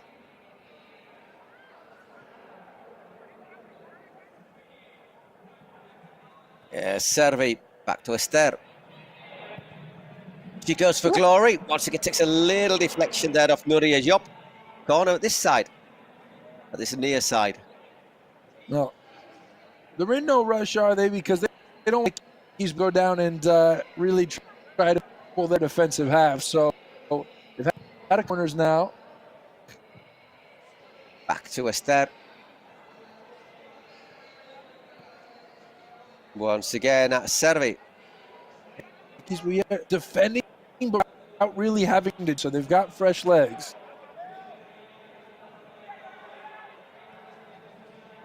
Alba. Still Alba. Ooh. Took a little risk, but does well. And still Alba once again. And this time, once again, it's Nuria Job. She's exactly what she had to do. She defenders are back, and Esther was just creeping in on the far post. Sit through, but great defending again by Expier. This time it was Esther Sola who tried to get into that far post. We just got a minute of injury time.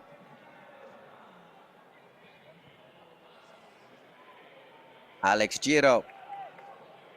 Is there a goal in this before half time? Fatima Fabra. So again, nobody's really making themselves available for, are they? They're dropping back. Got Giro on this near side. Goes for goal and scores! Fatima Fabra drills that one in. They all stood off her, and she has scored an absolute screamer. 1-0 to Expier. Goal by the keeper, Fatima Fabra. Says.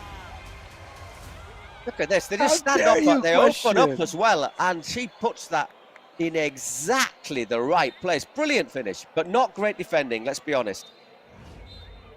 Well, yeah, Vilaseca is going to be a bit disappointed that they didn't just step up a bit sooner, a bit quicker.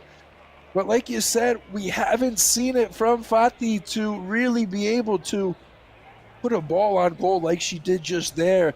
She showed everybody that she deserves a bit more attention with the balls at her laces. Respect where it's due. Fatima Fabra opens up this final of the Queen's League with that goal from outside the area, drilled home by the keeper, 1-0. No sé, creo que nadie, pero flipa, vaya golazo, ¿no? No, la verdad que no ha dado.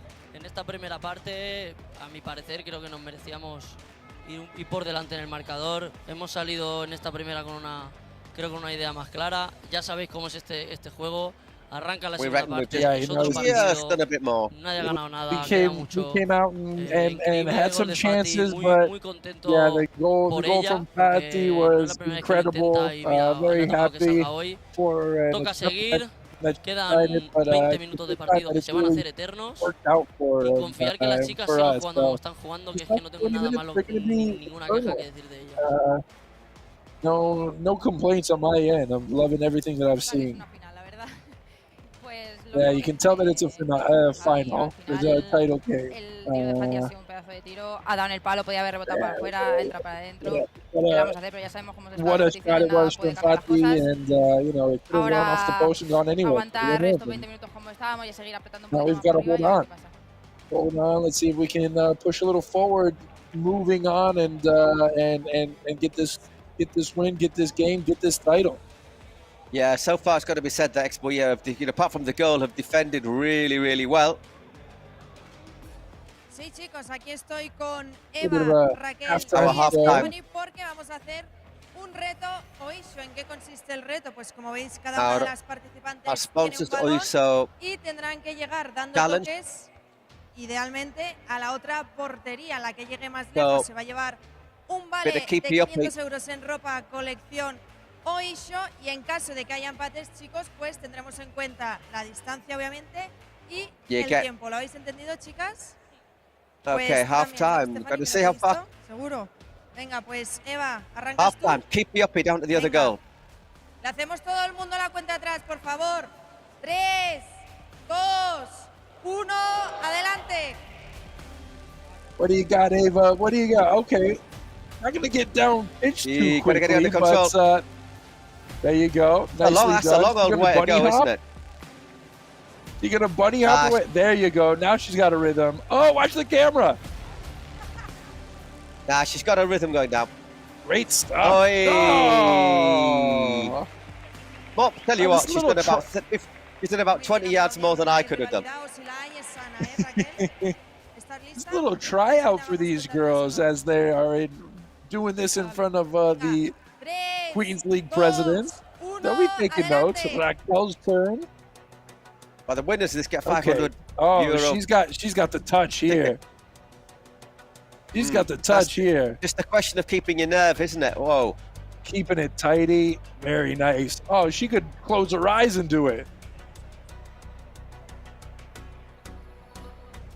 Keep it going. This is very good. Keep it going. Open the door here at WiZink Center. Let her go out to Fuente de Berro. Let her go into the Felipe XII Plaza.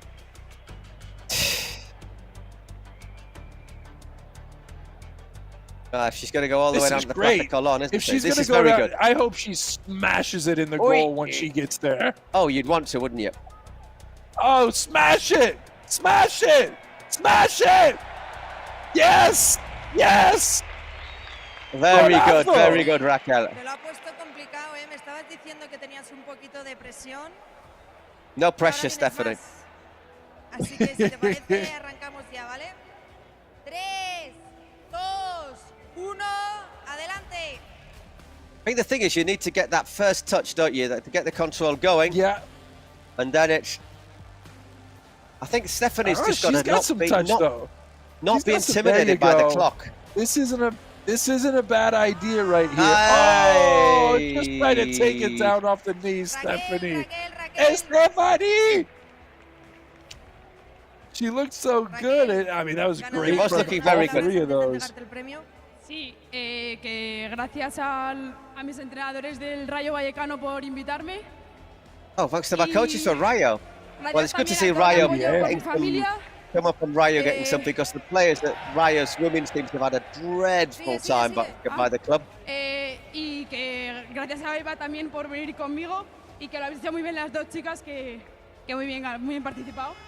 Y que Thanks very much. todo el mundo, y espero que se paséis súper bien. ¡Vamos!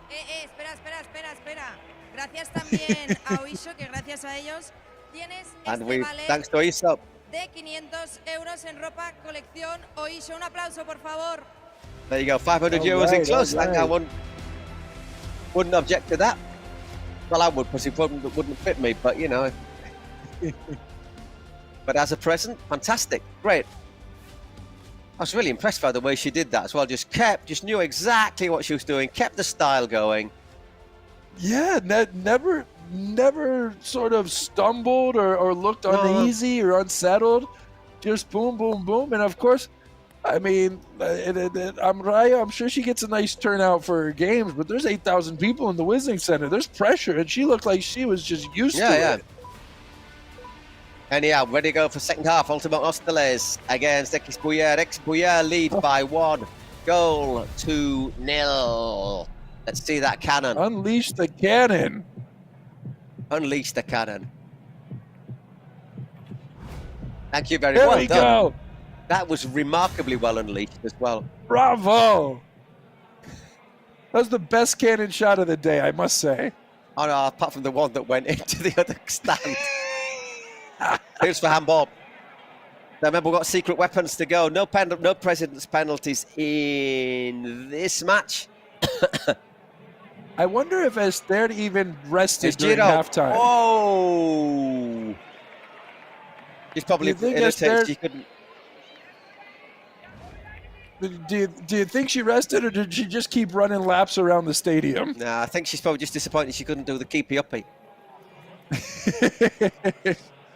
Anyhow, there was Martina Pubi very close there to getting decisive touch. For Ekisbuyer, it's very simple. Keep it going. Keep up what you did in the first half. You keep Mellado quiet. You keep Ultimate Mostoles quiet, and you win the game. You win the title. It seems simple to say. It's not as easy to do, though. They just look that little bit more in control when they get the ball, don't they? Yeah.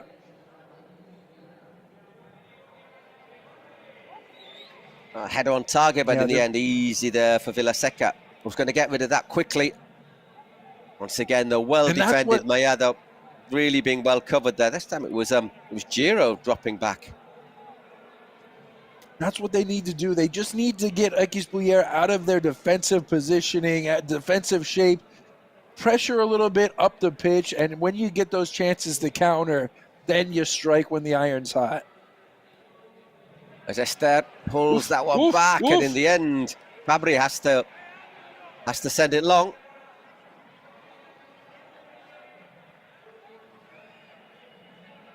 And hassle there from Pubi to win the throw-in.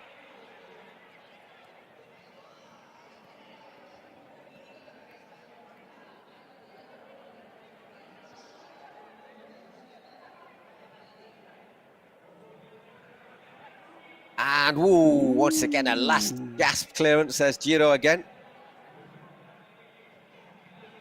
Forced backwards, but well controlled by Ekisbuyer, who started the second half well. Got it under control. Yeah, just very calm in possession.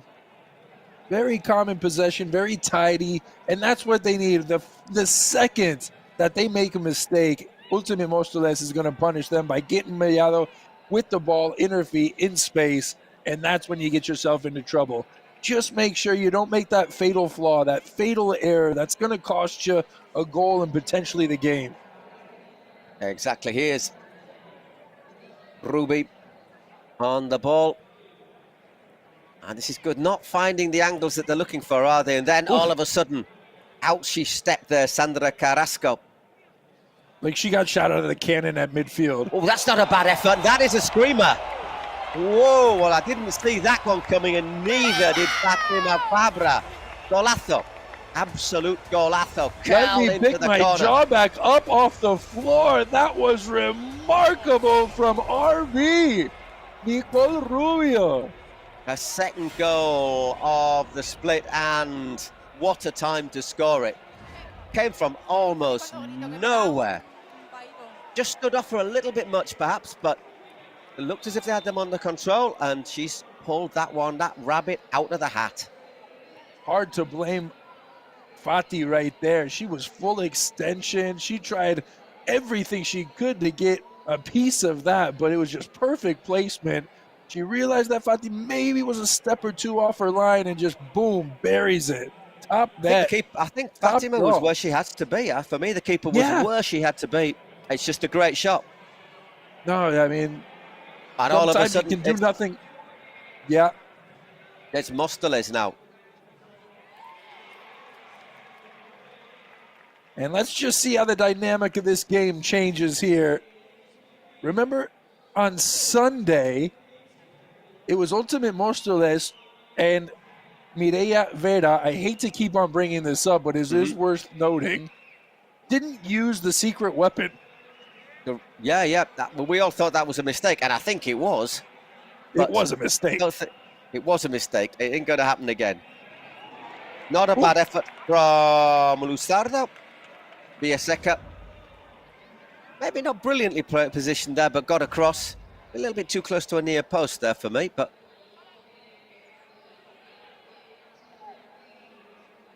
Job done for Villaseca, which, She's been so good over the last couple of weeks that we really can't question her and what she's doing here in the final. She's a big reason why they are here. Once again, that's blocked for a throw-in. Throw-in it is indeed. Are we just sniffing penalty shootout here? Obviously a long way to go. Quarter of an hour is an eternity in the Queen's League, especially when you got two secret weapons. You've still got exactly the secret weapons. You know, who knows what they're going to be. Not a star player, one imagines. No, but I'm just going to go out on a limb here. And if you got the sanction, if you're X Buyer, do you take out Mellado or do you take out Soda? I know it's hypothetical. I know it's very, conditional. I think you take out Mellado. Mellado's been quiet. Mellado's been quiet. But she Sola can... is being the one... Yeah, well, that's liártelo, as they say. She can ruin your life in a hurry. Exactly. And not in a good way.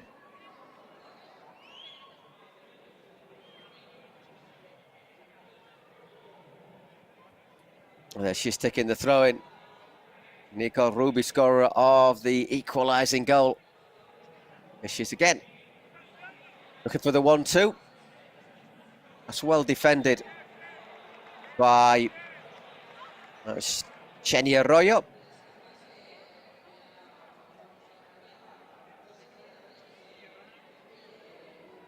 Marteta's had some chances. Marteta's had some chances, some space, and she just hasn't taken advantage of it.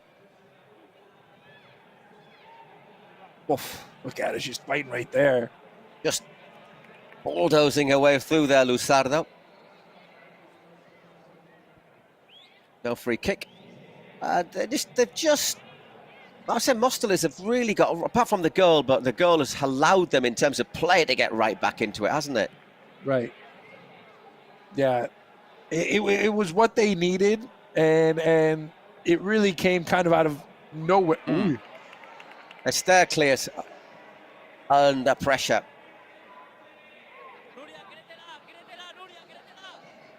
Believe in it, Nuria.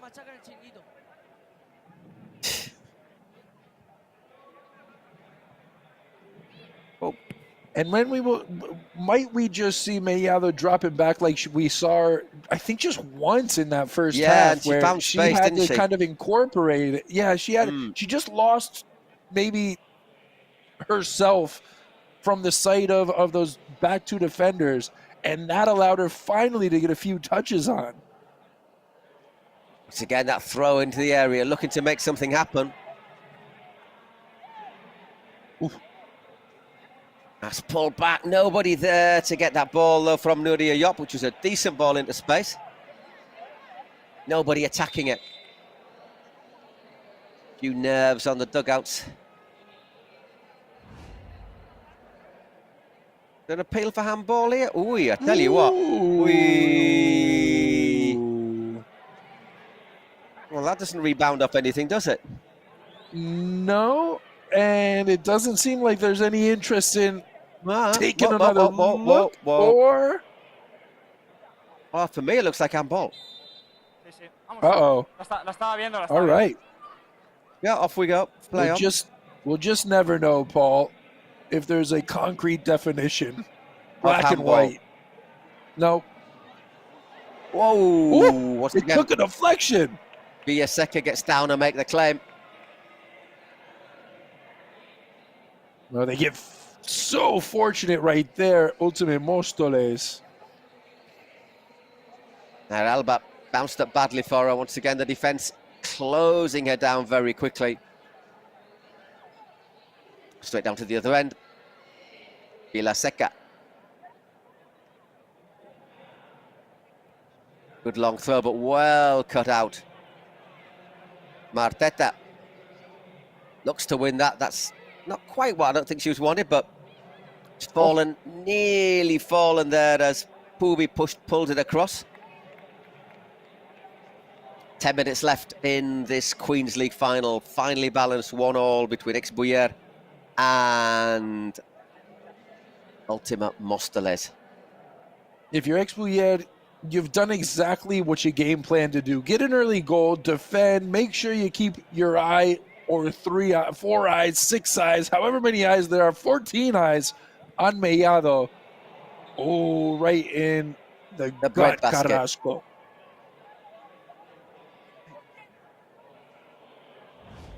It's just winded, hasn't it? Yeah, yeah, take your right wind in out. the. Absolutely take all the wind out of it. These girls are tough, though. I love it, man. They pop right up when they can, and if they aren't back up, it's because they're really going through something.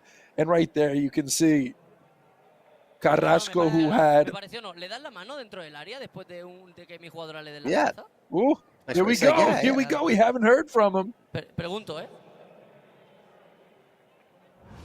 They're asking if it just hit the hand of. I don't think she flicks it. I think it just goes straight into her. Oh, does it hit her hand? No, it hits her face. Does it? I think it hits her face first, doesn't it? Jugamos en Madrid.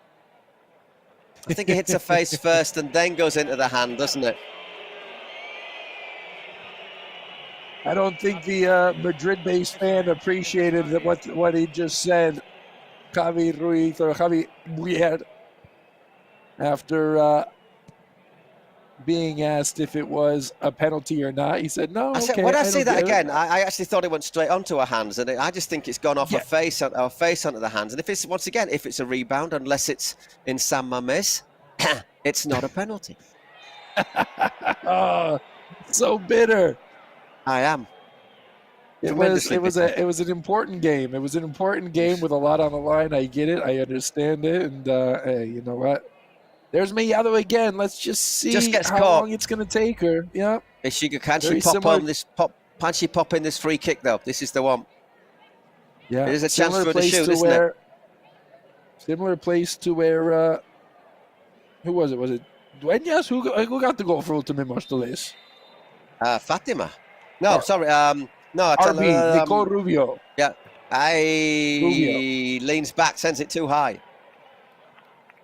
Yeah, and if she's getting a bit more service, getting a few more touches on the ball, that might be a better effort. But it's just she's been thrown off her game a bit, and give a lot of credit to the back four for Expouillet. Yeah. No, they've for me they've probably been the better side, but it's very finely balanced still.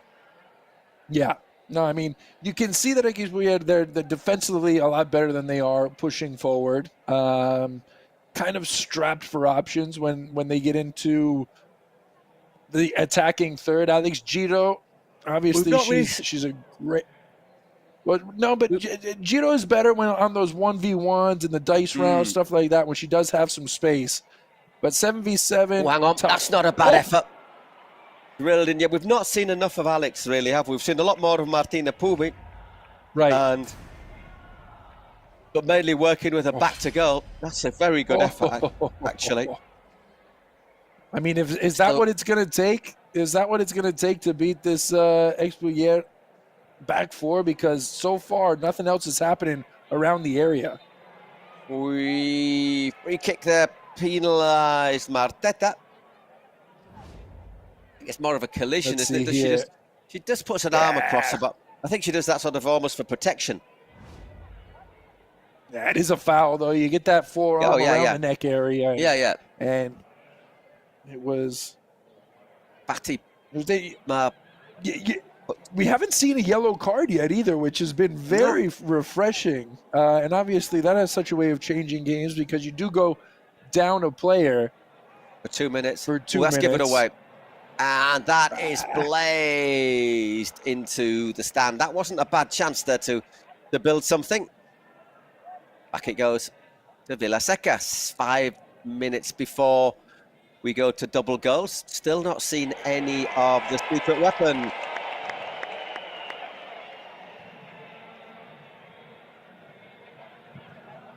Oh, that's drilled in, and that is a thundering save as well. That was Dunia Jimenez who thumped that one. I mean, why even try to build up an attack? Just continue to pour in those shots from around the center circle because they are really troubling Fatih Fabra because that's the only thing happening at the moment. She's responded really well, though. That's good from Puri. Giro. 3 players around her, but just held on to it too really. long. And here's Alba. Oh, and Alba! I was about to jump out of my seat right there if that was on target, if that was on frame, and if that slipped to the back. Oh, it's just so lovely. The skill, the class, oozing elegance. First time she's really had any space, isn't it? Apart from that effort in the first half. If you could call that space, she creates it on her own. Pulby pulls it back and takes a deflection. Not quite the conviction needed in the shot there from Rocío López. And we are finally going to get a secret weapon. Here we go. Now it's Ultimate Móstoles. What is this secret weapon going to be?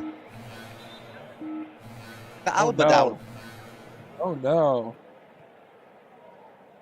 Well, there's Alba down. I'm not quite sure what for. Well, she gets some treatment. That's devastating.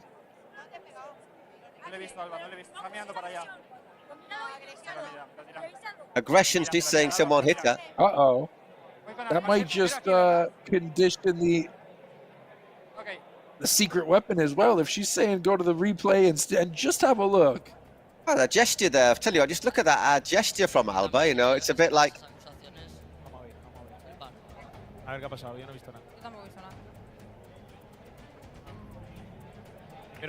Well, she's not very happy, but we just didn't see it, unfortunately, and I don't think the cameras caught it either. Sanción, uh-oh, okay. Viene penalti o algo de esto, ya toma por culo. ¡Hostia! No me jodas en la final, no. Oh, they've got a joker, man. That is. Hay que ejecutarlo más tarde. Es acojonante.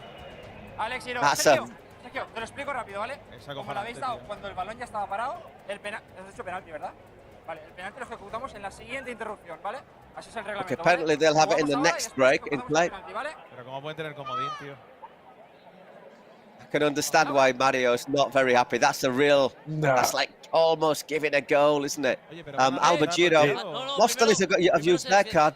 It's a suspension, and they've taken off Alex Giro. So X Puyera down. Fuera, con un comodín cualquiera.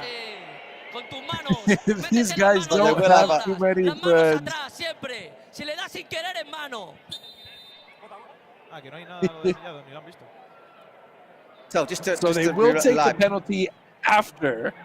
Ex-Boyera down to 10 men, but they'll have a penalty the next time the ball goes out of play. I think that's resumed it quickly, hasn't it? Yeah. They've just got to hold on right now. Where's Mellado?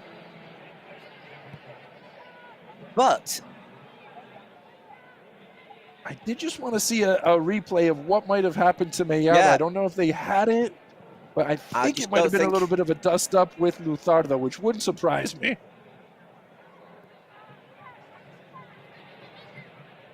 Just got to keep an eye on her a little bit now. Defensively. Great chemistry. By the way, does they? Sorry, silly question. This, Jen. It's a 4-minute suspension, but we're in the 36 minutes. So does that suspension carry over after 38? Yes. So once again, they've been late using it, haven't they? Yep. They really were. There's Esther Soler. Oi. But up at the.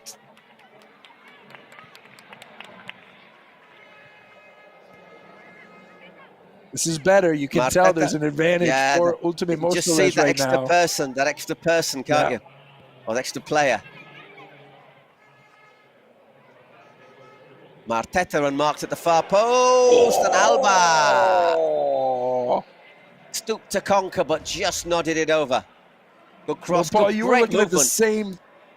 You were looking at the same thing I was, Marteta, on that far post. She was in acres of space right there, but when you've got a chance to serve in Mellado when she's been quiet all game long, you can't hesitate. Nuria Yop has the chance to put Expouyer ahead. She had the game time penalty in the 38th minute against Punitas last game. She's got the chance here again against one of the top keepers in the league.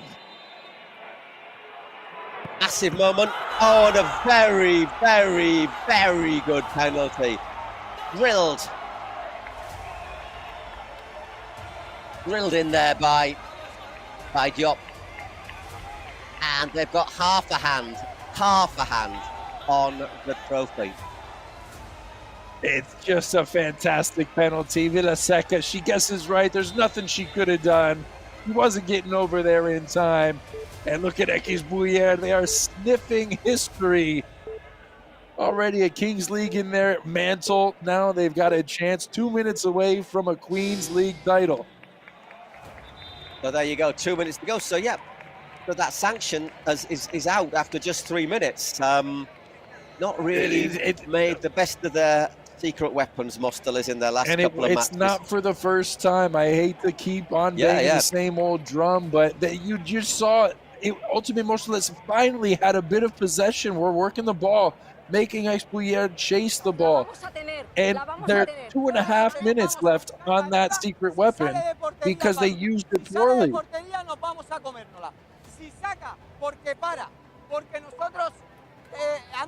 it comes, basically, just get to every loose ball. Yeah, exactly. Every loose ball is ours. Every 50-50. And that starts with the sprint to the center circle. Esther Sola is going to be there. This is going to be nuclear. This is going to be nuclear, this sprint, isn't it?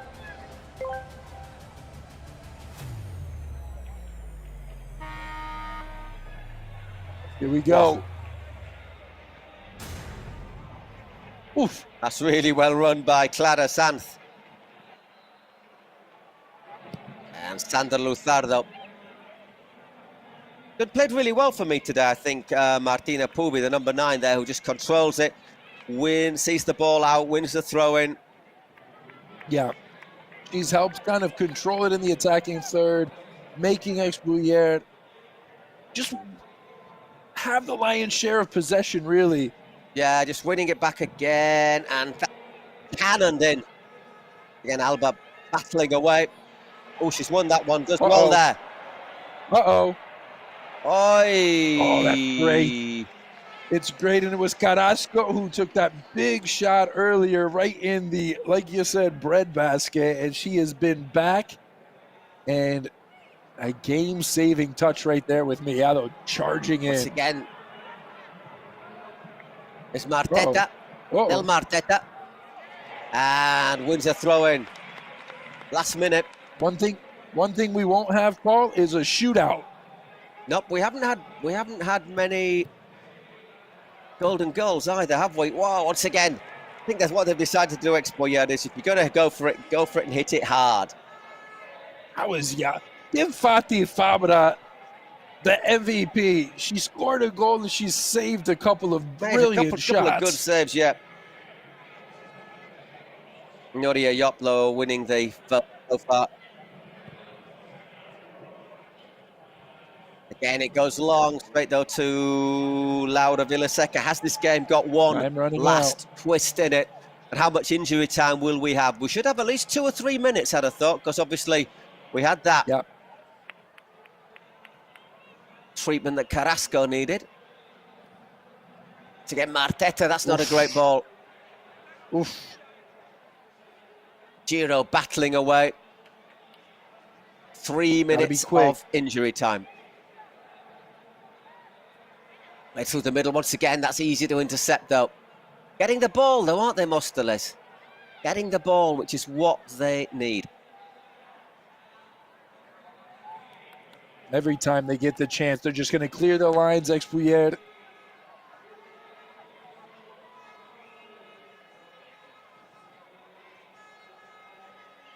There's Esther. Once again, Nico Rubio's got the goal. It's in that same position right now. But that's looking for Alba. Giro overruns it. Sola. Isn't it? Well shielded out. Luzardo. Well done by Luzardo.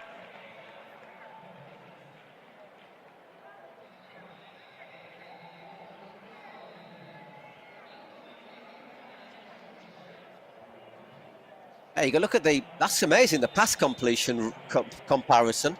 Yeah. More than twice as many for Mostoles. I must confess that's not the sensation I've had, but... It doesn't seem like that, does it? Because it seems like when ex-Bouillet has actually been in a chance to create something, they've been a bit more ingenuitive in those tight spaces. Ultimate Mostoles, though, they've been knocking on the door, but they just haven't found anywhere to go with taking the time over the throw.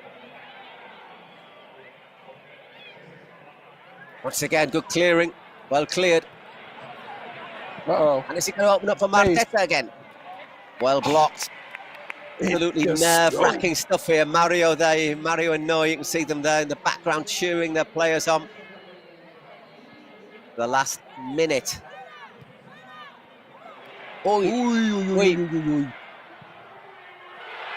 that should seal it for Bouillet. Martina Puvi made the interception, advanced into space, and drilled that past Laura Villaseca to the delight of the club president. But less I think of the fans in Madrid. Brilliant goal. It's a touch that's worthy of a title. Puri with a rocket from outside the area. She knew her space, her time was running out, and she puts a laser into the back of the net, and it's going to be worth its weight in Queen's League gold. Apparently it's a very heavy trophy, so it certainly is. Time running down Sergio Ruth's side, looking as if they're going to lift the trophy. There's Fatima. Collects that. There's the final whistle. And Bouillet are the winners of this split of the Queen's League. Great stuff from Fatima, who opened the scoring. Brilliant feeling. Finish from Marina Puvi there. And of course the penalty from Nuria Diop. It's so well deserved, Paul, isn't it? I mean, these girls, they worked tirelessly defensively. They knew what they had to do. They came in with a game plan. They followed it to a T. Mellado was silenced from minute 1 to minute 40 and into stoppage time. And the Bouillet Bros, they've got a Kings League and a Kings League. And they're celebrating on, you might say, enemy ground, as this is not the most pro Bouillet crowd you'll ever see, but the celebrations, they are just beginning here. The 4th place team coming into the playoffs, make it to the final, and take down Ultimate Mostoles. And you say, got to say the that perfect night for DJ Mario and Noah 997. Excuse me, Paul. Getting that comodine, that joker, really was a bit of a stroke of luck. It might have been the decisive thing in the game, but for me, even though they didn't have as much of the many passes, I thought they looked in control for most of it. Yeah, and we've heard this over the last week. You can control a game defensively.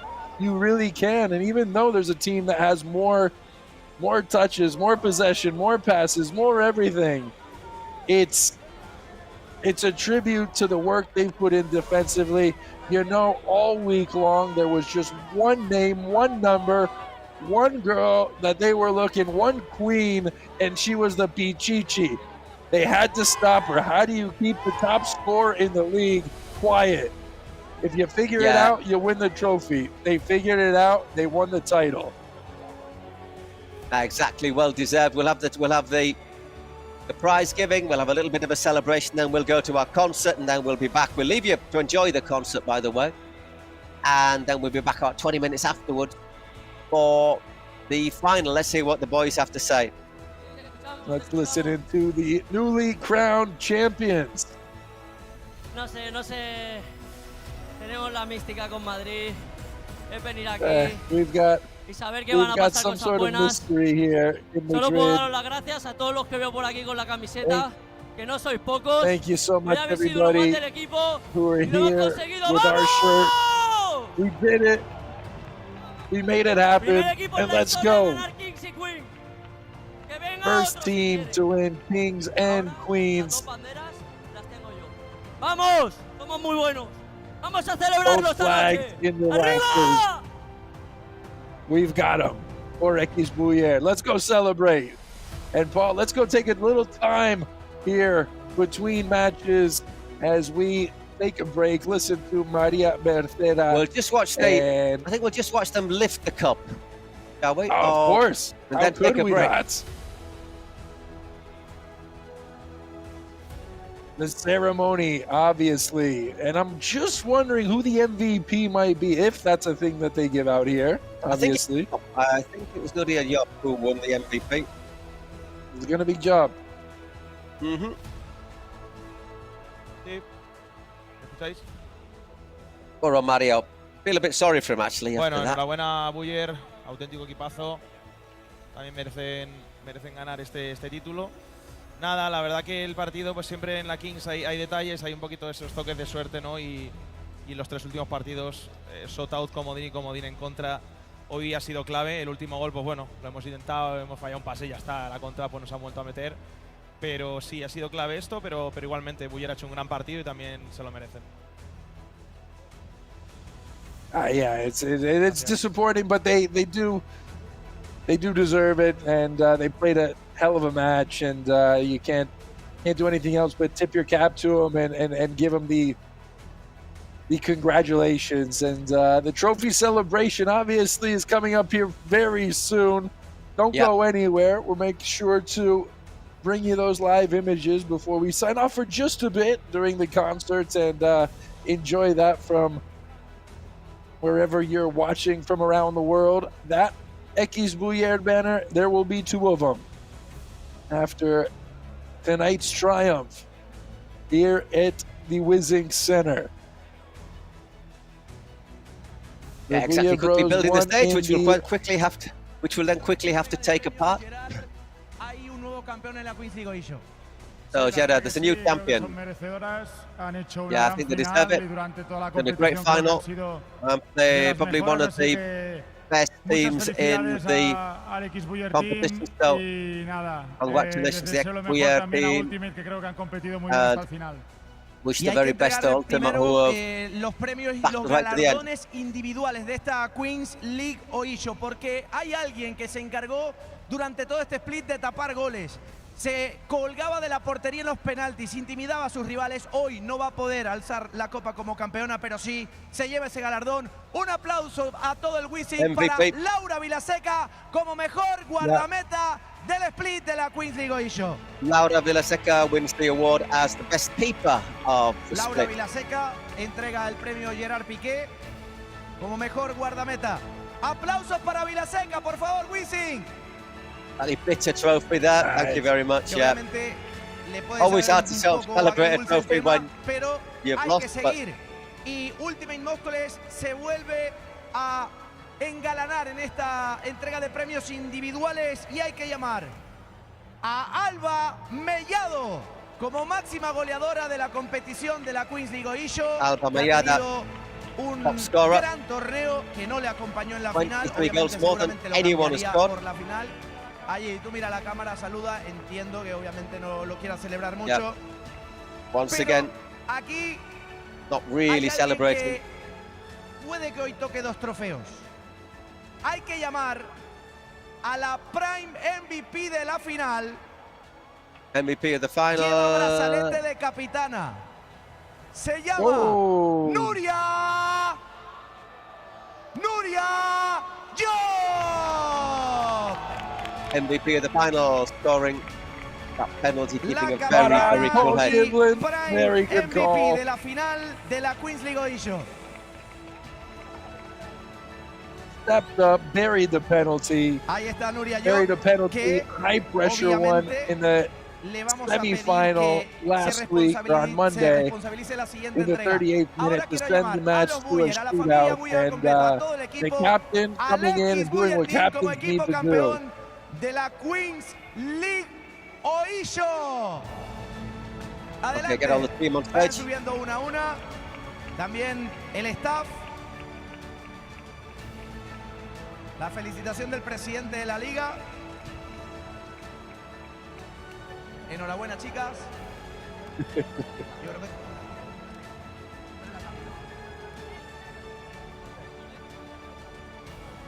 So there we go, all ready for that moment. Empieza el bote. Empiezan los saltos.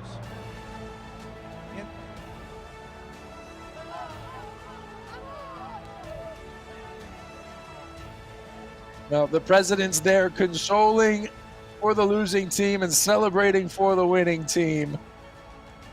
And who's it going to be to lift the title?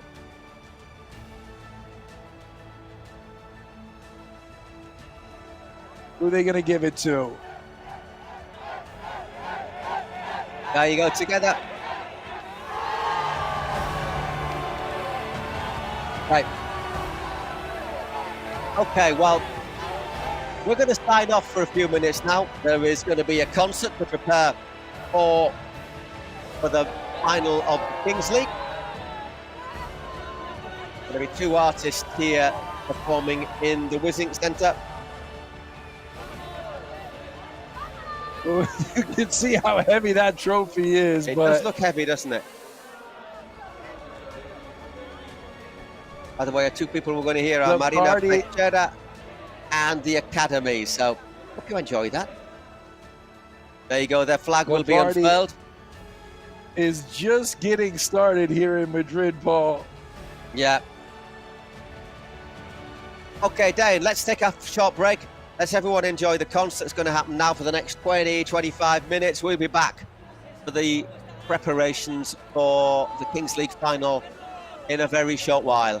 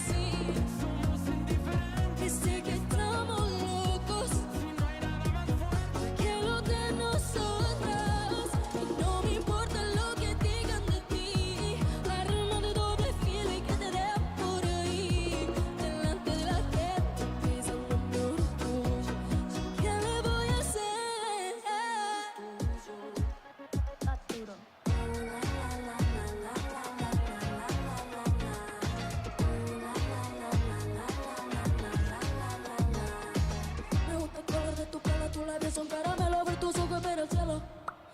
Ese cuerpito de modelo que me tiene por el suelo, si me tocas yo me quemo. Me disfruto tu veneno y cada vez sabe más bueno. Échamelo, quítame todo a mí, que me gusta así, me encanta. Pone a temblar el body cada que me dice mami. Pone a temblar el body cada. Me pego como animal tu piel, me enloquece tu forma de ser. Desnudito viendo el amanecer. Desde tu ojos y más amo tu piel, me enloquece tu forma de ser. Desnudito viendo el amanecer. Desde tu ojos, porque desde tu ojos. Whatever you want, whatever you need, I'm here. Baby, baby, please.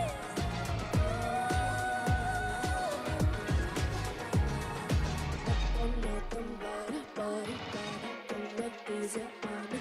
Pone a temblar el body cada que me dice mami.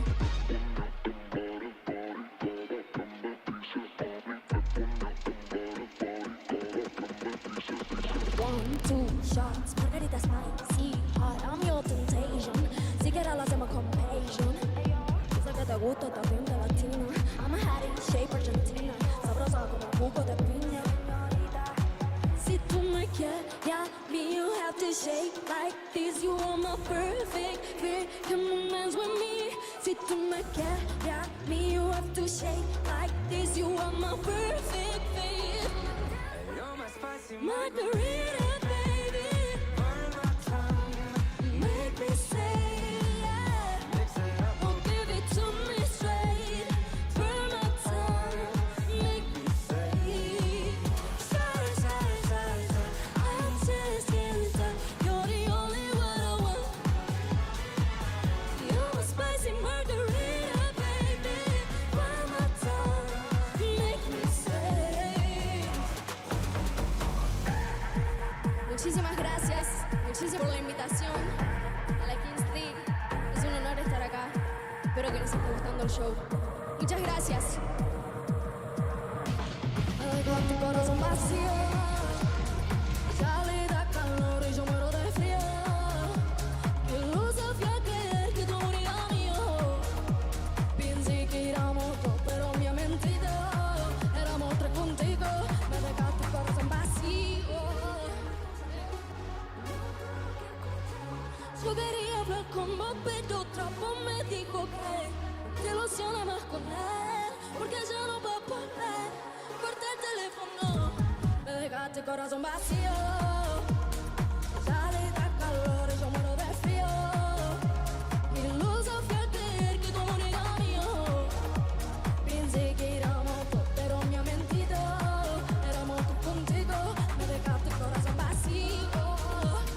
Ella le da calor y yo muero de frío. Mi luz hacía creer que tú morías mío. Pensé que éramos dos, pero me ha mentido. Éramos tres contigo. No.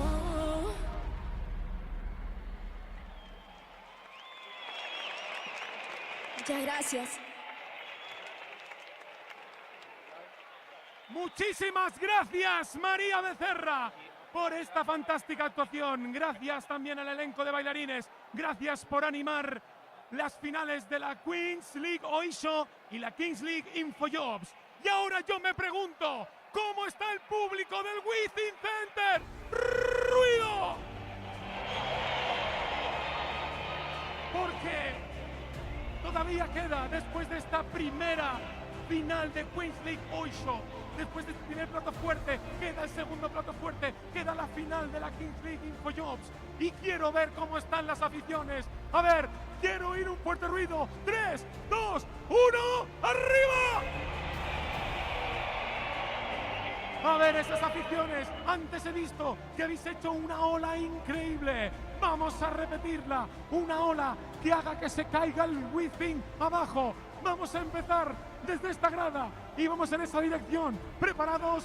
Are you ready? 3, 2, 1, come on. ¡Hola!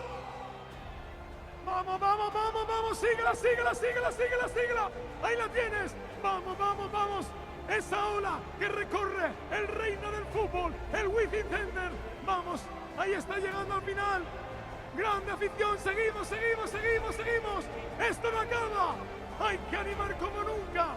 Recordad que sois la afición, lo más importante. El primer gol se marca en la grada y lo estáis consiguiendo con esta maravillosa ola. Muchísimas gracias, público. Y ahora, atención, porque si yo digo Kings, tú dices League. Kings. Kings. Si yo digo Queens, tú dices League. Queens. Queens. Kings. Queens.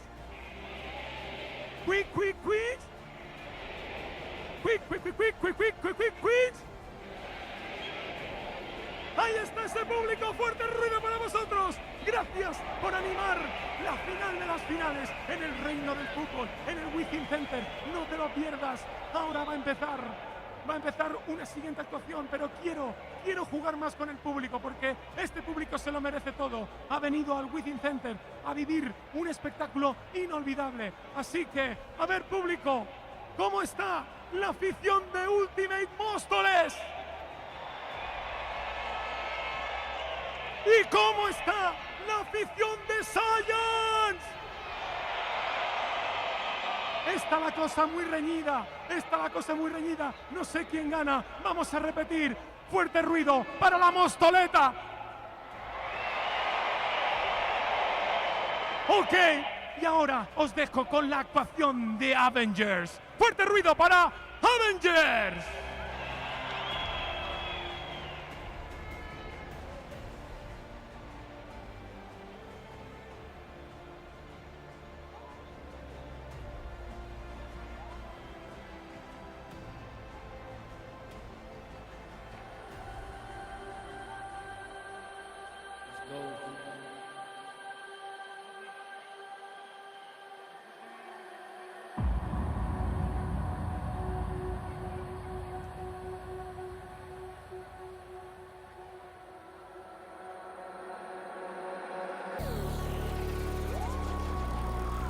¡Dímelo, Madrid! ¿Cómo dice? Estos son los Avengers en la Kings League. ¡Estamos ready! Madrid, una bulla, dice. Está con un Avenger en la Ranger. Tú no eres Angel, tú eres Danger. Pasemos en el Lightel pa' aprender que esta noche es loca y nadie es fiel. Tú eres Danger, pasemos en el Lightel pa' aprender que esta noche es loca y desateo, esto no es NBA, no me galdeo. Estoy puesto para el pariseo.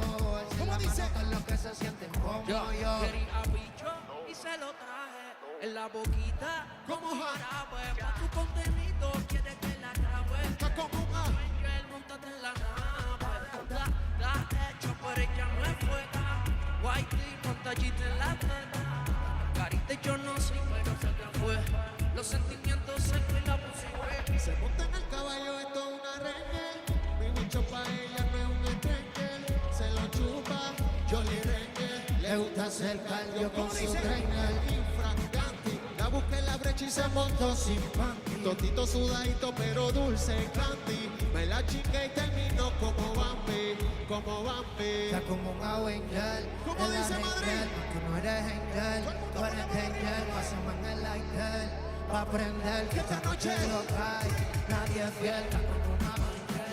El Avenger, tú no eres Angel, tú eres Danger. Pasemos en el Lightel pa' aprender que esta noche lo cae.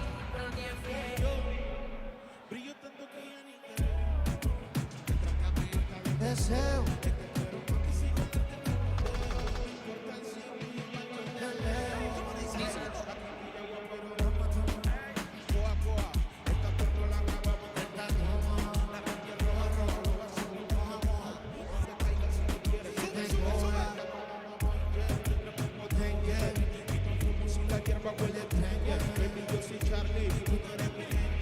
Pero regresa cuando vuelvan A los foques que nos fuimos, que todo fue roco chino. Ponte en 4 en la alfombra que yo voy a hacer toda la sala. Madre, los vecinos, dale, apaguen los bombillos que me informan que por ahí vienen los polis de camino. Y no queremos se nos apague la noche así. Voy a ser yo revisándote. Dale, mami, por la mano.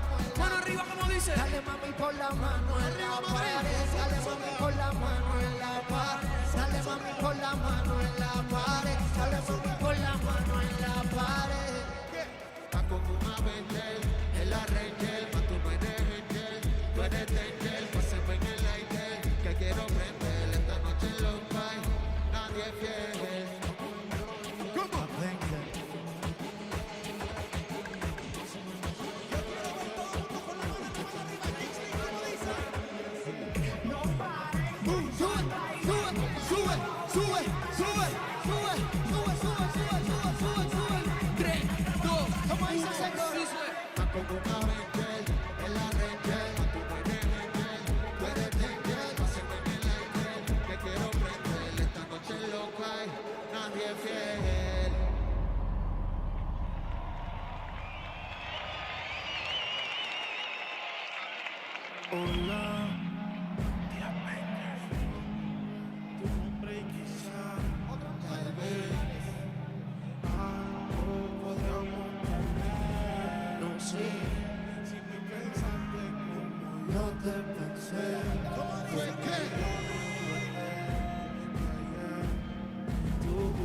Dejaste en mi cama toda tu ropa interior. Hoy te estoy buscando pa' pasarla, cabrón. No sé lo que tienes, está dura la chorri. ¿Cómo dice Madrid? Ayer en la noche empezamos y la disco encendía y tú prendías.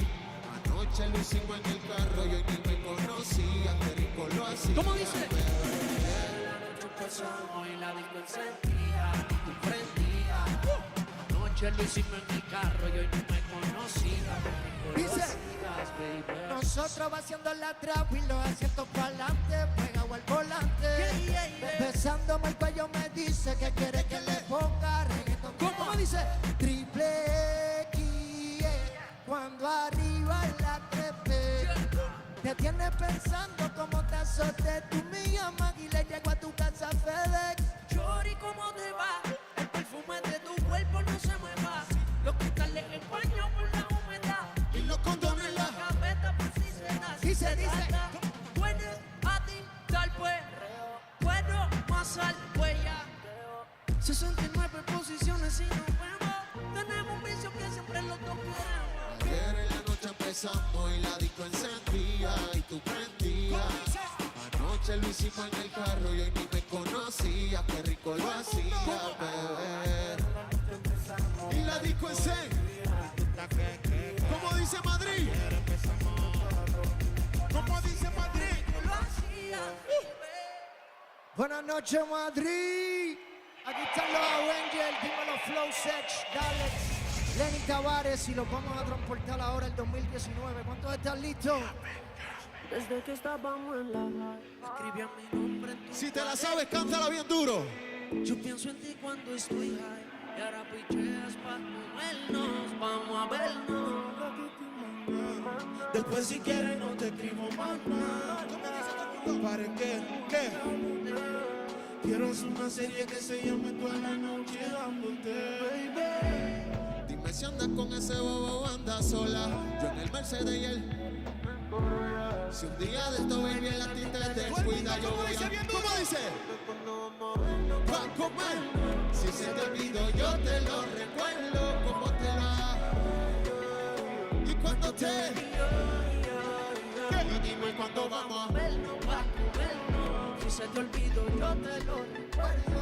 Como te lo hacía, cuando te venía, ¿Cómo dice?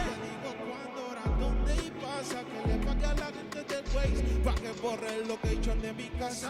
Vendo noviecito por el mundo a la plaza. Y si mi plan fracasa, mañana vuelve y pasa.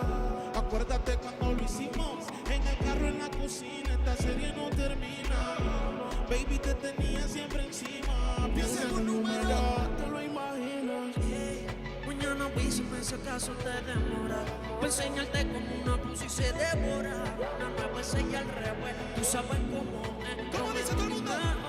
Lloré. No sé tus problemas con los chompers. No te cabe el rombo. Entre me separé. Y que vas con tus amigas solas. En mi cama hay un pare. ¿Cómo dice? Ay, chiquila, mami. Dime cuándo vamos a vernos pa' comernos. Si se te olvidó yo te lo recuerdo. Como te lo hacía, ay, ay.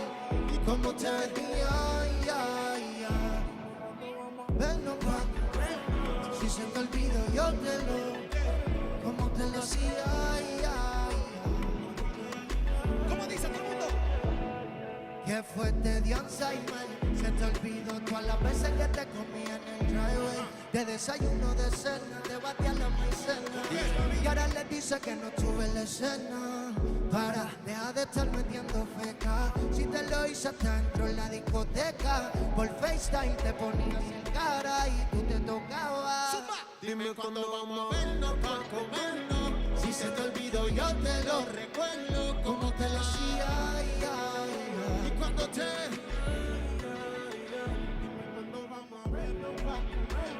Si se te olvidó, yo te lo recuerdo.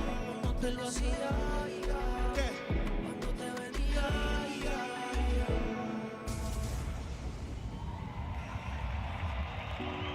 los cafecitos, pero yo soy quitarte. Ay, qué rico que ella me vea quita pa' que te rescate. Mi corazón, ¿cómo dice? Fuera tuyo si tuviera.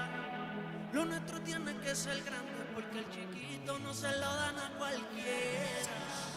Y cuando encima se me monta, fuma y se pone junto, que me encanta su culo sin mi ropa, en la que me roba. ¿Cómo? Si lo hago con otra pero pienso en ti, eso me pasa que no está. Tú tienes algo que me hace sentir bien bellaco. Otra de rodillas y yo te veo a ti. Y eso me pasa desde que no estás. Tú tienes algo que me hace sentir. Y cuando encima se me fuma y se pone, que me encanta su culo sin mi ronca. Que tengo un lío a mí me ronca. Dice, rompe. Yo te extraño cuando tú no estás y no hay que enseñarte nada, estás bien adiestra y yo te paso la lengüita por la espalda azul mientras sigo trabajando por la zona rural. Yo sé que tú quieres que mis hijos naden en tu bien, que no seas caballeroso pa' que tú te sientes y que en la cama te dé vuelta que sea todo un sensei. ¿Cómo dice? Que nuestra historia termina. Aquí no terminé, y menos si no hay vuelta hacia. Yo sé que soy la dueña de tú. Yo sé que sé. Dímelo Madrid con la mano arriba, todo el mundo sube esa mano, sube.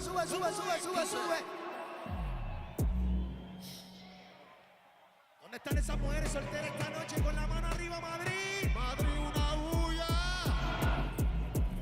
Zumba, dice.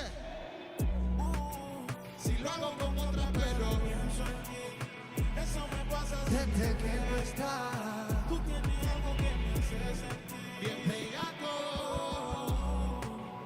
Otra de rodillas y yo te veo a ti. Y eso me pasa desde que no estás. Tú tienes algo que me hace sentir. Y obligado tú tienes algo. Es que mientras más putita más le salgo. Cuando quiera yo me robo ese buen falco. Peligrosa como la barco. Bellaca pero fina monte calor. Díselo. Quizás tú tengas pales pero yo soy tu sucio sin filtro. Sexual desde el intro, baby. Igual que tú, tampoco debo pensar. Siempre me controla cuando estás arriba. ¿Cómo dice mami? No me deja otra alternativa. Sube. A veces hay que, para no perder el polvo, el que se traga nunca quiere un sorbo. Yo me quitaría pero no le estorbo. Me persigno y voy pa' adentro. Siempre son más ricos los reencuentros. La IG vino con talento. Se me trepa encima en contratiempo. La pussy parece un jacuzzi. Rosita, esta tusi, borrachita, esta Lucy. Tiramos pali como quiere, esta Juicy. Se puso celosa que este bicho es exclusivo. La bebecita soltera. ¿Cómo dice? Si lo hago con otra, pero eso me pasa desde que no estás. Tú tienes algo que me hace sentir. Otra de rodillas yo te veo aquí. Y eso me pasa desde que no estás. Tú tienes algo que me hace sentir. Oye, gracias Madrid. Gracias por el apoyo, siempre los amamos. ¿Cuántos quieren más perreo? ¿Dónde está la gente que le gusta el reggaetón? Sube, sube, sube, sube.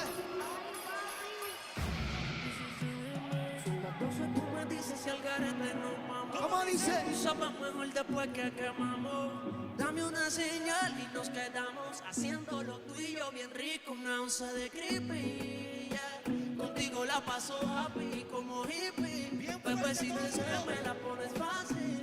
Siempre estamos a tú debes el Piscis, baby. Después de hacerlo, mami. ¿Después de qué? Ahí pregunta a la niña. ¿Qué? 3 AM, ¿qué hace? Madrid. ¿Qué más, pues? Sigo aquí pensando en qué. Sigo aquí pensando en qué. En qué rico fue, en qué rico fue. En qué rico, ¿qué más, pues? Sigo aquí pensando en qué. Sigo aquí pensando en qué.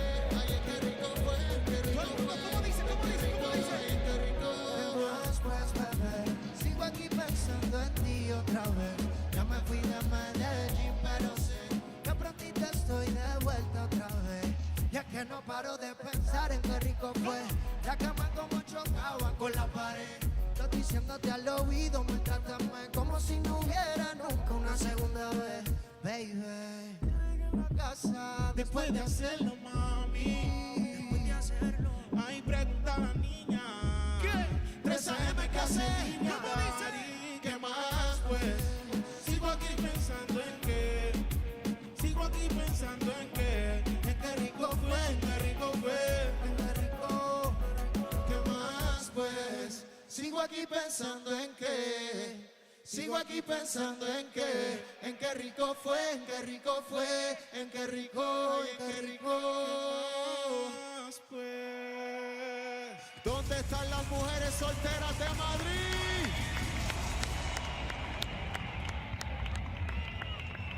Tenemos una cancioncita nueva también del más nuevo que dice así. ¿Estamos ready? Se está acabando. Hay unos cuantos aquí que tienen un par de amigos que hay que quitarle el teléfono después de 2 tragos. Dice. Si a las 3 de la mañana en la discoteca y ya entendí. Porque esta hora es que todo el mundo peca. Me puse a pensarte, no sé si aún tú quieres que te lo. Me puse a pensar que estoy una gota de alcohol, de llamarte y decirte mi amor. Alguien que me quite el teléfono. ¿Para qué? Para no cometer ese error. Estoy una gota de alcohol, de llamarte y decirte mi amor. ¿Qué? Alguien que me quite el teléfono. Para no cometer ese error. ¿Cómo dice? Tengo ganas de decirte hola. Yo sé que te acuerdas de mí, que todavía guardas fotos de mí. Recuerda que nadie va a saber que te vi, aunque mañana me levanto y diga diablo, ¿qué hice? Y al otro día para el psico que me analice. No fue que me olvidé de las cicatrices, pero tú y yo chingando, obligado que tú me hiciste brujería. Tú y yo éramos el gran combo. Cuando estoy borracho sabes cómo me pongo. Tú eres un hijo, pero el mundo es redondo y vas a volver a chingarle la guagua que te compré. Ven, déjate ver pa' hacerlo como la. ¿Cómo dice? Soy una gota de alcohol. Estoy una gota de alcohol, de llamarte y decirte mi amor. ¿Cómo dice? Alguien que me. ¿Pa' qué?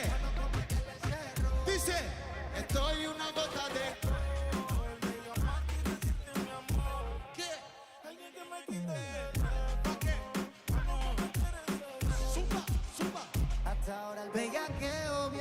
spray, tengo ganas de buscarte, con quien que me quiten el teléfono o enviarte. Es que extraño, pero extraño el sex, bebé. Yo no sé si estará con otra en esta madrugada, pero sabe que eres mía, mía, mía y de nadie más.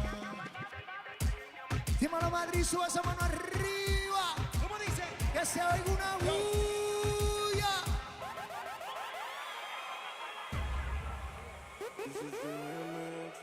Tiene a todo el mundo buscándola. El que se la sabe dice. Dice que aquí. ¿Cómo es? ¿Y qué? 69 posiciones si la dejo. Yo lo sé, cogemos como conejo y eso es lo que a mí me corre de ti. Que se escuche bien duro todo el mundo, como dice. Déjale saber. Yo no puedo compartirte, eres como la clave de mi celular. Es necesario decir. ¿Cómo dice? ¿Cómo? Ay, yo te quiero pa' mí, no te quiero pa' más nadie solita. No te comparto con nadie. A mano armada fue que te robé. ¿Cómo? Y el común loco anda buscándote. Yo te quiero. No te quiero pa' más nadie solita pa' mí. No te comparto con nadie. A mano armada fue que te robé. Y el común loco anda buscándote. Quiero hacerte feliz enseguida. Hagamos un trío tú y yo y toda la vida. Que no te tenga en Insta, no es que no te siga. Te quiero pa' mí, no importa lo que diga. Todo, a veces me enojo. Dime qué ves, ya que tú eres mis ojos. Hablando claro, te la for y me despojo. Pero dile que están vivos, por vivo y no por flojo. Cara, podemos corazones, no sabemos, pero a ti te conozco hasta el pelo. I see you, she good flow, bitch, el telo. Tú querías bellaquear, pues. 69 posiciones si la dejo. Yo lo sé, cogemos como conejo y eso es lo que a mí me corre de ti. Que se muerda que estoy puesto pa' ti. Ay, yo te quiero, no te quiero pa' más nadie solita. Pa' mí no te comparto con nadie. A mano armada fue que te robé. Y el común loco anda buscándote. Yo te quiero pa' mí, no te quiero pa' más nadie solita. Pa' mí no te comparto con nadie. A mano armada fue que te robé. Y el común loco anda buscándote. Y yo te quiero, no te quiero pa' más nadie solita. Pa' mí, con nadie. A mano armada fue que te robé. ¿Cómo dice? Y el común loco anda buscándote. Gracias, Madrid, los amamos, nosotros somos. ¡Venga, Madrid, una bulla!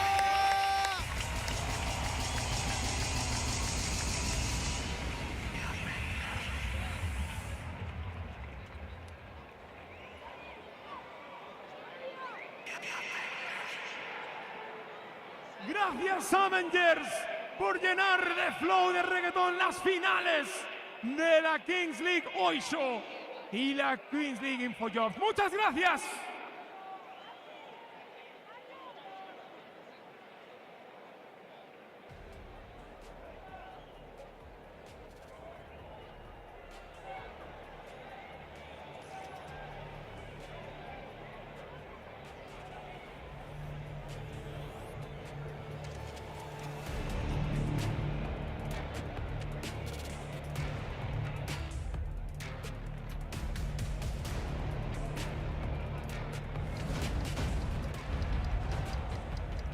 Señoras y señores, ha llegado un momento histórico para la Kings. En este preciso instante, vamos a anunciar el estadio en el que se jugará la final de la Kings World Cup. Cuando la cuenta atrás llegue a 0, los presidentes, los jugadores y todos los aficionados. Okay, just a little thing to let you know, this is the final will be the final of the Kings World Cup in Mexico. Por favor, contad conmigo. 10. Paren la cuenta atrás, paren la cuenta atrás. Paren. Mr. Rivas, our Mexican star. Ya he dicho que en México me encargo yo. Uy, No sé I look por after qué Mexico. Piqué tomó la tonta decisión de hacerlo en el lugar que está aquí, que es una mierda. Esto no lo necesitamos. Ya me encargué yo. Y el lugar donde se van a jugar las finales de la Kings World Cup es...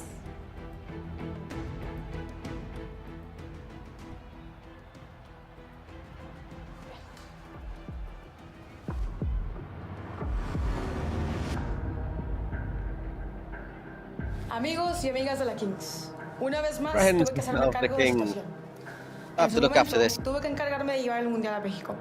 Y ahora, Piqué y sus secuaces querían llevar las finales al lugar equivocado. Para su fortuna, la patrona está aquí. Las finales de la Kings World Cup se jugarán el 8 de junio en... It'll be played in, the final will be played in... mi casa. Bienvenidos a Monterrey. In Monterrey. Al gigante de acero. In the BBVA Stadium in Monterrey. That's where the Kings World Cup final will be. It starts on the 25th of May, ends on the 8th of June. Teams from Latin America, Spain, France, Germany, England, Italy, Germany. El 8 de mayo. Tickets on sale 8th of May. Thank you very much. Enjoy that. Have a little interlude about the World Cup. Was that a surprise we were waiting for, Paul? I think so, huh? Yep, we heard it on Mexican Kings radio. World Cup.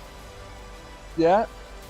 We're already counting down, aren't we? We're already counting down. It's gonna be packed. It's gonna be packed. The 8th of June. Get your tickets while they last, because it is not going to be May 6th. By May 7th, they might be gone. Indeed. We'll just take the set of the musical action taken down. Woo! And then we're all ready for the Kings League final. Our last game before the World Cup gets underway at the end of May. We'll have a few weekends off, Dana. I'm sort of looking forward to a little weekend off or two. Yeah, what are you going to do? How are you going to take advantage of some downtime? Heavy drinking, I think. No, I'm planning on a bit of cycling. Heavy drinking and eating pork products. No, I'm going to do a lot of cycling. I think that is my plan if the weather permits here in Madrid. And let's be honest, it's May and June, April and May. It's likely to. So, yep. There we go. You'll see me in Lycra around Madrid. You're lucky, lucky people. Or not. ¿Qué pasa, familia? Bienvenidos al último bar de Mau de la temporada de este split. ¿Qué os ha parecido el estadio, el BBVA Monterrey? Wow, una locura. Ahí jugó el pibe, creo, ¿no? Creo que el pibe jugó en el Monterrey ahí en Rayados, así que nada, emblemático, histórico, la verdad. Se ve espectacular, se ve enorme. Se ha tirado el triple, yo creo, por los delis.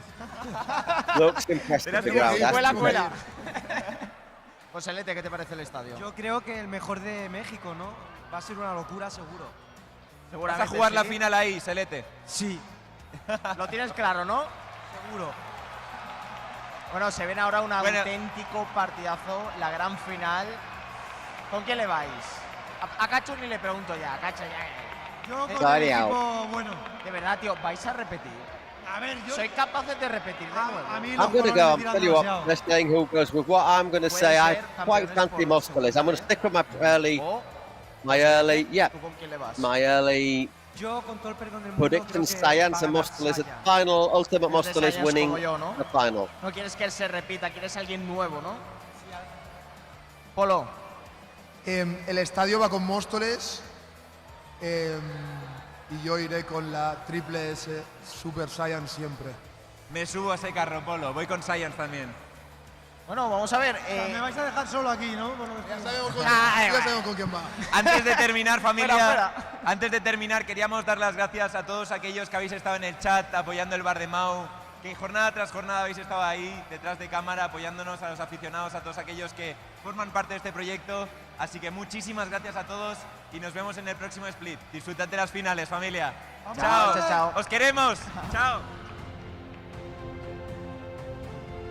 The boys at the Mau Bar always having fun, and they are ready for the final, just like we are here from the WiZink Center.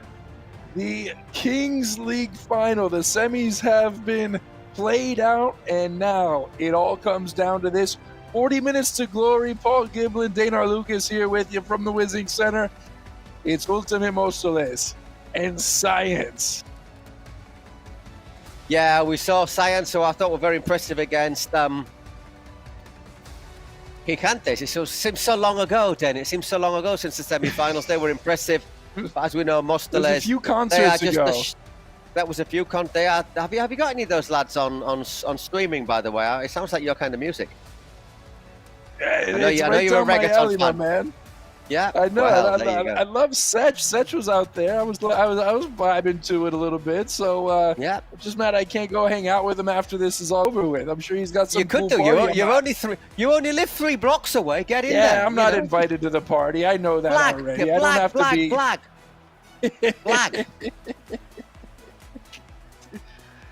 If I wasn't invited, I'm not going. And these guys weren't invited to the final. They had to earn their way here. Donny Marti and company getting through in the 4th spot of the slate. Got through the playoffs, got through the quarters, into the semis here today. Beats a very tough, very competitive side in Aniquiladores. The top spot was for Aniquiladores, and they were able to down the Giants. Wow, DJ Mario and Noah looking to reignite the flame. The Gref, yeah, I'm really excited. Yeah, we're a bit tired. Yeah, we've been a long time here. Tell us about that. The players are even more tired. We are. The penalty I'm going to take. The last one wasn't great. This doesn't have any sense at all. I'm very well accompanied at all. I'm going to say hello to Noah and Mario, who couldn't win the women's final, and they're not going to win this one either.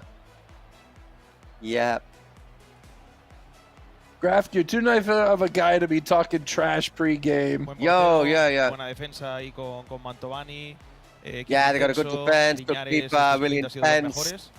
Now it's one of the best in this split. Really tough team. We scored 6 against them in the split, let's not forget. See if we can repeat that, but I'll stick with the 1-0 if we need to. Seems a bit gutted after the loss to the Queens League. It's only normal, but I mean, yeah, he's got a rebound. Sick as a parrot. I mean, it's, Noah said yes, they're going to be married.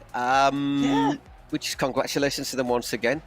I mean, but, 2 finalists. You want to win one, don't you? You want to win one. If you lose 2 finals, it's, but I think it would definitely sour the memory looking back on the day you proposed to Noah. So. Y rompiendo la maldición de Gigantes, que era el único equipo que no lo habíamos ganado en la Kings League, pues yo creo que ya estamos listos para llevarnos nuestra primera Kings League. I think we're ready to win our first title, our first banner.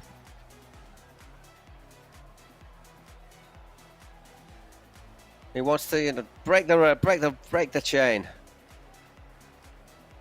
Hombre, sí, ahora ya si ganamos, para mí ganan también las chicas, somos un equipo, somos una familia. Y también necesito un poco que el público anime a la Mostoleta para animarme a mí un poquito también. ¡Vamos arriba! Eso es, tenemos que jugar en casa. He needs a little cheering up too. Nada. Aquí la gente quiere ver un buen fútbol. No entienden de localidad. Me gusta este público.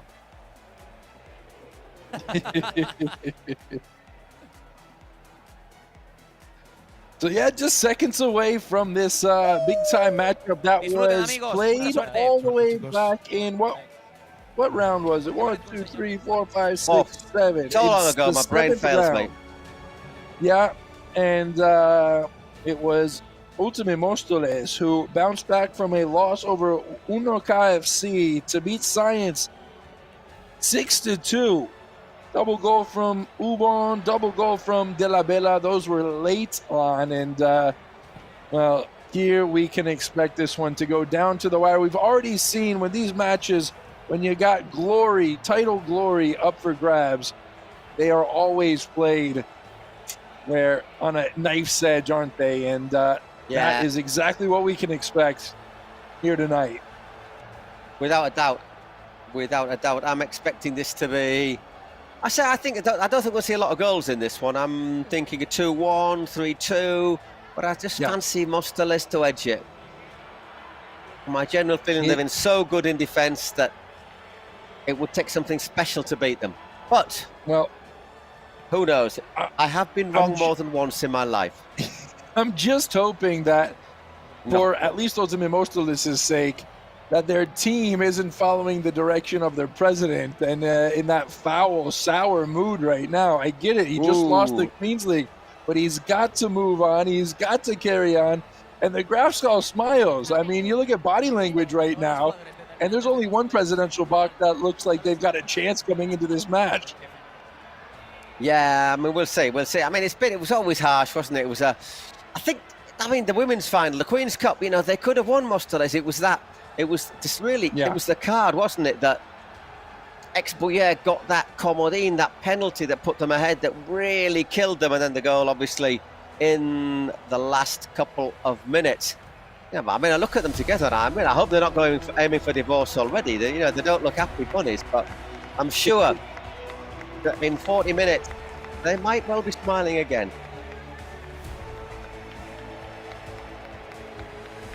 Llorente didn't seem too much of a fan of the pyrotechnics right there, covering his face, covering his eyes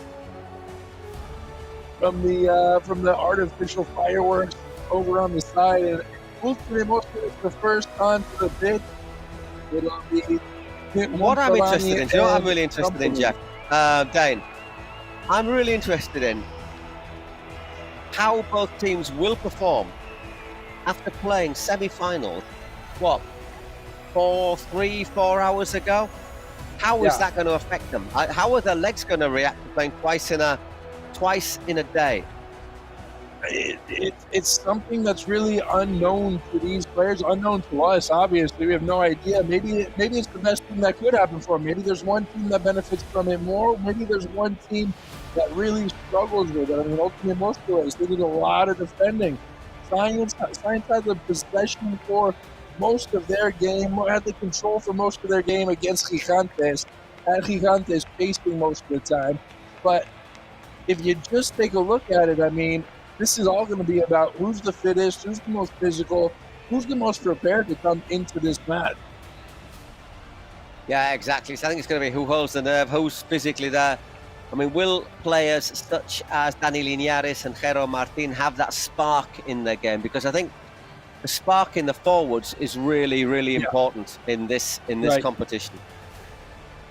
And I mean, Llorente, we have yet to see him actually break out and score a goal. He's had 2 chances to do so with Ultimate Móstoles, still looking for his debut goal. And what a better moment, what a better stage than the Kings League final here in the Spanish capital. Both coaches exchanging pleasantries, exchanging handshakes. But it is going to be a battle here over the next 40 minutes from WiZink Center.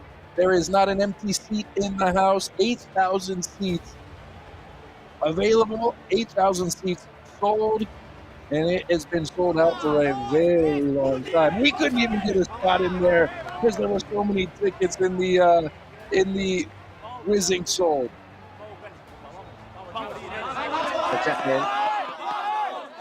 Well, you Mantovani giving the talk. And we've got 17 seconds to go before we get underway in this final.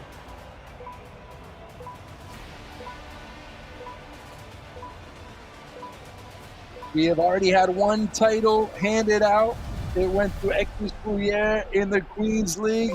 The Kings League final round winners are going to be named in 40 minutes. Sit back, relax, and enjoy the show here from WiZink as the cannon blasts off and we are underway from the Barrio Goya here in downtown Madrid. Jero Martin with the opening winning of the dropping of the ball here right around the center circle. And Jero Martin, obviously one of the talisman for Science. Science taking their chance, their second leading score, and they want to go for it against De La Vega and company for Ultimate Móstoles.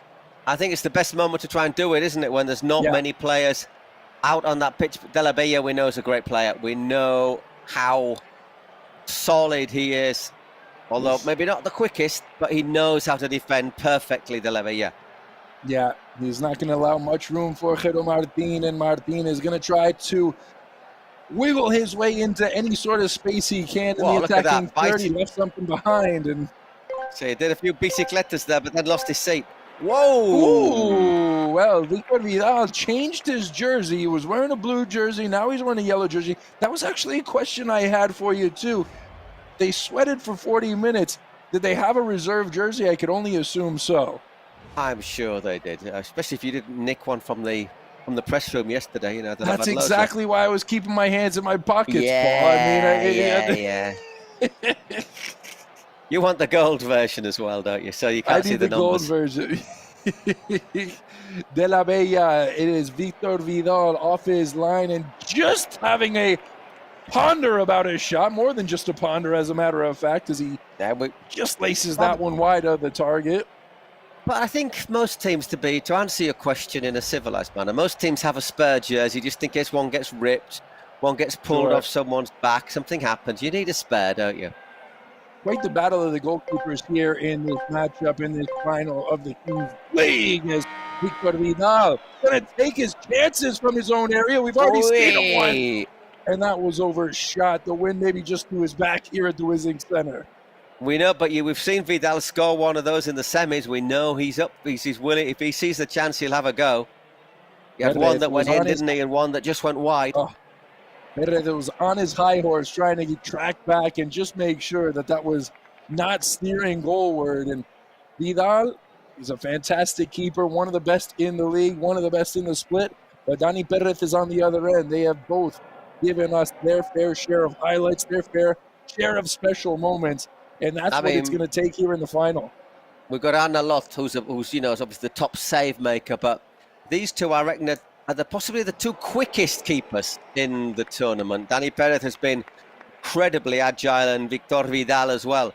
Anna Loth, I think, is a bit more of a traditional keeper, but these two are absolutely perfect for Kings League. Did Perez get just a little slight touch on that? It seemed like he had judged it. It seemed like he had just measured it up a little bit so where he knew it wasn't going to really trouble him. I doubt he got the touch, but on that second replay, maybe just took a little deflection. But here comes Science now looking for that opening goal. How important is the opening goal going to be? Well, increasingly more so, I think, as this game progresses. Oh, here it is. It's the opening chance. Jero Martin in off the keeper. It's Víctor Vidal cutting off the angle. Lovely stuff there from the Ultimate Móstoles #1. He is such a good keeper, and he just feels, there's times when you think he's almost invincible, isn't it? Until before the semis, he'd only conceded 15 goals. Incredible stats there from Víctor Vidal, who, not just a remarkable keeper, but not too bad on the operating table as well. Reconstructive surgeon. Yeah. We've had a nice profile piece on him, and one of those guys who is making an impact on and off the pitch. Yeah, I mean, that was great. There is a piece on the website, on the Kings League website, in which he talks about, well, basically his life outside of Kings League, and he is, as you say, he does reconstructive surgery.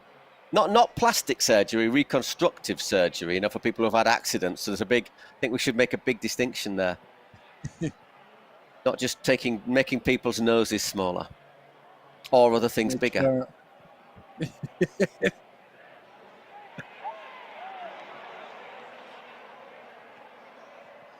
Here is a chance for Ultimate Móstoles to really push forward for the first time. We had a very narrow chance that just went wide of target for DJ Mario's side, 9977, looking to add to the celebration after dropping down on one knee and asking his lovely bride-to-be to marry him. And, of course, she said yes. How could she even ponder the thought of saying no in front of all these fans? And, ooh, Montovani.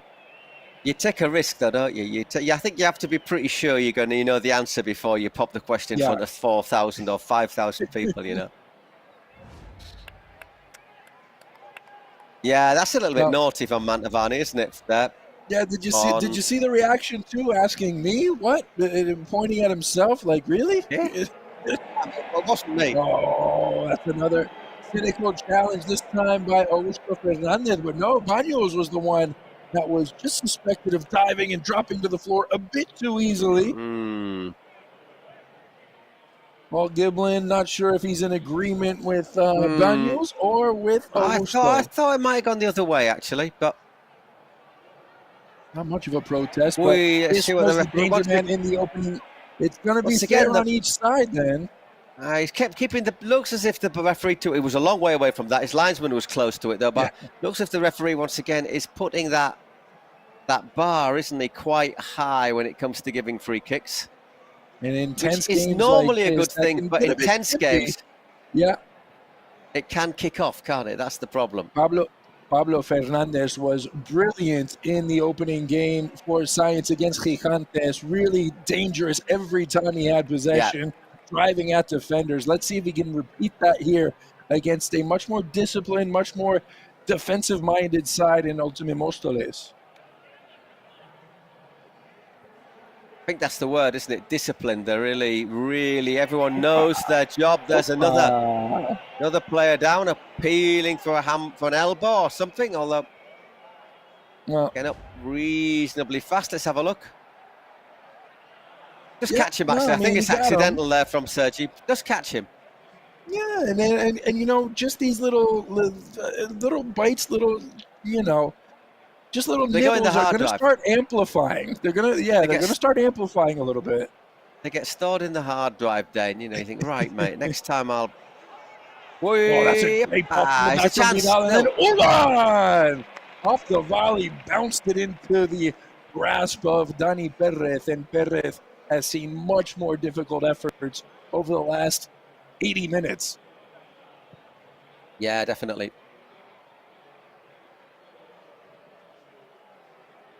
Augusto dropping back, Uban applying pressure and just barking out orders. Augusto Fernandez. Here is Pablo.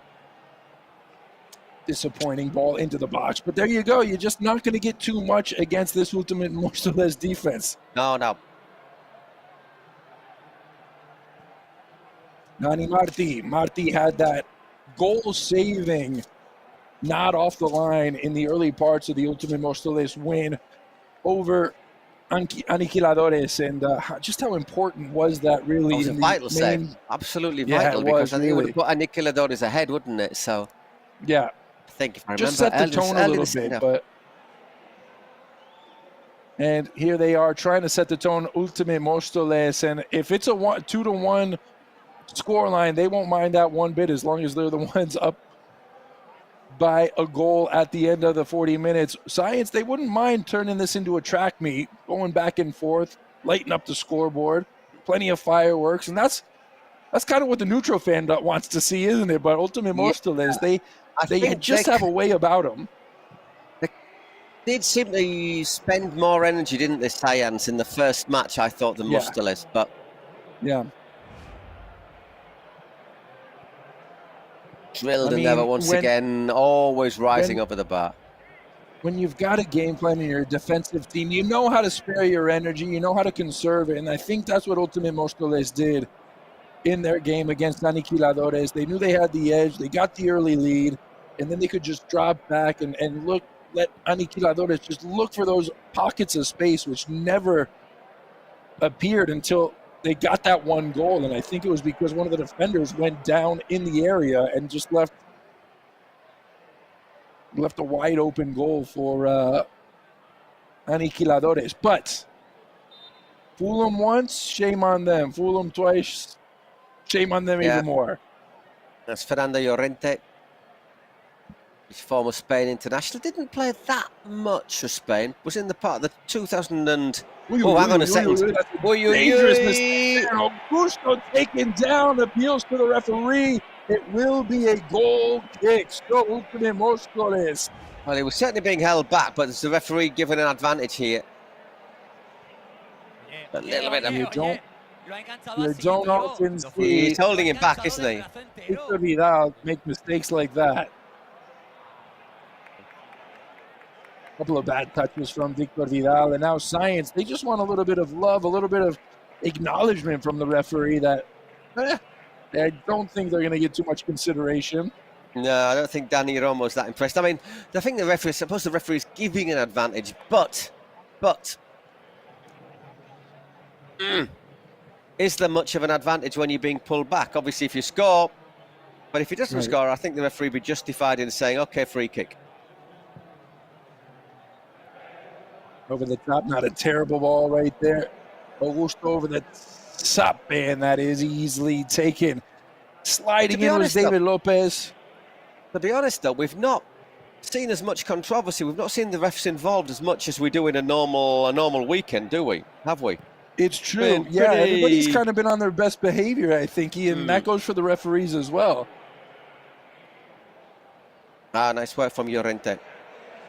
Good stuff. Strong stuff from Llorente. Carrying on and looking for the back post. It's an own goal. Science put it into their own net. And Ultimate Móstoles, sometimes that's all they need is just one goal of an advantage. Well, he saw Augusto. Saw the player coming in behind him. He knew he was under pressure. He had to cut it out. But Llorente there, just using his strength, isn't he? Turns. Look at that body strength.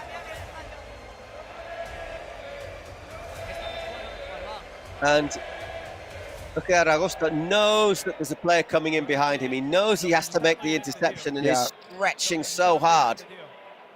But he can't do anything to avoid it. If he didn't get there, it was going to be a goal anyways. Yeah. So how does Science just change their way of going about this match? They're going to... Oh, no, it's going to be Mario taking the penalty. Presidential penalty. Oh, that's a great ball through the legs of Dani Marti, and it falls for Pablo Fernandez in the end. Llorente doing his donkey work in the defensive half of the pitch. Roar goes around the WiZink spinner as Ultimate Móstoles clear their lines again. DJ Mario preparing for his president penalty. Here looking to put his team 2-0 up and pile that pressure on. It's a good penalty, and it's a great time to take it. He's already showed he can. Well, he didn't show it in the semifinal, did he? Because he got that one saved on a terrible effort. It wasn't a great, but it was a decent save, but it wasn't a great penalty. So he's going to take it now. And we are at a bit of a lull right now. I think we are waiting. There he is. The president that was looks more relaxed than last time, doesn't he? Last time in the semis he didn't look, he looked a bit more tense. He looked up for it this time. Yeah. But he has got to beat Dani Perez.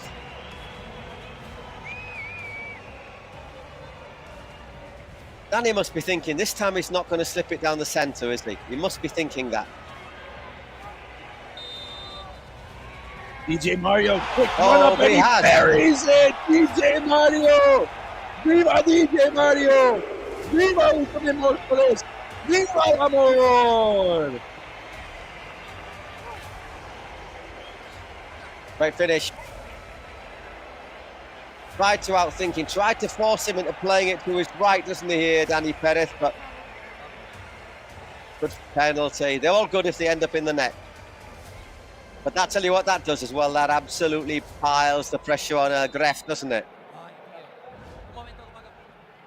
And the future wife-to-be couldn't be happier about her man. Oh, that's spilled by Dani Marti, and a lunging effort keeps that out of the back of the net. Montovani was charging in. It was there, wasn't it? Mantovani trying to pull the strings. And that's you don't see many mistakes on the back line for Ultimate Móstoles. Not of that caliber, at least. Oof, little misunderstanding there between Vidal and Dani.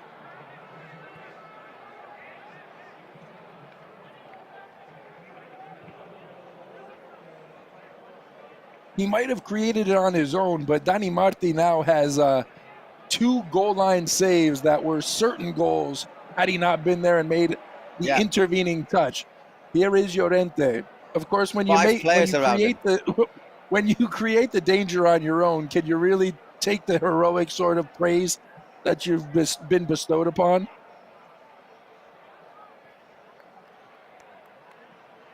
Mantovani. Here is a chance. Just wondering if Llorente and Mantovani ever went head-to-head in La Liga. Good question, that. I think Leganes started to get brought up or promoted just around the time he was in England, making his way around the continent. Yeah, it could be. I don't think so. Might be when he was in Sevilla. 2009. Yeah.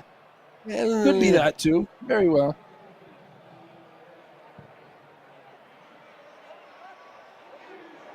Oh, well, that wasn't the most comfortable of clearances from Dani P, who had to come off his line. It was Kylian Honorato, who had a wonder strike in the semifinal against Aniquiladores.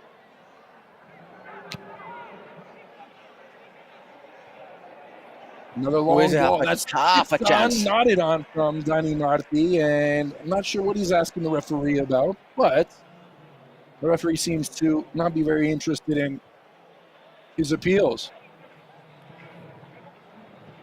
Well, we're whipping through the time in this game, aren't we? 15, nearly 16 minutes gone already. And it's non-stop. Out wide, Pablo Fernandez and Vidal stretching, lunging, sliding on the end line, but that's going to be a chance for Pablo Fernandez once again to look for a ball through the box. Picked on by Mantovani, but not exactly the direction he was hoping for. And now the break is on. Off the crossbar! Honorato was charging in, had a decent look at it. Defender was crashing in from behind, and he couldn't keep it down. Mario can't believe it. Well, I thought that was it. I thought that was 3-0, and I'm not going to say game over, but getting that way. Now, that's the dive. Fernandez.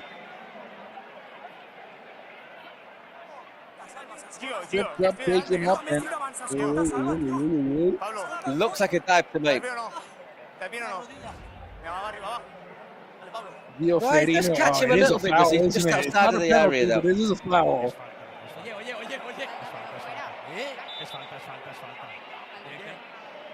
I really thought he'd taken a dive there. Outside the area, though, whatever the case. Yeah, but that's not the first time that Science might just feel prejudiced against. Yeah, exactly, by the referee. And oh, that's a perfectly weighted pass. Dani Perez takes it off the chest. Okay, play on, says the referee. Science looking on the break. Here it is into the middle, and elbows flying, bodies falling, whistles blowing, and we are quickly approaching the 18th minute mark. As you said, this is flying by, feverish pace to this match here in the final from WiZink. Oof. Ooh, there's a lot of chitter-chatter in the Science president's box about the refereeing that's been going on. Augusto Mantovani. This match is far from over, as we know, heading into the 18th minute. And why not take one? Get Mantovani in there. Let him have a chance at a header. Headed on. Oh, and it was always going wide off of the flick on from Ferino. But we are going to the dice here, and it's been a while since we've seen the catapult. Let's see what it's all about. And wheel that catapult out. And if we can get a smile from the warden of the catapult, that would be great. And it's a serious job. It's a fighter. We almost got the one. We almost had it. Oh, close. So close. But no. It's what everybody was hoping for, at least Science. They were definitely hoping for. But with 4v4, it's going to give Ultimate Mostoles a chance to continue to defend their own defensive third, and carrying a 2-goal advantage into halftime. That would certainly be a very welcome sight for DJ Mario, who just saw his Queens League team lose in a heartbreaking final. Here we go into the final 2 minutes of the first half. The dead-on sprint is going to be easily taken by Jero Martin and Science. There is Dani Linares. Haven't seen too much of him so far. Linares is going to look to poach here in the dado minutos, in the dice minute, and that was brilliant defending by Pizarro.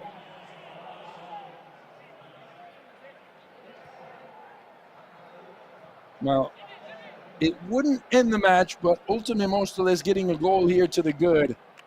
That would certainly put things very, very interesting. Remember, Science, they still have a president penalty. They still have that's the big, isn't it? Oh, my word! Oh! Vidal with the rocket from center circle! Hands of gold, on earth was that? Feet of iron.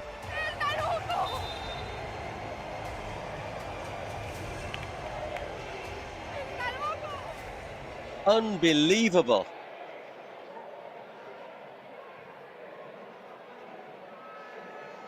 Quickly retaken. Science. They do not want to be at so halftime 3-0, and they won't be because they're PPT. Linares with his fourth goal of the day after a hat trick in the semis, and he's reignited life into the Science morale. That is absolutely insane and absolutely vital as well, that goal. Now, he is their top scorer for a reason. He does come up when they need him, and Linares is going to be relied upon even more as we go forward. Still a few minutes left, perhaps, in this first half. How many surprises, how many twists and turns do we have awaiting us? Ultimate Mostoles, I think they just want to get to halftime right now. Yeah, I'd still be happy if I was old DJ Mario. I'd be very happy for a couple of reasons, but I'm certainly be happy at the way this game's going. Unless they concede a double goal or something, I really think they're in the driving seat.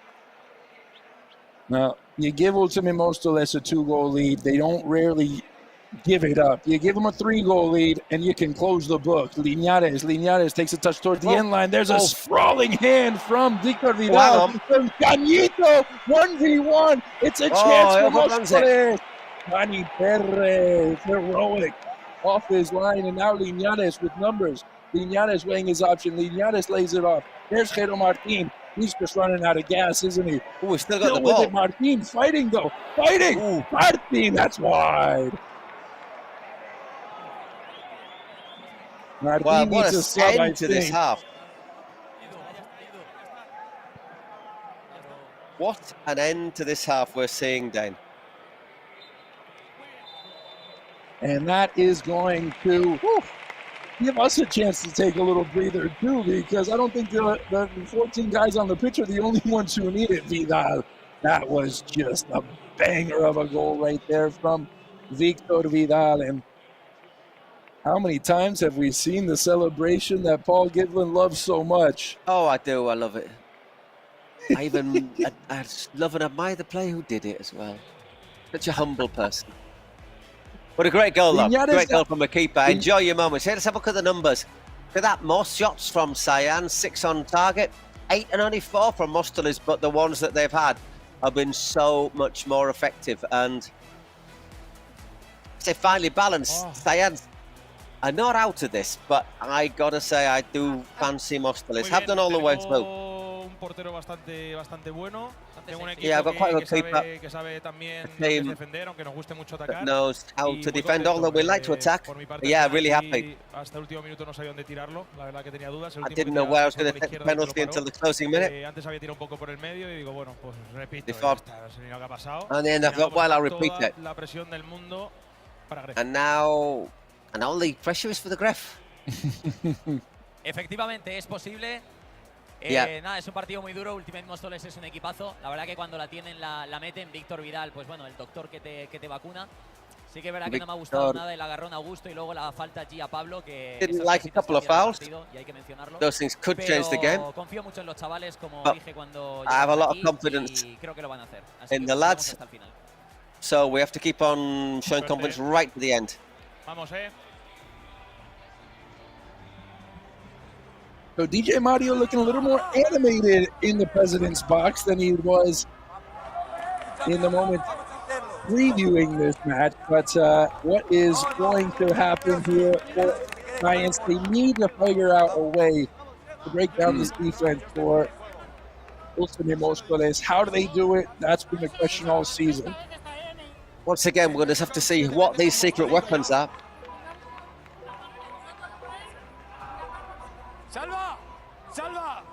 Two big moments, that goal for Cyan's making it 3-1, just giving them back into it, and then that sail in the end, that save from Carlos, from Danny Perez, which kept it at 3-1 and stopped it going to 4-1. I think 4-1, you're looking down the barrel of a gun. Speaking of which, Pechita, well done. Gets us back in play, and Ultimate Moscoles, what do they like to do? Defend. How long do they have to do it? 20 more minutes. Science, though, looking to spoil the engagement day of DJ Mario and 99977 and keep Ultimate Moscoles from winning their second Kings League title. Can they do it? Sit back, relax, still got that and enjoy the show. It's going to be tense. Oh, that's true. Yeah. Still got that presidential penalty. If the ref puts it in, it'll be 3-2. And then who knows what the secret weapons are. Once again, we've not had a star player come up. No, it's been no shootouts today either, which has been very interesting. I think that happened last Sunday when we did the games together. Didn't see any shootouts. So yeah, I haven't had any shootouts in the time I've been doing it. To be honest, you know, I don't know if I'm lucky or not because it's absolute drama. Whoa! Oh, blasting it was Dani Linares. He's got the taste for goal after getting one at the end of the first half, and he was headhunting right there. Victor Vidal had to have some strong hands, and he did.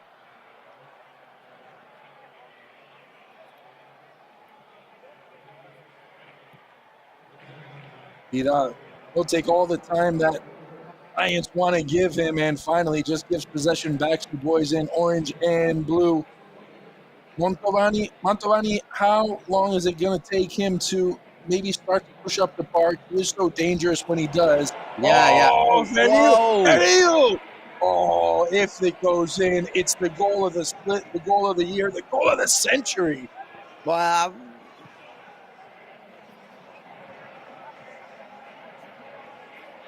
Ugon's and here we have another chance. Oh my word!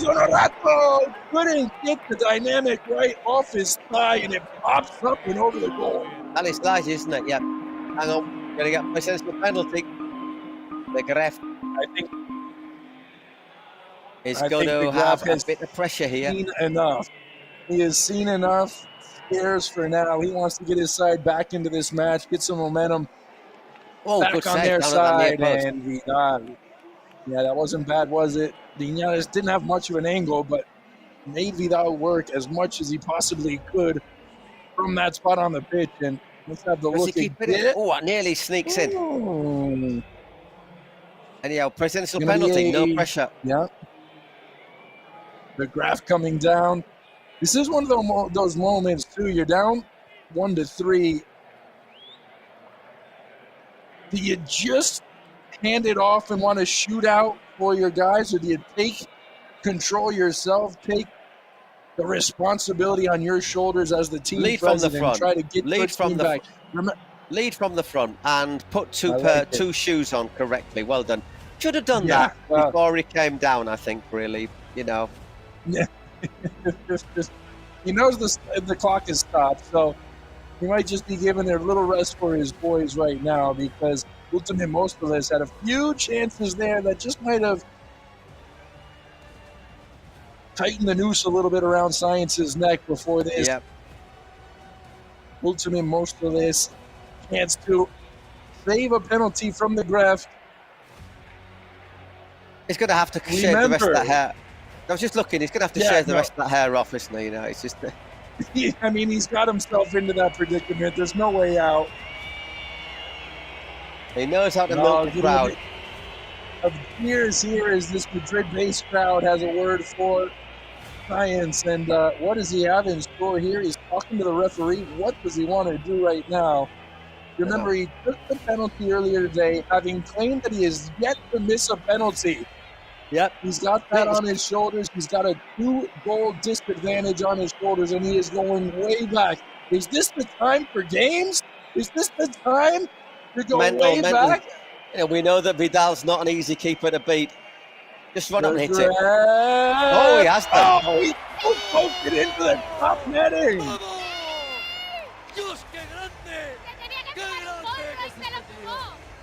No, that was a heck of a penalty, eh? That was an absolute torpedo into the back of the net. Was it a nice penalty? It looked ugly. I'm not sure about the run-up, but I'm not sure. I wonder what Cristiano Uban is saying to him. Let's get a replay of that. What does he toe poke it? Yeah, I think he does. I mean, the thing is, I get the feeling that if you don't know where you're going to hit it, how's the keeper going to guess? Basically, is my I suppose so. Keep everybody in the building guessing, including yourself. The big thing is not to blaze it over not to balloon it over the bar. And we go back with the corner. To the back post, there is Montovani, and he just was looking for the nod on across the face of goal. A chance now for Uban. Uban carrying, holding, trying to make the move, but that's a terrible giveaway in the middle of the puck. Dani Marti sending David Lopez to the ground, and will there be a yellow card here? Lopez writhing in agony, and he has been showed the first booking of this final. First yellow card. I wonder where he hit him. Can't him. Well, you don't often say it. You don't often say it, but they would love to have a 4-minute extension right now. It's really clear. Poor old David Lopez. Good job he hasn't just got engaged today, that's all I can say. Because that will have made his eyes water. That was painful. No, he's going to shake it off, and is it going to be Linares just looking for a bit of payback? And so, Dani Marti off for 2 minutes. Once we get back underway. Linares, that's a one-hopper that just was enough to worry Victor Vidal as he goes to the ground and watched it. Exactly. Skip past him like an angry bunny. Not a bad ball to Llorente. Llorente, he's got the ball on a string right there. So solid, isn't he? He hasn't lost a single ounce of his touch.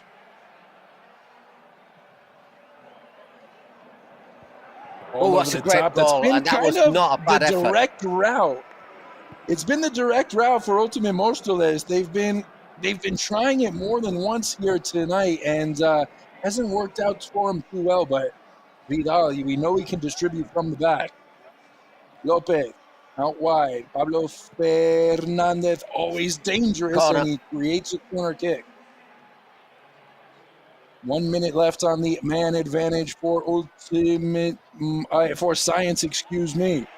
Oh, trying to just stretch in before that ball got to De La Bella. And those are two feisty defenders right there going head to head. As I said, it's going to have to be really clear for him to give it. Using his arms, isn't he, a little bit there, De La Bella, but I don't think it's... No. Mantovani is no stranger to that sort of defending whatsoever. And ref reckons, you know, what you're going to have to do, he's saying, to sort of get a penalty, because you're going to have to be very, very clear. But I think in a final it has to be pretty clear, doesn't it? So... Nah, that would be very unjust to call a penalty just for that. I mean, he's shielding him off in the end, and Mantovani knows exactly what that's all about. Oh, yeah. Not many players tougher to get around than the captain for Science. Linares now. This is a chance for Ferino. Ferino winds up, and who was it? It was Adesh Lage putting himself in harm's way and sacrificing for the team. Here's Linares out to this near side over the top. That might fall. Tricked in nicely, that. Once again, Mostel is having to get bodies behind the ball, aren't they? Fernandez, look how many there are indeed, Paul. That's it's just, and look, that's Fernando Llorente, your striker, your talisman, and he's all the way back in his own area. Not only the area, the small area, the 6-yard box, giving it all for his team as he can sniff title glory. It would be quite the debut for the first 3 games for Fernando Llorente, who joined right at the perfect time. Yeah, it's what they say in Spain, isn't it? Come in and kiss the saint. Besar el santo.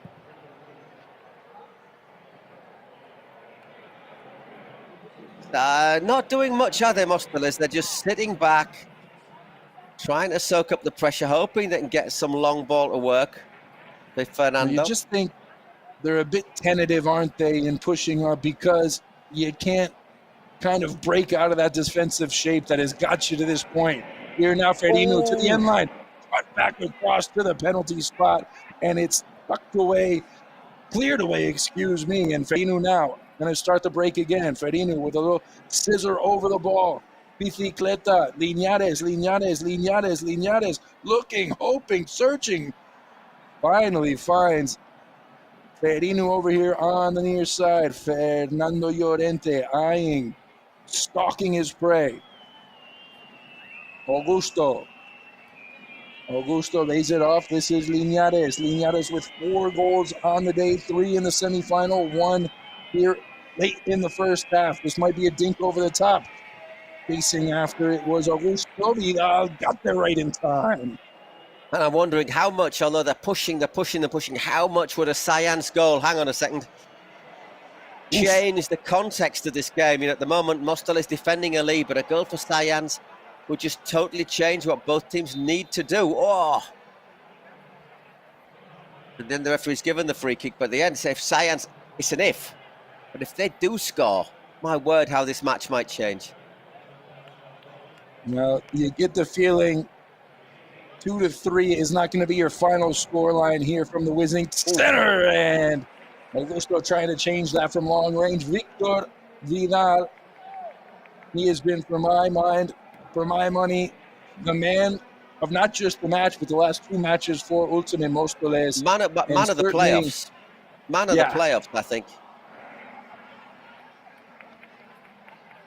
You give a lot of credit to Arnalds, who was a fantastic keeper for Uno KFC. Dani Perez also gets his recognition, but you talk about the guy who is without a doubt. The opposition, the quietest this split. It's been that man right there. Going down, it was Corro, and that might just leave some space open on the other end. Linares finding Jero Martin. Martin touches it around the defender. Left a little bit too much on it, though, and De La Bella was there to pick up the crumbs. It's one-way traffic at the moment. It's a appeal for handball. I think they've given it in the end against Linares. How long is Ultimate going to hang on right now? Because it's all pressure from Science here in the last 5 minutes or so.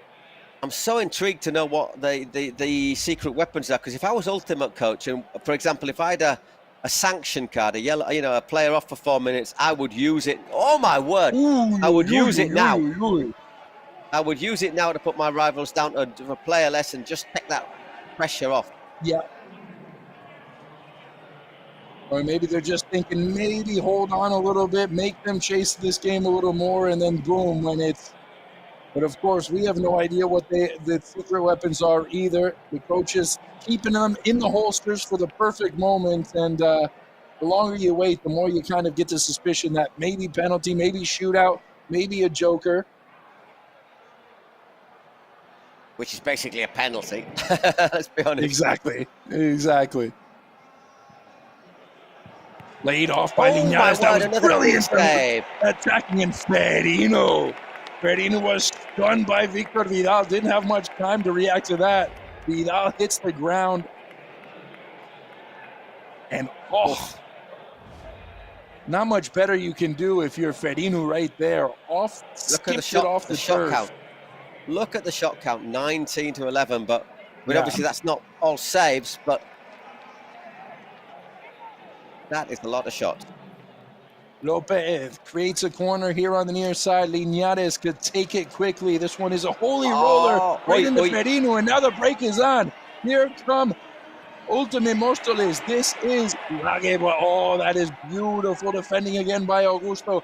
Now it's starting to pick up Paul Giblin. Back and forth we go as the free-flowing football continues here.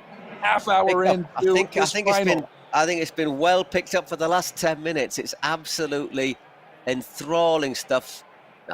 Last gas challenges, shots. What happened there with Vidal? Did he collide with the post? I think he just might have stepped on the foot of Ferino right there. Twisted a little bit of ankle. It's a half twist more than anything, but this is so finely balanced. Good on him for not sitting and sulking, trying to waste some time, because obviously in the Kings League you can't do that. No, just a couple of seconds at the most. Wasteful possession right there, wasteful ball, and you just wonder if that ankle is feeling okay after, I don't know if he'd stepped on Ferino, what happened, but he'll have to be 100% healthy, because he knows he's got an onslaught coming for the next 9 minutes. And again, he's healthy. He's healthy, Speaking of which, he's healthy. You might say so. I'm really fed up. The Gref is a little frustrated, a little over seeing Victor Vidal. I don't think Victor Vidal even saw that until the last moment, you know. It went through such a crowd of players. He's a little frustrated with his distribution from the back, but when you're making saves like he's been making, you can afford to give the ball away a little bit more than perhaps your coach might prefer. Ultimate Mostoles back in their defensive shape, and that is always bad news for the opposition, especially when they're down a goal. Linares loses possession, and it's an Ultimate Mostoles throw in all the way back. Will Vidal once again he's sending it long, isn't he? If they're going to play like that, If they're going to play like that, they need Fernando Llorente on pretty quickly again. You know, he's been thinking he's getting a rest, hasn't he? But if you're going to play it long, you need him back on. I suspect we'll see him before too long. Just minutes remaining in this Kings League split, in the Kings League playoffs, but Jero Martin, and there was a chance there for Serra, blocked away again. Serra continuing, keeping possession, all the way back for Lopez. Oh, that's cheeky stuff. And again, stepping on the ball, Augusto, all the way back to Mantovani. Here is Pablo David Lopez. Lopez now fighting Serra. You knew where the target was placed. He just couldn't keep it down. Gref reckons we're playing really well, but they've got him pinned back. They're being kept at bay by Vidal. They have 6.5 minutes to find an equaliser. There's Llorente back on. I think that'll make them a bit more effective, Mostoles, because obviously they've been struggling to get on the end of those long balls, haven't they, from Vidal? So having Llorente in there, he can bring it down, it can hold defenders off, it can buy you time, bring other players into it. Really important. To be fair, that's not a bad ball. That's begging to be touched home, and there, again it's Vidal stuffing Jero Martin, and a handball perhaps. That's what's being petitioned by Ultimate, or by Science right now. Big appeals for handball here. Jero Martin had it, and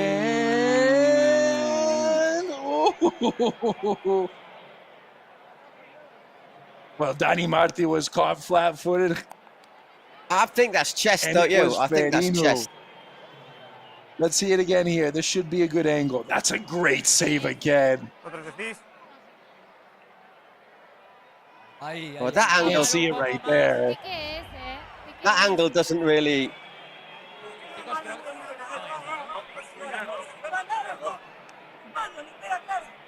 Carl, I think it's worth at least the referee having a look at the center circle, having a look at midway. Okay. We're going to VAR. Okay. There's nothing, says the referee. No? Okay. That's my feeling. I thought it was referee. chest. I thought it was chest, I'm going to be honest. Bellino fighting back after losing possession, and here now it is Alex. Oh, outside of the foot. It would have been spectacular. Still not seeing the secret weapons. Yeah, they keep on holding on to him, and it just makes you think that there might be some penalties in the pockets of at least one team, if not two, with that Joker being available. Yeah, or a shootout. Got to be. It's got to be penalty shootout, or got to be. And it would be the first one we see all day long. Jero Martin, and that is cut away by Ferino, the captain. Well, we were wondering if whether we'd see any dip in physical effort, wouldn't we? But we're not. Basically, they're just keeping going. This is back in play, back into the penalty spot, and played back. Ferino is around. So too. Now cleared away in the end. No chances being taken by Dani Marti. Mantovani. Does he just start to push up? He is so dangerous when he does. Those balls into the box, balls into the area, on the back post. Creates so much danger. Here he is once more in the center circle. It's just got to start getting in there. Now, David Lopez. Again, though, that's just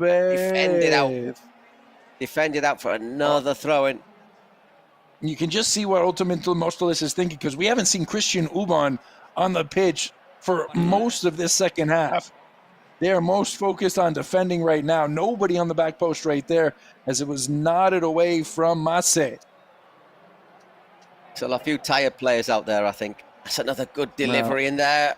He went down, Martin off the volley, and that went into row 36 here at the WiZink Center. Which is good, because there's only 35 rows. Into the hot dog stands or the Mao bar. Only 30 seconds left for these secret weapons. What are they? Yeah, you got to play them. When are sound the horns! Sound the horns! What are we waiting for? I'm intrigued. Oh, Yes, it was just the run. Yeah. But that's clever, because if you let it go out, you got to take it quickly as it is. Otherwise, you have to.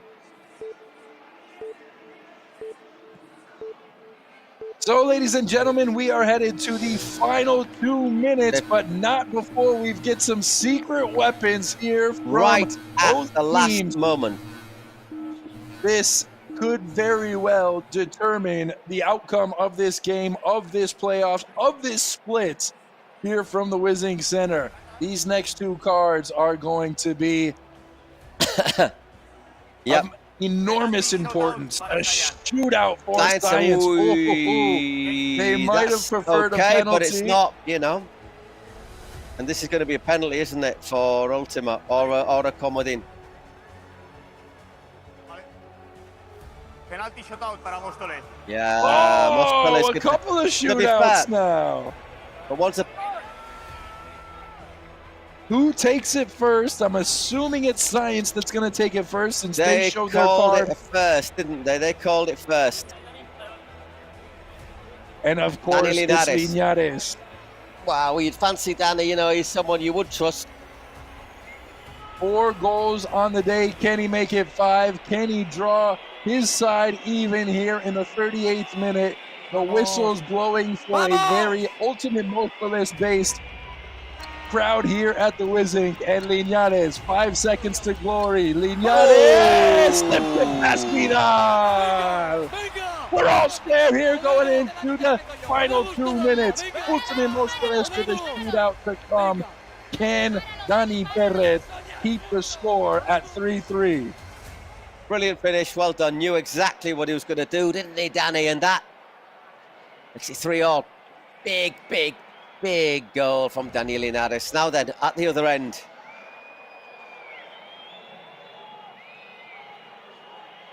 It's going to be Coro.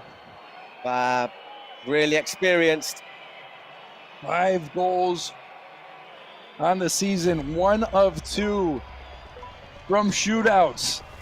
Can he make it 2 of 3? This, we go into golden goal. And he hasn't. It's Coro, and he blows it wide.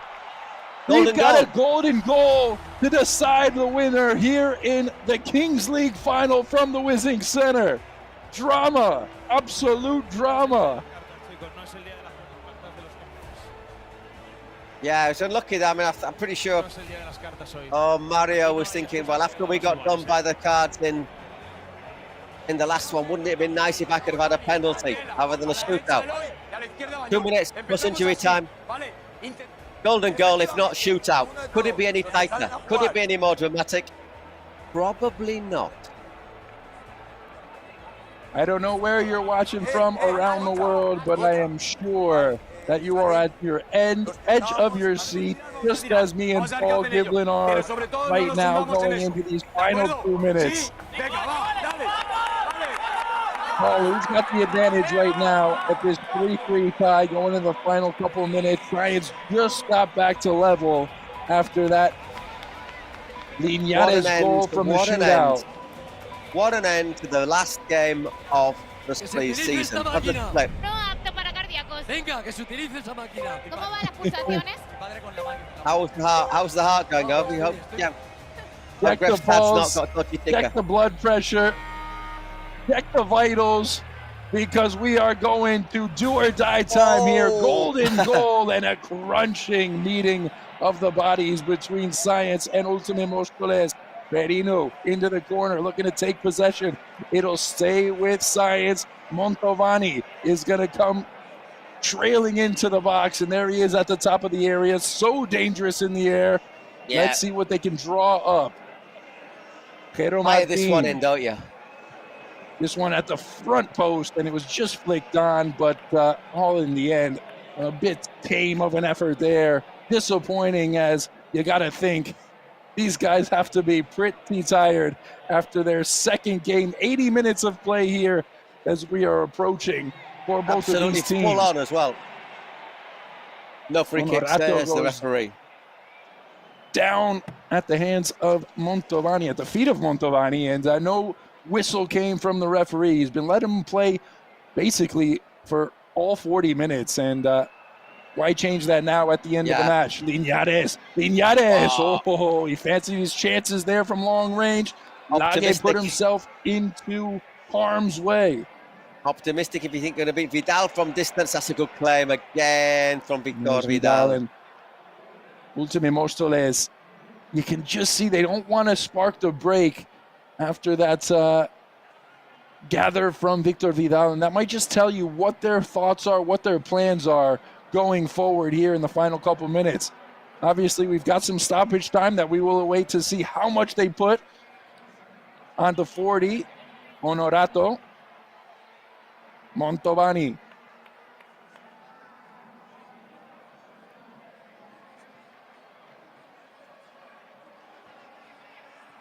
Augusto sprays it wide. Linares took a ball. It's a chance. Pablo Fernandez going down in the box. Play on, says the referee. You'd be a brave referee to give a penalty now, wouldn't you?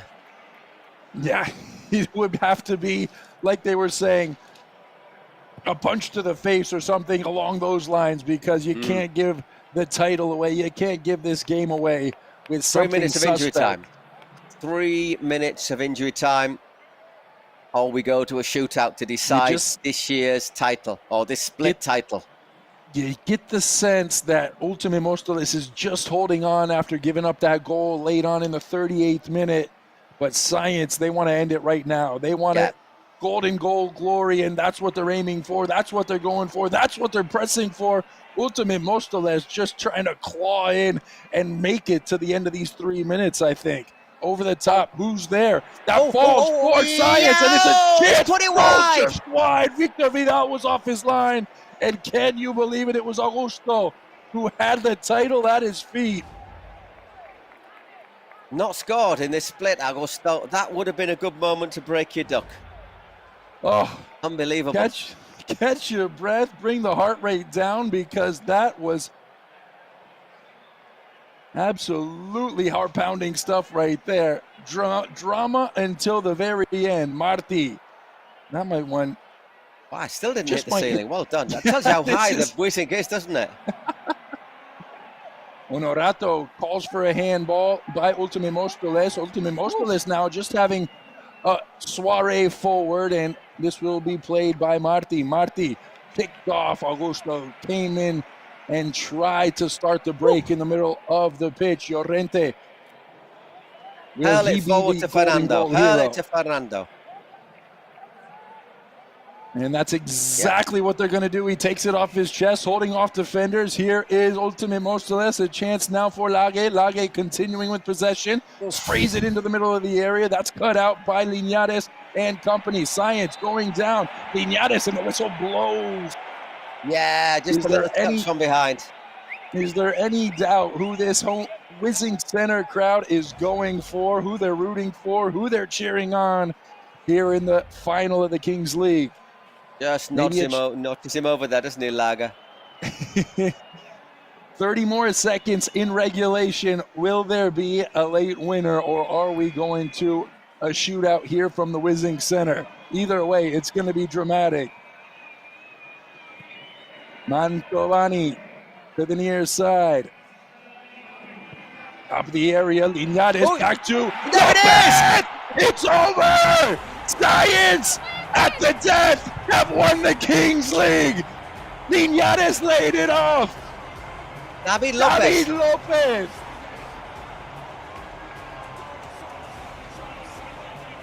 Gotta say that's a joker for old Mario and Noah, losing 2 finals. But I think they deserve it, Science, because they just went for it and they went for it and they went for it.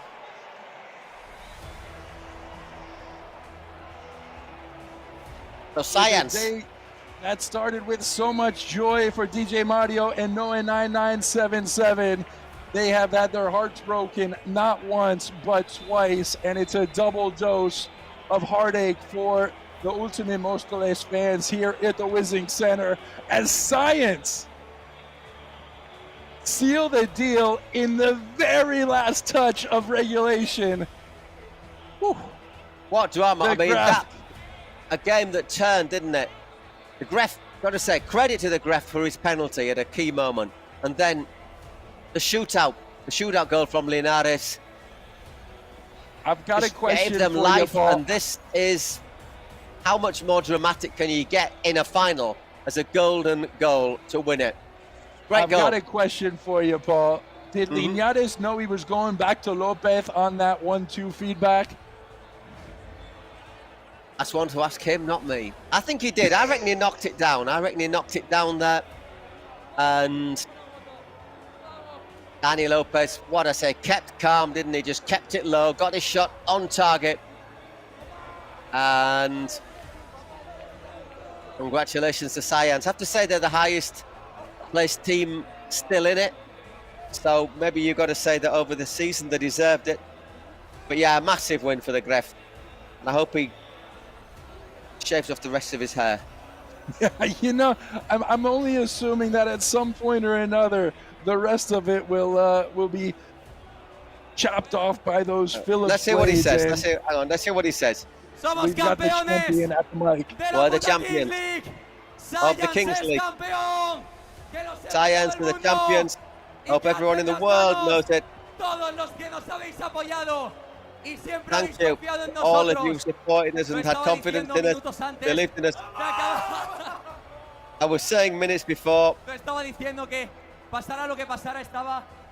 whatever happens, I was so proud of this team, of the second club who played the game in general, starting off with 2-0 and getting back into it. Thanks to everyone. Well, thanks everybody supported us when nobody gave anything for this team. We're the champions, and now we're going for the World Cup. We'll see you in Mexico. Thank you, WiZink.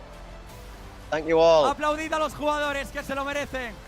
Please support the players, applaud the players, they deserve it. Well, you got to say, winners of the Spanish Kings League, you got to put them straight away amongst the starting favourites for the World Cup in Mexico. What drama. That, he says, back from 2-0 down. Well, they've been the cardiac kids over the last couple of weeks, haven't they? It was 3-0, wasn't it, before they scored that goal just before half-time? It was 3-0, and it seemed like all was lost for Science and the Gref, but they came back, they kept their cool. Dani Perez made some big saves.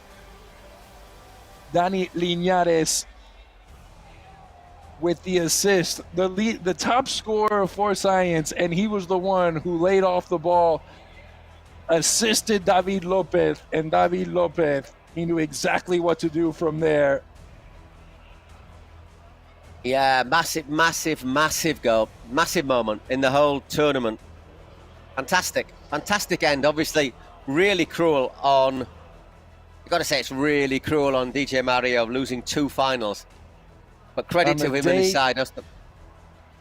On the day he drops down on his knee and commits himself and to Noe 977, and they agree to marry. Their hearts are broken just hours later, and that's got to be a tough blow, but it is a congratulation due to Ultimate Móstoles, who really were the best defensive team in the entire splits, in the entire league. But Science, they kept knocking and knocking and knocking, and Ultimate Móstoles could bend no longer before they finally broke. And Capitan Mantovani and the rest of their crew, they will be painting the town red tonight here in the Spanish capital. Turn the town red indeed. So we'll talk you through a little bit. We'll watch a bit of the celebration. Here they are, the champions of the Kings League. We'll do a couple of interviews, I'm sure.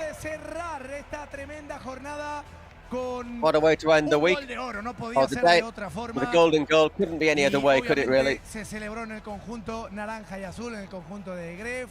Habrá que ver qué pasa con la maquinilla. Just to remind you, this will be at the end of this split, the third top. The third split. We'll be back for the next split in September, but before that, we have the World Cup. 25th of May with the World Cup. Mantovani won the title with the Barrio, and now is going to lift the total title again with Science. Gerard Piqué comes back. Could you have any more tension for a final?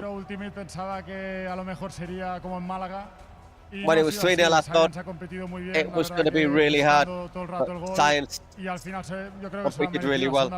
And in the end, they deserved it in the second half. There was constant attacking in the second half, and they scored the golden goal in the closing seconds. La celebración seguramente de Science, pero antes, vamos con el mejor guardameta, el mejor portero del split de la Kings League InfoJobs. Un aplauso de Ultimate Móstoles, Víctor Vidal. Víctor Vidal wins it. I think I've thoroughly deserved, don't you, Dan?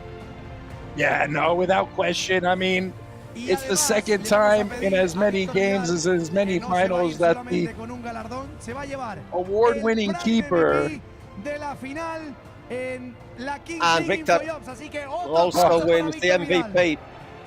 What's a choker that, isn't it? You win the best keeper, the MVP, and you end up on the losing side. It was outstanding in the whole split, though. Gracias de Doctor por habernos dado tanto. Dr. Vidal. Hay que recibir a alguien que se ha cansado de meter goles en esta Kings League InfoJobs. Dani Linares. Dani Linares now. Máximo goleador de la competición. Top scorer of the competition. Dani Linares, que lo agradece a su equipo, y aprovechando el gesto de Dani, llamamos a todos Science. Vénganse para el escenario. Science, arriba Science. All of Science onto the stage. Por favor, al escenario. Somebody gonna listen to the guy speaking or not? Gerard, es imposible. Están a lo suyo. Están a su grito de MVP.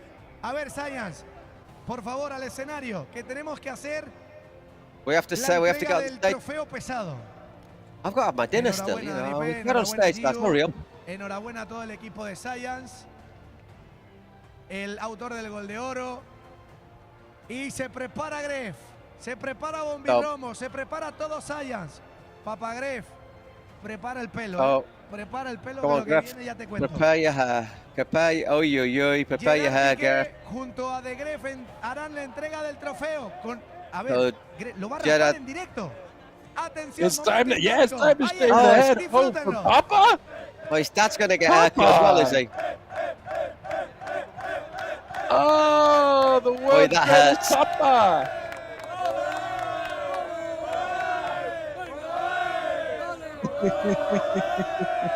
He's been with them side by side all slate long.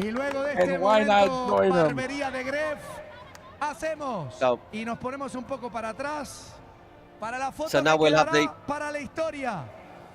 The photo. Para la historia de Science, para la historia de la Kings League InfoJobs. Aquí están con Martín Mantovani y compañía. Campeón. Martín Mantovani y compañía. Campeón.